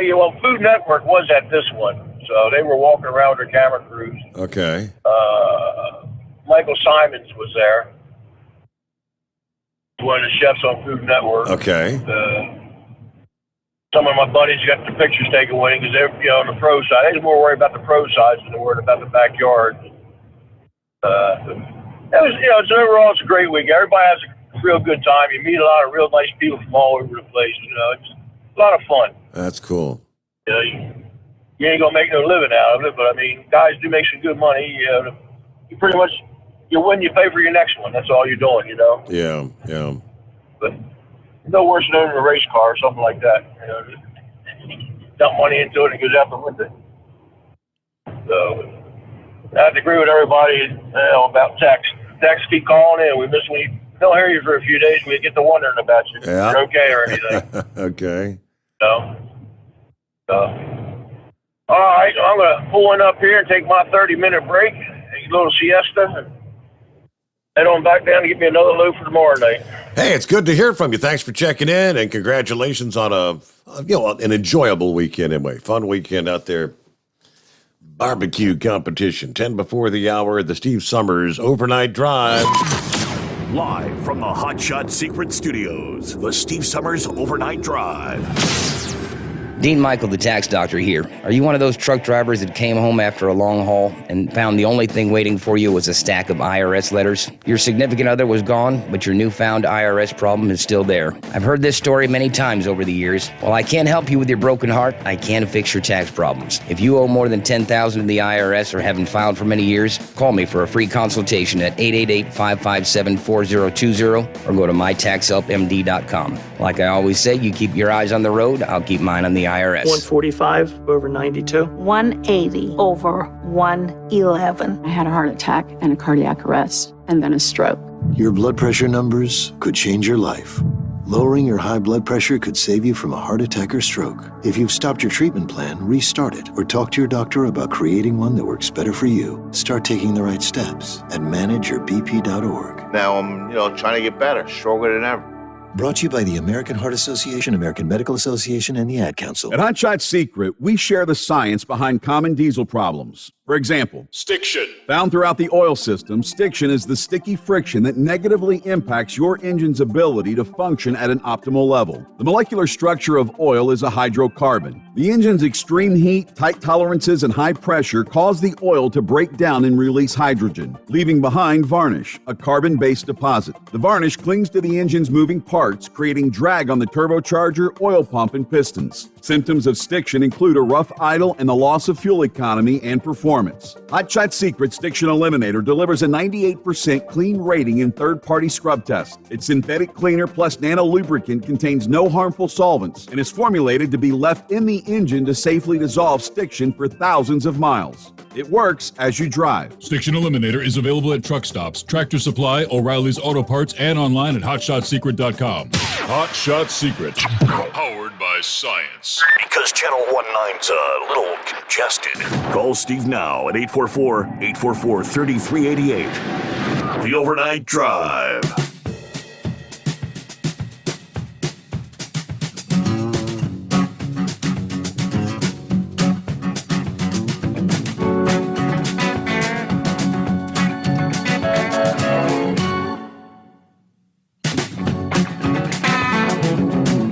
All right, hello to the night shift nurse checking in this morning. It's been a few months. Chris, that is. Hope everybody's doing well. All right, good to have you with us. Hello to Dion on board this morning. There's Gary and Barry. Gary and Barry chatting back and forth there. Obviously hearing in the news updates, the visit from, what was it, Lloyd Austin, and Russia not happy about it. Russia warning the Ukraine conflict risks escalating to a third world war. They accused Kyiv of playing at peace talks one day after U.S. officials visiting Ukraine, talking about how we could beat back Moscow's invasion. Speaking to the Russian news agencies, the Russian foreign minister criticizing Kyiv's approach to the floundering peace talks, saying the risk of World War III is serious. It is real. You cannot underestimate it, he says. While he said talks will continue, he then accused Vladimir Zelensky of pretending to negotiate. He said, you'll find 1,000 contradictions. For months, he's been asking Ukraine's allies for heavy weapons, artillery, and fighter jets, vowing that his forces could turn the tide of the war if they had more firepower. The calls appear to be resonating now, with a host of NATO countries pledging to provide a range of heavy weapons and equipment, despite the protests from Moscow. Now, Anthony Blinken says the first step in winning is believing that you can win. That was actually Lloyd Austin and Anthony Blinken. We believe we can win. Or should I say they can win if they have the right equipment and the right support. That was a very sensitive trip by two of President Biden's top cabinet members as the fighting, of course, continued across Ukraine. All right. So the real risk seems like every day Russia is alluding more and more to NATO countries actually becoming involved. But hello to Big Sexy. What's going on in Arkansas this morning? Has the rain finally stopped? Oh, yeah. Yeah, the rain stopped. Hey, Steve, is this a live mic? No, it's we were on Memorex this morning. That bridge, he's talking about being replaced over. The old bridge is on the National Historic Registry of rest of historic places. I'll get it right here in a minute. It was built in 1930, the old bridge. And they just done a story on that on the local news tonight. That bridge is on schedule to be completed next month. So it will be completed in May of 2022. Okay. But and they've needed it replaced for a while over the White River at Newport. But what else? There was something else. I forgot what it was. Oh, Heatwave was talking about people calling in to keep him off. I'm doing my part. Calling in to keep him off the radio. Uh-oh. But nah, I just wanted to call in, and I hadn't called in this week, touch base with you. And text, don't worry about people complaining about you're talking. There was one that didn't like it when I called in either, so just don't pay any attention to them and just ignore them. Call anytime you want to. And I'll just back out of here and listen to the rest of the show. All righty. Hey, good to hear from you, Big Sexy. Yeah, the rains have ended there in Arkansas. We see still some showers there in Tennessee. Yeah, let's see, between Nashville and Knoxville. Most of the rain east of Nashville. Yeah, on up into southern Kentucky. Still a little bit on the soggy, light scattered rain there in south central Ohio. Yeah, that line right up through western Pennsylvania and on up into New York. Yeah, this is that front that's really been taking its own sweet time in making any progression to the east. We've seen a lot of rain through western New York tonight. Yeah, still quiet along the eastern seaboard. Everything's quiet from Kitty Hawk to Richmond to Washington, D.C., New York City to Boston. Not a bad night to be rolling that I-95 corridor, right? All right, as we head toward news update, top of the hour. Oh, by the way, final hour is just ahead. And your next keyword in the $1,000 daily driver bonus is coming up next hour. Stick around for that. Ever since Coca-Cola became the woke company that I perceive them to be, I'm not real fond of Coca-Cola. But the news out of Georgia, the Coca-Cola Company will make a donation of $1 million to the Technical College System of Georgia Foundation to aid in their commercial truck driving program. They also announced a truck tour to raise awareness of the college system's commercial truck driving program, as well as opportunities with Coca-Cola United. They're kind of taking a page out of the Walmart playbook after Walmart made that pledge of their own to increase pay, increase benefits, increase education for their truck operations. According to the news release on the Technical College System of Georgia website, the trucking industry moves more than 435 million tons of goods across Georgia every year. And we'll return with our final hour just ahead. USA Radio News with Kenneth Burns. Elon Musk is purchasing Twitter for $44 billion. The deal comes 2 weeks after the Tesla and SpaceX CEO first offered to buy the social media company. Musk has vowed to, quote, unlock the platform's potential by loosening what he says are unfair restrictions on free speech. Nice to see you here, yes. Secretary of State Antony Blinken and Defense Secretary Lloyd Austin snuck to Kyiv to meet with Ukrainian President Volodymyr Zelensky over the weekend. This was the highest-level visit by American officials since Russia's invasion of Ukraine began. They've pledged more than $300 million in foreign military financing. That's in addition to the $165 million sale of ammunition. Tech stocks helped Wall Street end Monday on a positive note. The Dow closed up 238 points. The Nasdaq was higher by 166 points. The S&P 500 gained 24. This is USA Radio News. Balance of Nature's fruits and vegetables in a capsule, changing the world one life at a time. Before I started taking Balance of Nature, I was so exhausted, and they found nothing wrong. Everything was good, just no energy. For years, I was so worn out. Well, I want to tell you, balance of nature has been so good for me. I'm 84 years old, and I feel like I'm 30. I want to scream with happiness. I feel like I'm 30 years old now. So I want to thank Balance of Nature for everything, because this has been the best thing I've ever done. Experience the Balance of Nature difference for yourself. Right now, Balance of Nature is offering free shipping and 35% off on any new preferred order. Call 1-800-2468-751 or go to balanceofnature.com and use discount code USA.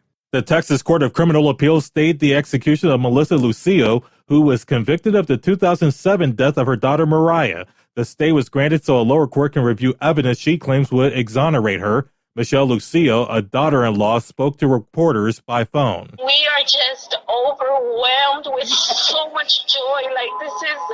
We are so grateful for everybody and every single body that has fought so hard for her. The stay comes as doubts about Melissa Lucio's guilt has been raised. The case has attracted the attention of lawmakers, celebrities, and even some of the jurors who sentenced her to death.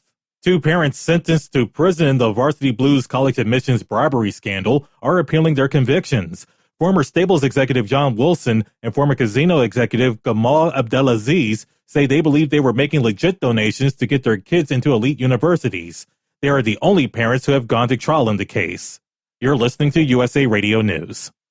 Hi, this is Dr. Joel Wallach, and I want to tell you that arthritis is not a genetic thing. It's not a disease of aging. Neither is osteoporosis. Get a hold of my book. It's all in your head. It goes into the 25 different diseases you get when you have osteoporosis of the skull. These are all reversible. You take the Healthy Bone and Joint Pack, the MSM, vitamin D3, stay away from all the bad foods, including gluten, and guess what? You'll regrow all your bones, including your skull and your legs and your hips and everything else. Contact us at usaradiohealth.com. That's usaradiohealth.com. Miscommunication in a Florida courtroom that caused some potential jurors to be improperly dismissed is prompting officials to start the jury selection process all over again in the trial against Nicholas Cruz, the gunman in the Parkland school shooting. Cruz pleaded guilty to murdering 17 people during a rampage back in 2018. Circuit Judge Elizabeth Schreier addresses candidates for the new jury. There are rules that all jurors must follow. A basic rule is that jurors must decide the case only on the evidence presented in the courtroom. Cruz faces a death penalty. His public defense attorney disagrees with the decision to select a new jury. From the USA Radio News Phoenix Bureau, I'm Tim Berg. The Canadian government calling for an independent public inquiry into its decision to use a law for the first time ever to deal with trucker protests against COVID-19 restrictions. Those who participated blocked border crossings and clogged the streets of Ottawa, Canada's capital. Prime Minister Justin Trudeau invoked the Emergencies Act, which gave the government extraordinary powers on a temporary basis to police the clear protesters and freeze the bank accounts of those involved. The Supreme Court has declined to hear a case from parents that went to block a new admissions policy at a Virginia high school that a lower court ruled was discriminatory against Asian Americans.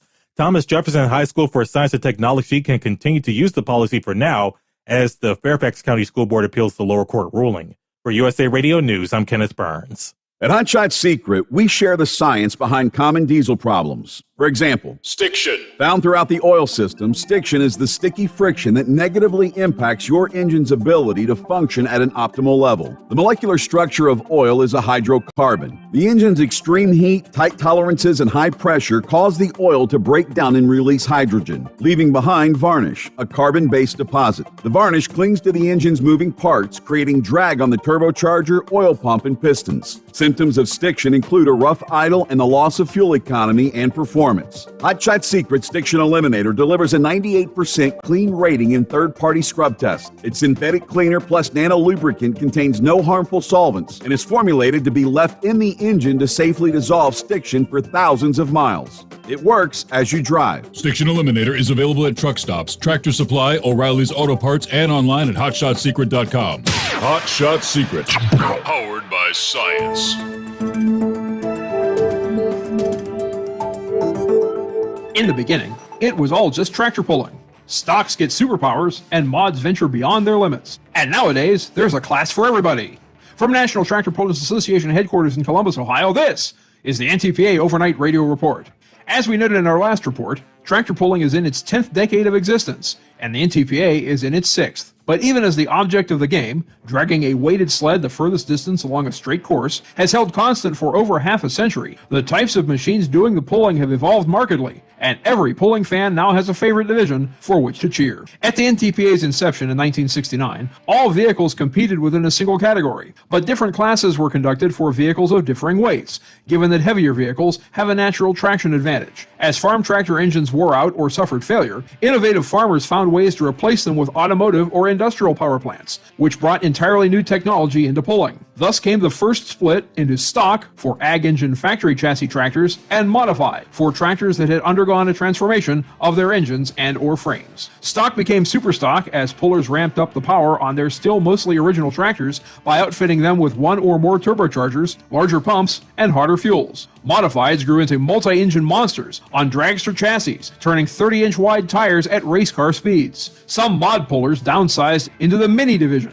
dropping fuel-injected car engines into garden tractor-length frames and cutting the weight to about 1,600 pounds, including the driver. Others piled on the horsepower to create unlimited modifieds that weighed 12,000 pounds. Today's unlimiteds are held to 8,000 pounds, but regularly exceed 12,000 horsepower from typically 4 or 5 finely tuned engines. Four-wheel drive trucks got pulling in a big way along the Atlantic coast and southeastern states in the early 1970s and were accepted into NTPA competition at mid-decade. Two-wheel drive trucks joined in the early 1980s, as did a single-turbo version of Superstock called ProStock. Super semis made exhibition passes around that same time, and organized rules followed in the mid-1980s. The popularity of diesel pickups has resulted in several such classes being accepted into NTPA since the mid-2000s. But the majority of vehicles that pull sleds remain tractors, of which there are, in addition to Superstock and ProStock, a multitude of varieties, including Superfarm, Light ProStock, Limited ProStock, Classic Superstock, Light Limited Superstock, Hot Farm, and ProFarm.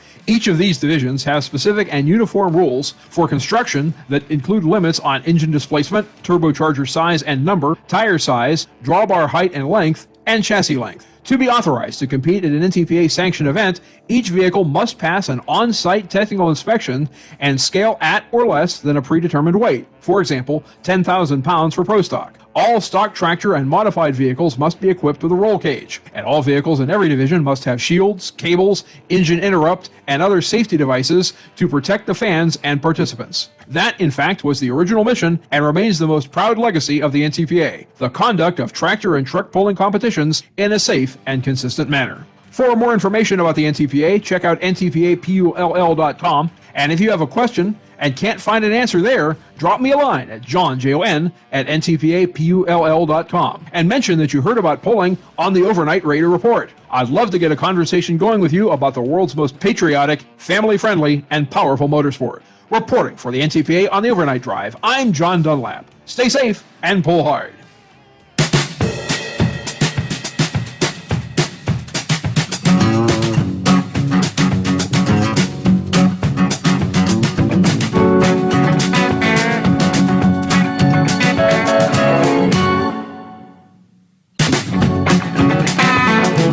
All right, thank you much. Here we are, final hour off and rolling. It's a Tuesday morning. Hope your week's off to a good start. Things that make you scratch your head and say, what gives here? The Wuhan Institute of Virology. Does that ring a bell? You know, the lab where many suspect the virus was actually created, aka the COVID. The Wuhan Institute of Virology has requested a partnering lab here in the United States to destroy all record of their work. According to documents obtained by the U.S. Right to Know.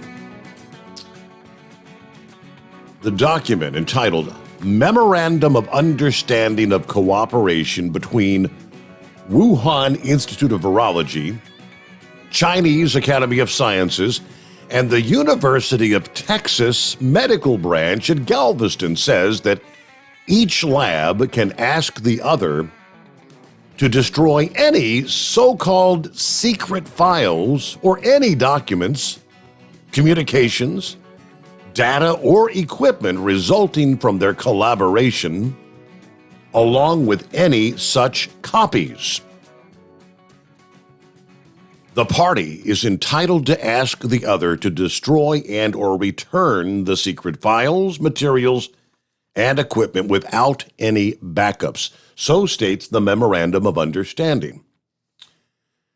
The memorandum signed in 2017 shall be applicable after it has been terminated, which, as the 5-year agreement indicates, would be October of this year. But the clause in question, which allows the two labs to delete data in perpetuity, essentially raises questions about what sort of investigation is necessary to absolve the Wuhan Institute from suspicions that their research did not spark the COVID pandemic, given the growing unfalsifiability of such an investigation. If relevant data were to be deleted, now, according to Robert Gutman, who works in ensuring the integrity of government programs, he said this clause raises a number of red flags. It's quite frankly explosive. Anytime I see a public entity, I would be very concerned about destroying records. Yeah, adding that private entities are expected to abide by certain internal record retention and destruction policies. You cannot just willy-nilly say, well, the Chinese can tell us when to destroy a document. It doesn't work like that. There has to be a protocol here.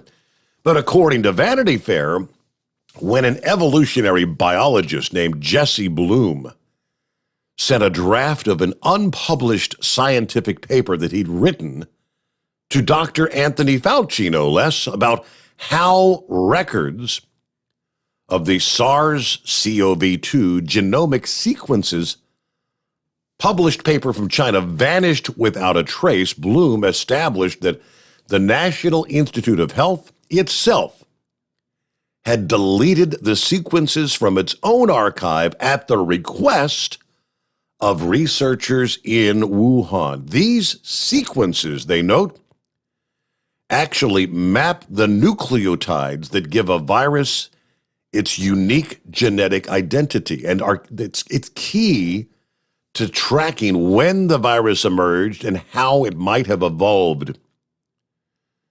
Deleting data on COVID could mean the true origin of the virus may never be known. After Bloom submitted his paper to Fauci, the head of the NIH, Dr. Francis Collins, organized a meeting with him. Bloom went on to describe that meeting between himself, Fauci, Collins, and at least 4 other scientists as extremely contentious. Bloom recalls that the meeting began with the National Center for Biotechnology Information Director giving a verbal explanation of how Wuhan University had requested these sequences be deleted, which was allowable under NCBI policy. He also again indicated that the NCBI was in the process of assembling a list of deleted data sets for transparency. Bloom went on to say, I then started to give a summary of what I had found when I analyzed the deleted sequences. At that point, the meeting became extremely contentious. At one point, Fauci weighed in, objecting to the paper's description of Chinese scientists surreptitiously deleting sequences. The word was loaded, Fauci said, adding that the reason they'd ask for the deletions was unknown. Yes, folks, there's a full-fledged cover-up, and based on that, we will never know. Yeah, obviously, they'll continue to maintain Yeah, there's no way this came out of a lab. The only way it could have, it was a natural occurrence, probably originated there at the wet market, which, was just across the street from the laboratory, but I've never heard of such a thing. Memorandum of Understanding, where China can tell the university in Galveston to delete all files associated with this or that, and no backups. All right, back to the calls we go here on a Tuesday morning. Who we got next? Gilligan checking in. Hello, Gilligan. Oh, thanks for having me back, Steve. Well, I figured somebody else ought to call in since people are complaining that only certain callers, but I guess I'm kind of one of the regulars anyway. Well, at least it gives us a break from heat wave. I may not sound like the real intelligent caller, but I think I got heat wave made. Any y'all out there that think you're going to sound mad or stupid on the radio, just listen to me or heat wave. We'll make you sound intelligent. What do you think, Steve? Okay, all right. I try to get in a good mood, getting back out here, running up and down 81, my normal gig. It's get my mind off things. Actually helping a little bit. Everything, your show's really helping. Hey, Hillbilly Tex, don't worry about them people talking about the way you talk. They talk about the way I talk too, so don't feel bad. Just don't pay them any mind. We love hearing from you. We love you, brother. You're a huge part of this show. Sylvester was bringing up the preppers. I guess you could call me a prepper. I was brought up in the country pretty much my whole life. We've always kept food on hand. I mean, to me, it only makes sense. I'm sure you've heard these calls on the radio, get a big snowstorm coming into these major cities. They're hearing make sure you've got 3 days of food on hand and all this. And I'm hearing but I first started running the road. I hadn't really been around the cities too much. It kind of confused me because I didn't know people didn't keep at least a little bit of food on hand. But I don't get it.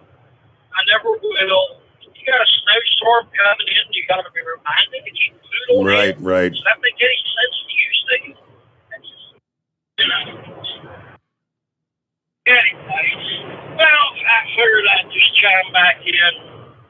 Thanks again, once again, everybody. I appreciate all the calls and messages and stuff. Hope everybody has a good, safe night. You got it. Thank you, Gilligan. All right. Have a good morning. 19 past the hour, and we'll return into it's 844-844-3388. The Steve Sommers Overnight Drive. You're listening to the Overnight Drive with Steve Sommers. After a long winter road trip, there's nothing like coming home to a warm, comfortable home. Hi, I'm Steve with USA Insulation. We appreciate our truckers and the long hours you're putting in to serve us all. Without you, we wouldn't even get the materials to insulate. So we want you to feel like a king when you get back. We put our foam in your walls. It's like putting a coat around your entire home. Keeps the cold air out and the warm air in. And with the rising energy costs, that's going to save you a bundle. We're getting homes ready for winter right now, and we have $1,000 of savings for everyone. But because we love our truckers, we're going to give you an additional $250 discount just for mentioning this show. So give us a call, 1-800-USA-FOAM. That's 1-800-USA-FOAM or usainsulation.net. We're going to give you an additional $250 discount for mentioning the show. 1-800-USA-FOAM or usainsulation.net. USA Insulation. At Hot Shot Secret, we share the science behind common diesel problems. For example, Diesel fuel cetane levels. the cetane rating in diesel fuel is 42 to 45. Most diesel engines operate more efficiently with a cetane rating of 48 to 50. One treatment of Hot Shot Secret Diesel Extreme will raise your cetane 7 points, increase fuel economy, and improve cold starts. Hot Shot Secret Diesel Extreme is available nationwide at truck stops, fine farm and auto stores, and online at hotshotsecret.com. Hot Shot Secret, powered by science. My daughter Brinley is here at St. Jude. Coming here was literally life or death, and it was so scary. But St. Jude is fighting for one goal, like this one mission, life. And that gave us hope. We haven't received a single bill from St. Jude, so I really can just focus on what's best for Brinley. Finding cures, saving children. Learn more at stjude.org. And now, back to the Steve Summers Overnight Drive, live from the Hot Shot Secret Studios.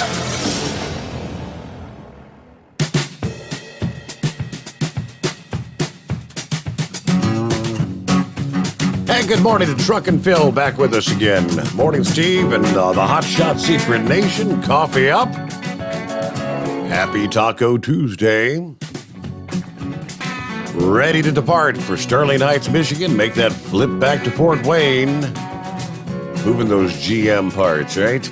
Have a great day. 243 days till Christmas. Just so you know.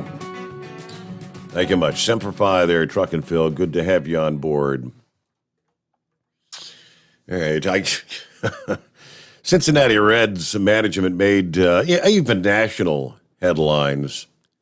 Yeah, back on actually opening day in Cincinnati, which was actually their second series of the season, as they opened on the road with a 4-game set in Atlanta this year. And following up with the Reds off to, a couple of days ago, a rather embarrassing 2-win, 12-loss start.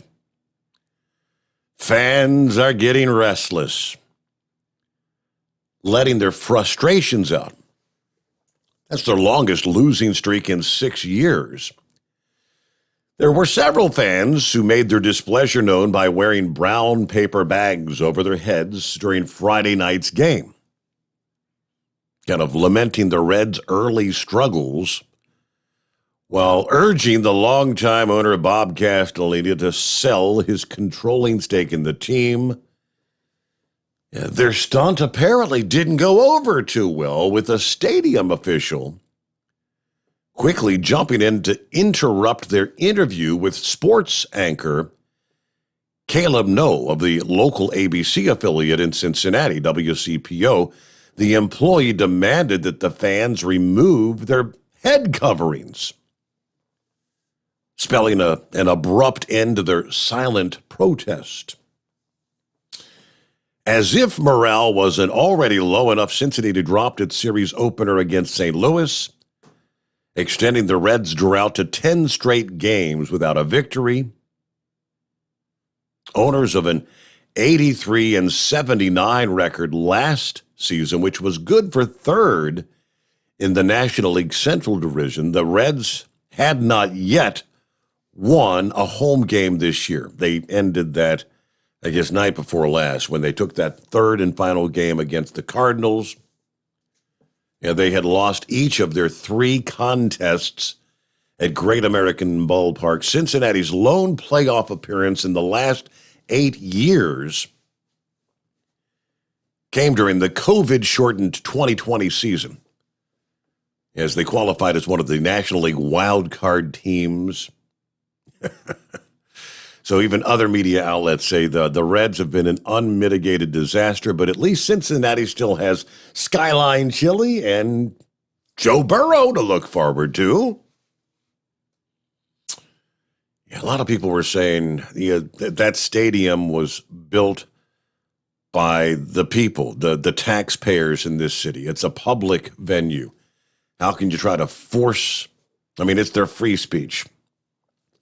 Had the paper bags over their heads. So I think some of them had written on them, "Sell the team, Bob," that sort of thing. Just embarrassed to show their face at a game. So I guess what are they now? Technically 3-12. I don't know if they played last night or not. But I heard your name mentioned more than once this morning. There, hello, Heatwave. Yeah, I sure did there, senor. First you, then Sexy, then Gilligan, and all I got to say is Sexy is this. Okay, that makes me feel better. Gilligan, yeah, we both got kind of crazy voices there, so I think yours is crazier than mine. I think compared to the two of us, with me, and I think I'm dang near royalty, you know? So, anyways. And I don't know, I missed out on the conversation about text, so I don't know, did I start a shish kebab storm about sounding crazy on the radio when I was referring to myself? I mean, I'm self-deprivating at times. No, I think this this goes back. I mean, I remember there was a post that I had made about fun and games. I think someone had chimed in, and this was all the social media thing. I took it down like 24 hours later because I guess some weren't understanding. Someone alluded to hillbilly text, not realizing that he's not using a fictitious voice. That is his voice. He can't help it. Somebody, then somebody said, I stopped listening with Big Sexy and blah, blah, blah. Remember all that stuff. So I think that's where that stems from. People, get over yourselves. That's all I got to say about that. No, you were talking about the tumbleweeds. Yeah, they're in Eagle something, Utah. Yeah, we got our fair share of them out here in New Mexico. There's been times there in Clovis, which is on the eastern line of New Mexico with Texas, and they've had houses that were completely covered with the tumbleweeds that have got blowed over from the open plains out there. And I mean, if people are walking outside and they actually have to push their doors open if they got storm doors, because that's just how much tumbleweeds that they have. Wow. I mean, I think somewhere I was reading in a story that I guess it's an invasive weed that actually it originated in Russia or something, but it's just a little bushy thing that when it dries out, toward the roots, it's very weak. Winds, they blow loose. Yes. And they will disperse, it said, somewhere between 200 and 250,000 seeds as they're tumbling along. I guess that's how they spread so rampantly. Right. Yeah, it's not that they're heavy, they're just bulky is what it is. I mean, depending on how much it rains, I mean, that can be just a little bitty thing, or they can be the big hulking, beach ball sized buggers that I guess inspired the song, the tumble and tumble and tumble. Right. So, we have them out there, and the only thing you can do is just go ahead and crush them up, put them in the trash bag, and take them to the dump and let them dispose of them. Because if you try to go ahead and set fire to them to get rid of it, you're asking for trouble. Now, either on my page or on your fan page, I had shared the snowman that always shows up in Albuquerque. And what it's composed of, it is composed of the biggest tumbleweeds that the city of Albuquerque can get.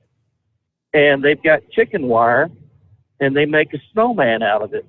And what they do is they go ahead and they spray paint the tumbleweeds white, and they put a blue cap on top of the snowman. We'll put snowman in parentheses, and it's an annual tradition. So it's up there about Thanksgiving, and it comes down about the middle of December. So folks can be creative with it, that's for sure. But I'll go ahead and let you go, Senor. I just thought I'd holler back. All right. Y'all have yourselves a good night. Being the holler back girl, right? It is news break time, though. The Steve Summers Overnight Drive live from the Hot Shot Secret Studios. USA Radio News with Kenneth Burns. Elon Musk is purchasing Twitter for $44 billion. The deal comes 2 weeks after the Tesla and SpaceX CEO first offered to buy the social media company. Musk has vowed to, quote, unlock the platform's potential by loosening what he says are unfair restrictions on free speech. Nice to see you here, yes. Secretary of State Antony Blinken and Defense Secretary Lloyd Austin snuck to Kyiv to meet with Ukrainian President Volodymyr Zelensky over the weekend. This was the highest-level visit by American officials since Russia's invasion of Ukraine began. They've pledged more than $300 million in foreign military financing. That's in addition to the $165 million sale of ammunition. Tech stocks helped Wall Street end Monday on a positive note. The Dow closed up 238 points. The Nasdaq was higher by 166 points. The S&P 500 gained 24. This is USA Radio News. You clean everything else in your house. Why don't you clean the air? It's easy to do with an Eden Pure Thunderstorm air purifier. They're under $200 for a 3-pack. You can put one in the kitchen. You can put one in the living room. You can put one in that room that you always flush. Go to EdenPureDeals.com. Put in my promo code CLASSIC3 and you'll save $200. EdenPureDeals.com. Discount code CLASSIC3 and you'll also get free shipping. Bingo fun fact number 6. Americans spend over $90 million weekly on bingo. Why? When you can play Bingo Treasure for free. Go to BingoRadioUSA.com. Play from any device, your smartphone, tablet, or computer. The account is free. The play is free. Play one card. Play more. Chat with other players. Meet new friends. All free at BingoRadioUSA.com. That's BingoRadioUSA.com. Bingo from any device. Hurry. Free accounts are limited. You're listening to the Overnight Drive with Steve Summers. Drivers, you demand that your equipment's reliable and dependable, and that also applies to your headset for communication. Well, our friends at Stellar Electronic have you covered. The Pluto Duo headset bundle is the best communication headset you can find in the industry. No matter the challenging environment you're driving in, the Pluto headset will make you sound crystal clear all the time thanks to their 99% noise cancellation. And the Duo's not only a stereo converter for the headset, but also a power bank so you can charge as you go. Learn more at StellarElectronic.com or visit them on Facebook. Do you have a Dodge pickup and hate your automatic transmission? Of course you do. Levon Miller at Firepunk Diesel here, and we specialize in heavy-duty and performance transmissions for your 3-quarter or 1-ton Cummins-powered truck. So if you're interested in turning your stock slush box into a towing monster, call us today at 614-733-3744 or visit us online at shop.firepunk.com. It's coming. Crisp fall mornings turn bitter cold. As you fire up your diesel, you can see your breath on the inside of the cab.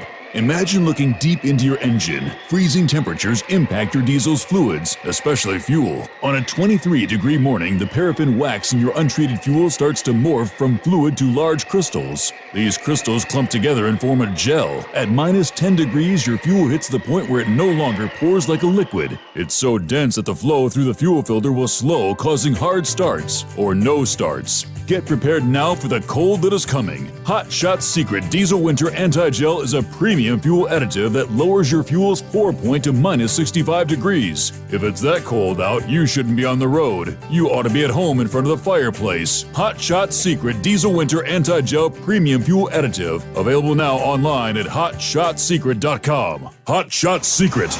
Powered by science. Attention all truckers, Dean Michael, the tax doctor here. I want to talk to you about those dreaded tax problems. I know you want to keep on trucking and not even think about them. Well, let's face it, they're not going away all on their own. You need professional help. I've been helping truckers put their tax problems in the rearview mirror for years. I can help you too. Call me for a free consultation at 888-632-4506 or go to mytaxhelpmd.com. It's like I always say, keep your eyes on the road, I'll keep mine on the IRS. 888-632-4506. After a long winter road trip, there's nothing like coming home to a warm, comfortable home.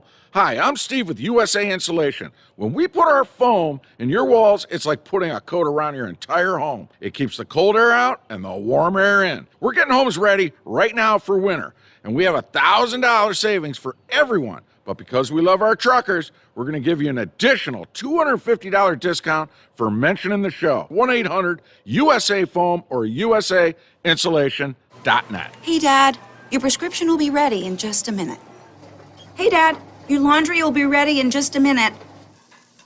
Dad, your lunch will be ready in just a minute. Hey, honey, why don't you take a minute? When you help care for a loved one, you give them as much time as you can. making sure they're safe and comfortable. But it's just as important that you take some time for yourself. At AARP, we can help with information and useful tips on how you can maintain a healthy life balance, care for your own physical and mental well-being, and manage the challenges of caring for a loved one. Because the better care you take of yourself, the better care you can provide for your loved one. Thanks, Dad. Thank you. You're there for them. We're here for you. Find free care guides to support you and your loved one at aarp.org/caregiving. That's aarp.org/caregiving. A public service announcement brought to you by AARP and the Ad Council. And now, back to the Steve Summers Overnight Drive, live from the Hot Shot Secret Studios.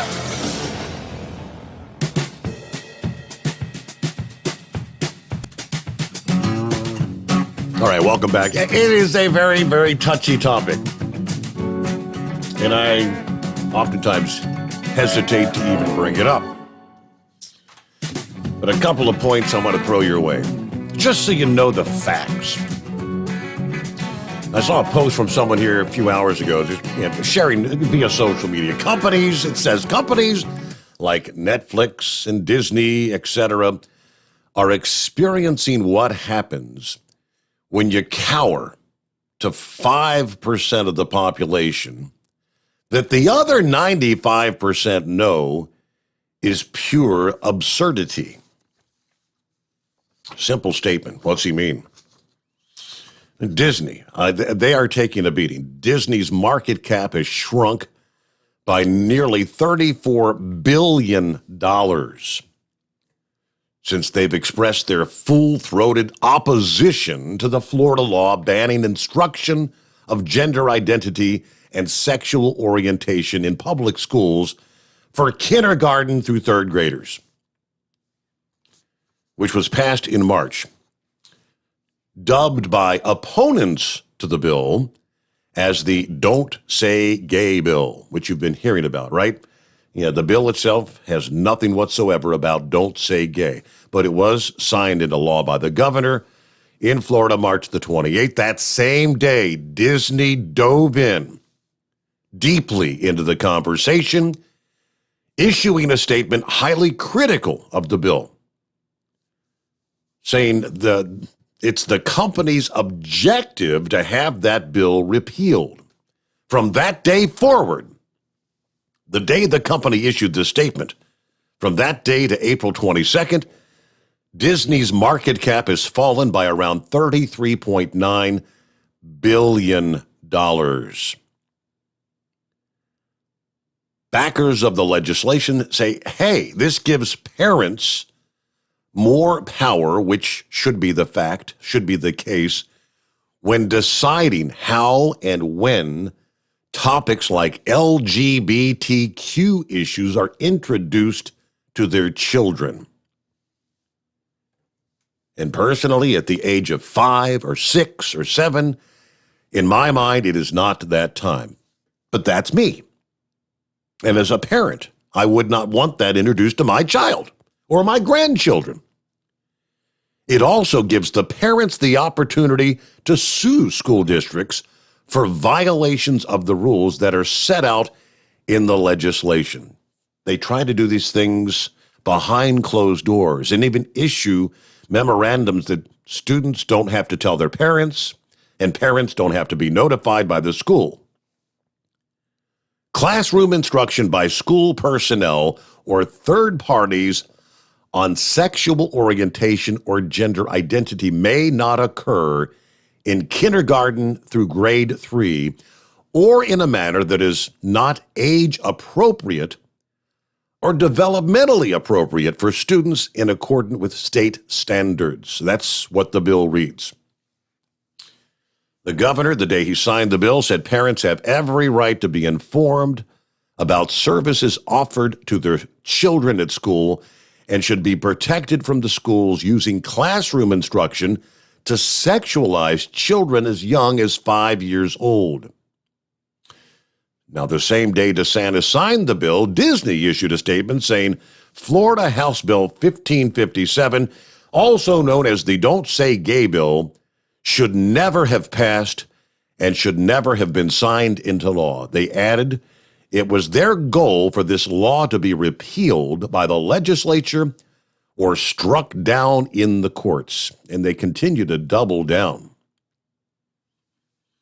Now, the declaration of opposition to the bill prompted a number of parents' groups to call for boycotts of the company's products, their movies, the theme parks, the shows, based on 1.82 billion outstanding shares and on the March 28th share price of $136.90, Disney's market cap stood at $249.2 billion. With their shares having fallen to $118.27 by April 22, Disney's value, as measured by market capitalization, has declined to $215.3 billion. That's the drop of $33.9 billion. Then DeSantis on Friday made reference to Disney's pledge to have that bill repealed. And he says, once again, I was very clear about saying, you're not going to influence me. I'm standing strong right here. Incredibly, they say, we're going to work to repeal parents' rights in Florida, he said, characterizing what he viewed as Disney's objective to the controversy. And I'm thinking to myself, you're a corporation based in Burbank, California, and you're going to marshal your economic might to attack the parents in Florida. Yeah, we view that as provocation. We're going to fight back against it. Now, how many, if I asked the question, and I thought the numbers were pretty damn low. When you say you've got 5% of the population trying to mandate changes, make legislation in regard to the 5%, where the 95%, media apparently has done a pretty damn good job of convincing the average American adult that there's a hell of a lot more of the LGBT community out there than actually exists. When polled by Gallup, U.S. adults estimate that nearly 1 in 4 Americans are gay or lesbian. It's 23.6%. That's what they think. Gallup has previously found Americans have greatly overestimated the gay population. They recorded similar average estimates. 24.6% in 2011. It was 23.2% in 2015.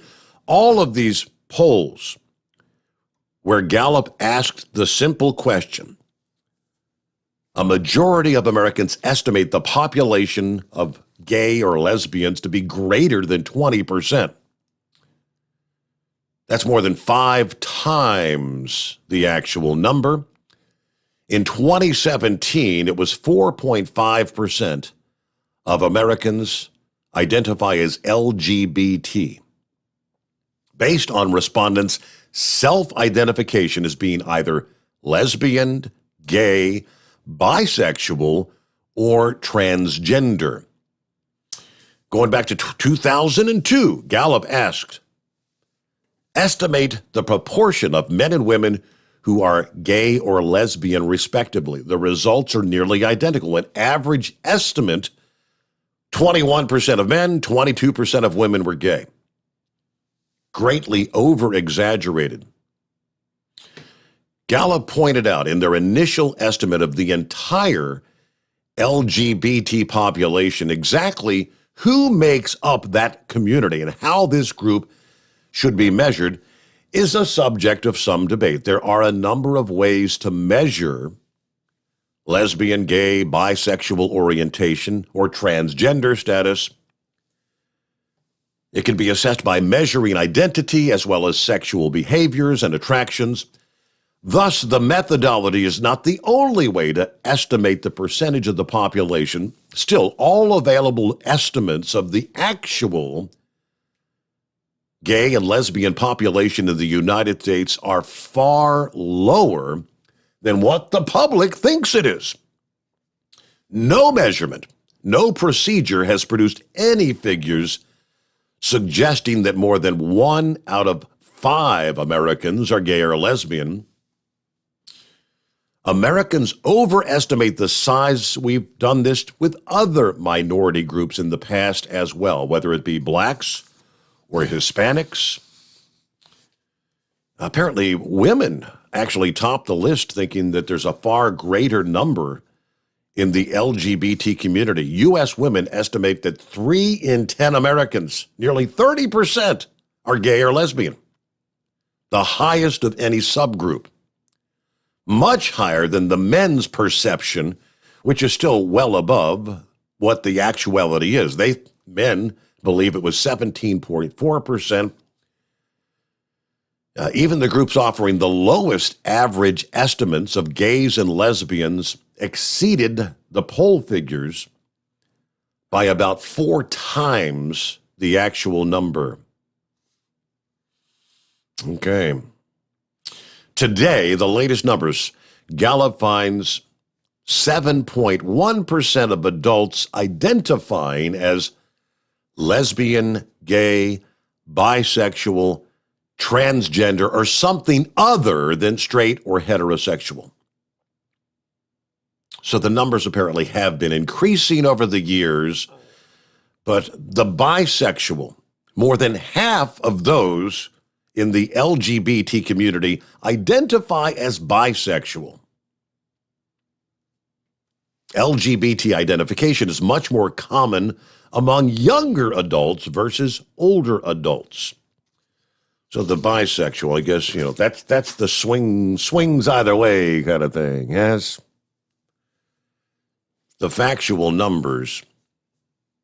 So the truth is, companies like Netflix and Disney and others that are on that bandwagon are indeed being profoundly impacted by cowering or kowtowing to the 5% of the population. And why that is, I don't know. But just to share the numbers, that's all I wanted to do, the facts. Are you surprised that so many believe that it's nearly 25% of the population? And we'll be back in 2. The Steve Summers Overnight Drive, live from the Hot Shot Secret Studios. You're listening to the Overnight Drive with Steve Summers. It's coming. Crisp fall mornings turn bitter cold. As you fire up your diesel, you can see your breath on the inside of a cab. Imagine looking deep into your engine. Freezing temperatures impact your diesel's fluids, especially fuel. On a 23-degree morning, the paraffin wax in your untreated fuel starts to morph from fluid to large crystals. These crystals clump together and form a gel. At minus 10 degrees, your fuel hits the point where it no longer pours like a liquid. It's so dense that the flow through the fuel filter will slow, causing hard starts or no starts. Get prepared now for the cold that is coming. Hot Shot Secret Diesel Winter Anti-Gel is a premium fuel additive that lowers your fuel's pour point to minus 65 degrees. If it's that cold out, you shouldn't be on the road. You ought to be at home in front of the fireplace. Hot Shot Secret Diesel Winter Anti-Gel Premium Fuel Additive. Available now online at hotshotsecret.com. Hot Shot Secret. Powered by science. Do you have a Dodge pickup and hate your automatic transmission? Of course you do. Levon Miller at Firepunk Diesel here, and we specialize in heavy-duty and performance transmissions for your 3-quarter or 1-ton Cummins-powered truck. So if you're interested in turning your stock slush box into a towing monster, call us today at 614-733-3744 or visit us online at shop.firepunk.com. Honorary Forest Ranger Betty White here, lending a hand to my dear friend Smokey Bear. Because for years, he's only said, only you can prevent wildfires. But there's a lot more to say. Like if you park your car on tall, dry grass, the hot exhaust pipe can start a wildfire. So keep the animals safe, especially the cute shirtless one. Go to SmokeyBear.com to learn more about wildfire prevention. Brought to you by the U.S. Forest Service, your state forester, and the Ad Council. And now, back to the Steve Summers Overnight Drive, live from the Hot Shot Secret Studios.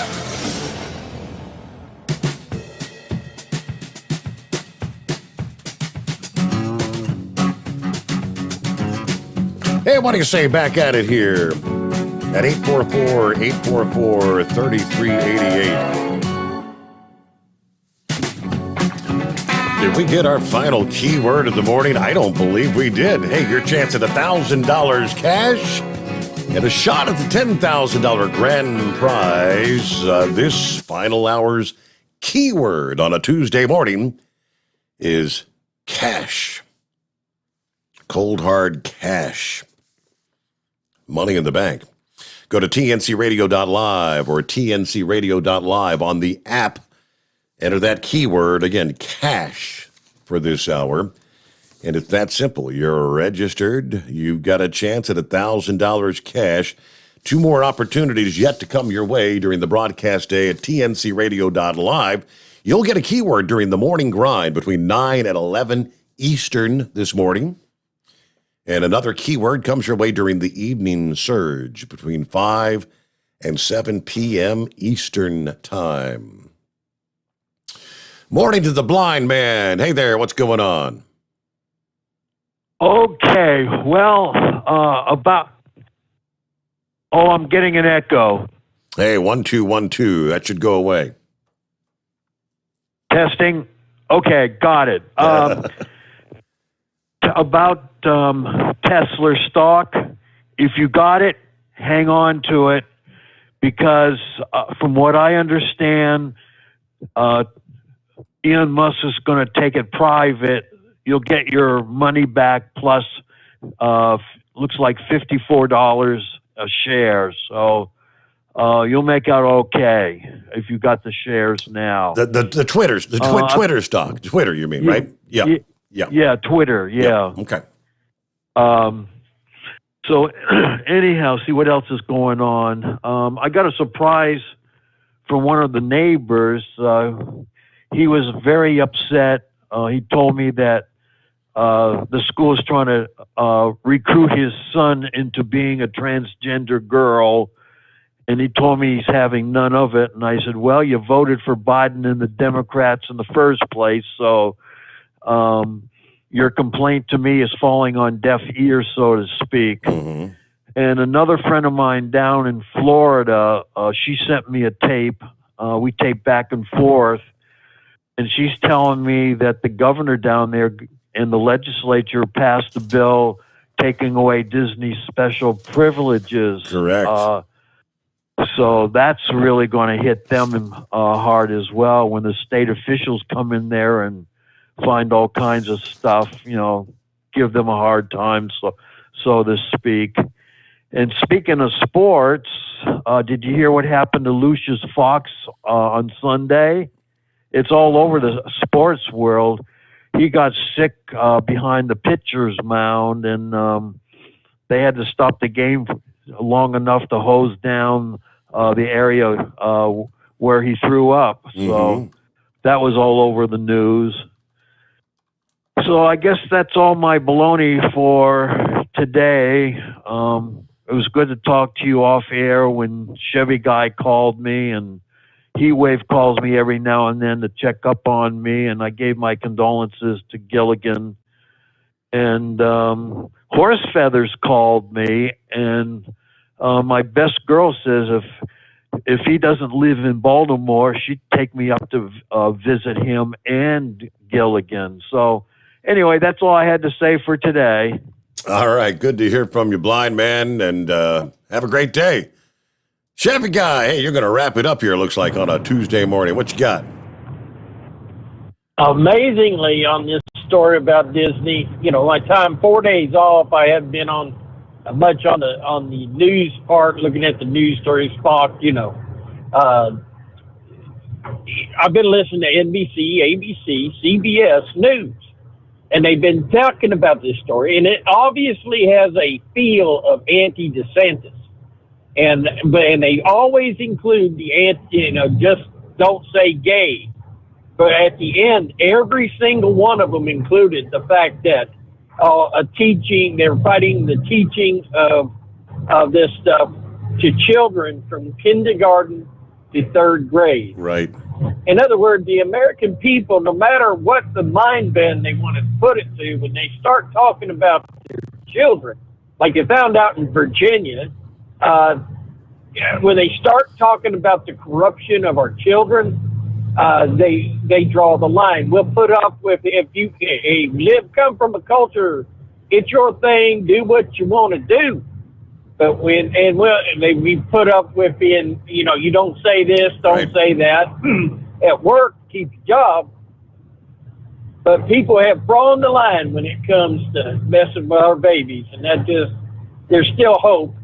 It does feel like God took his hand of protection off of this country in 2012 when they opened up the gay marriage in this country. And it doesn't mean that God still don't work. God doesn't still save, and God is not there for you to take on. But it does mean, it does feel like God has laid, all right, y'all want to do it that way, and you have to. I can't help you. So for the most part, America really is accepting anything and everything that comes down the pike that's in. And but thank God we got Steve Sommers and the Overnight Drive to keep us in line, because hey, you ain't going to hear it anywhere else. You'll hear it here. So other than that, we'll be listening for you when you fire it up tomorrow morning. How about it? At the midnight hour. There you go. Chevy Guy, thanks for checking in. Have a great day. And again, glad the wife's doing okay. One day at a time, right? And we close up. Put a lid on it. Put a cap on it here on a Tuesday morning. Come back at the midnight hour, and yes, indeed, we'll do it all again. Somewhere down the line, I imagine we'll hear, hey, Mike. Because we'll be rolling into midweek Wednesday, a.k.a. Hump Day. Hope you'll join us for our next edition of the Steve Sommers Overnight Drive live from the Hot Shot Secret Studios.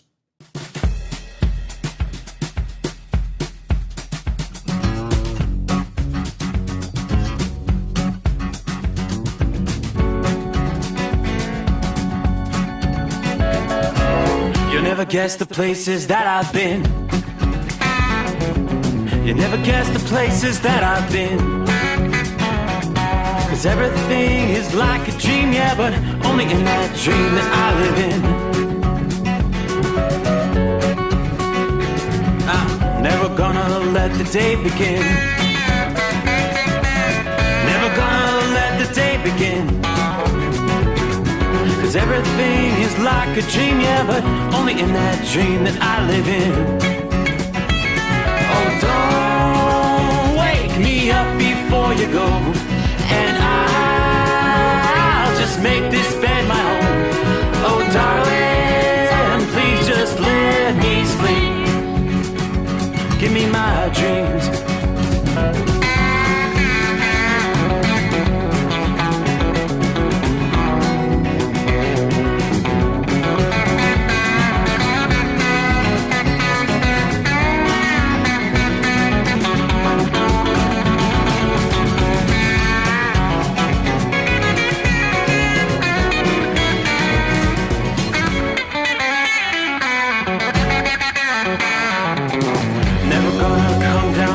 Above, 'cause everything looks better from above. Nothing's ever as it seems, yeah, except in that world that I dream of. Never gonna lose the ones I love. Never gonna lose the ones I love.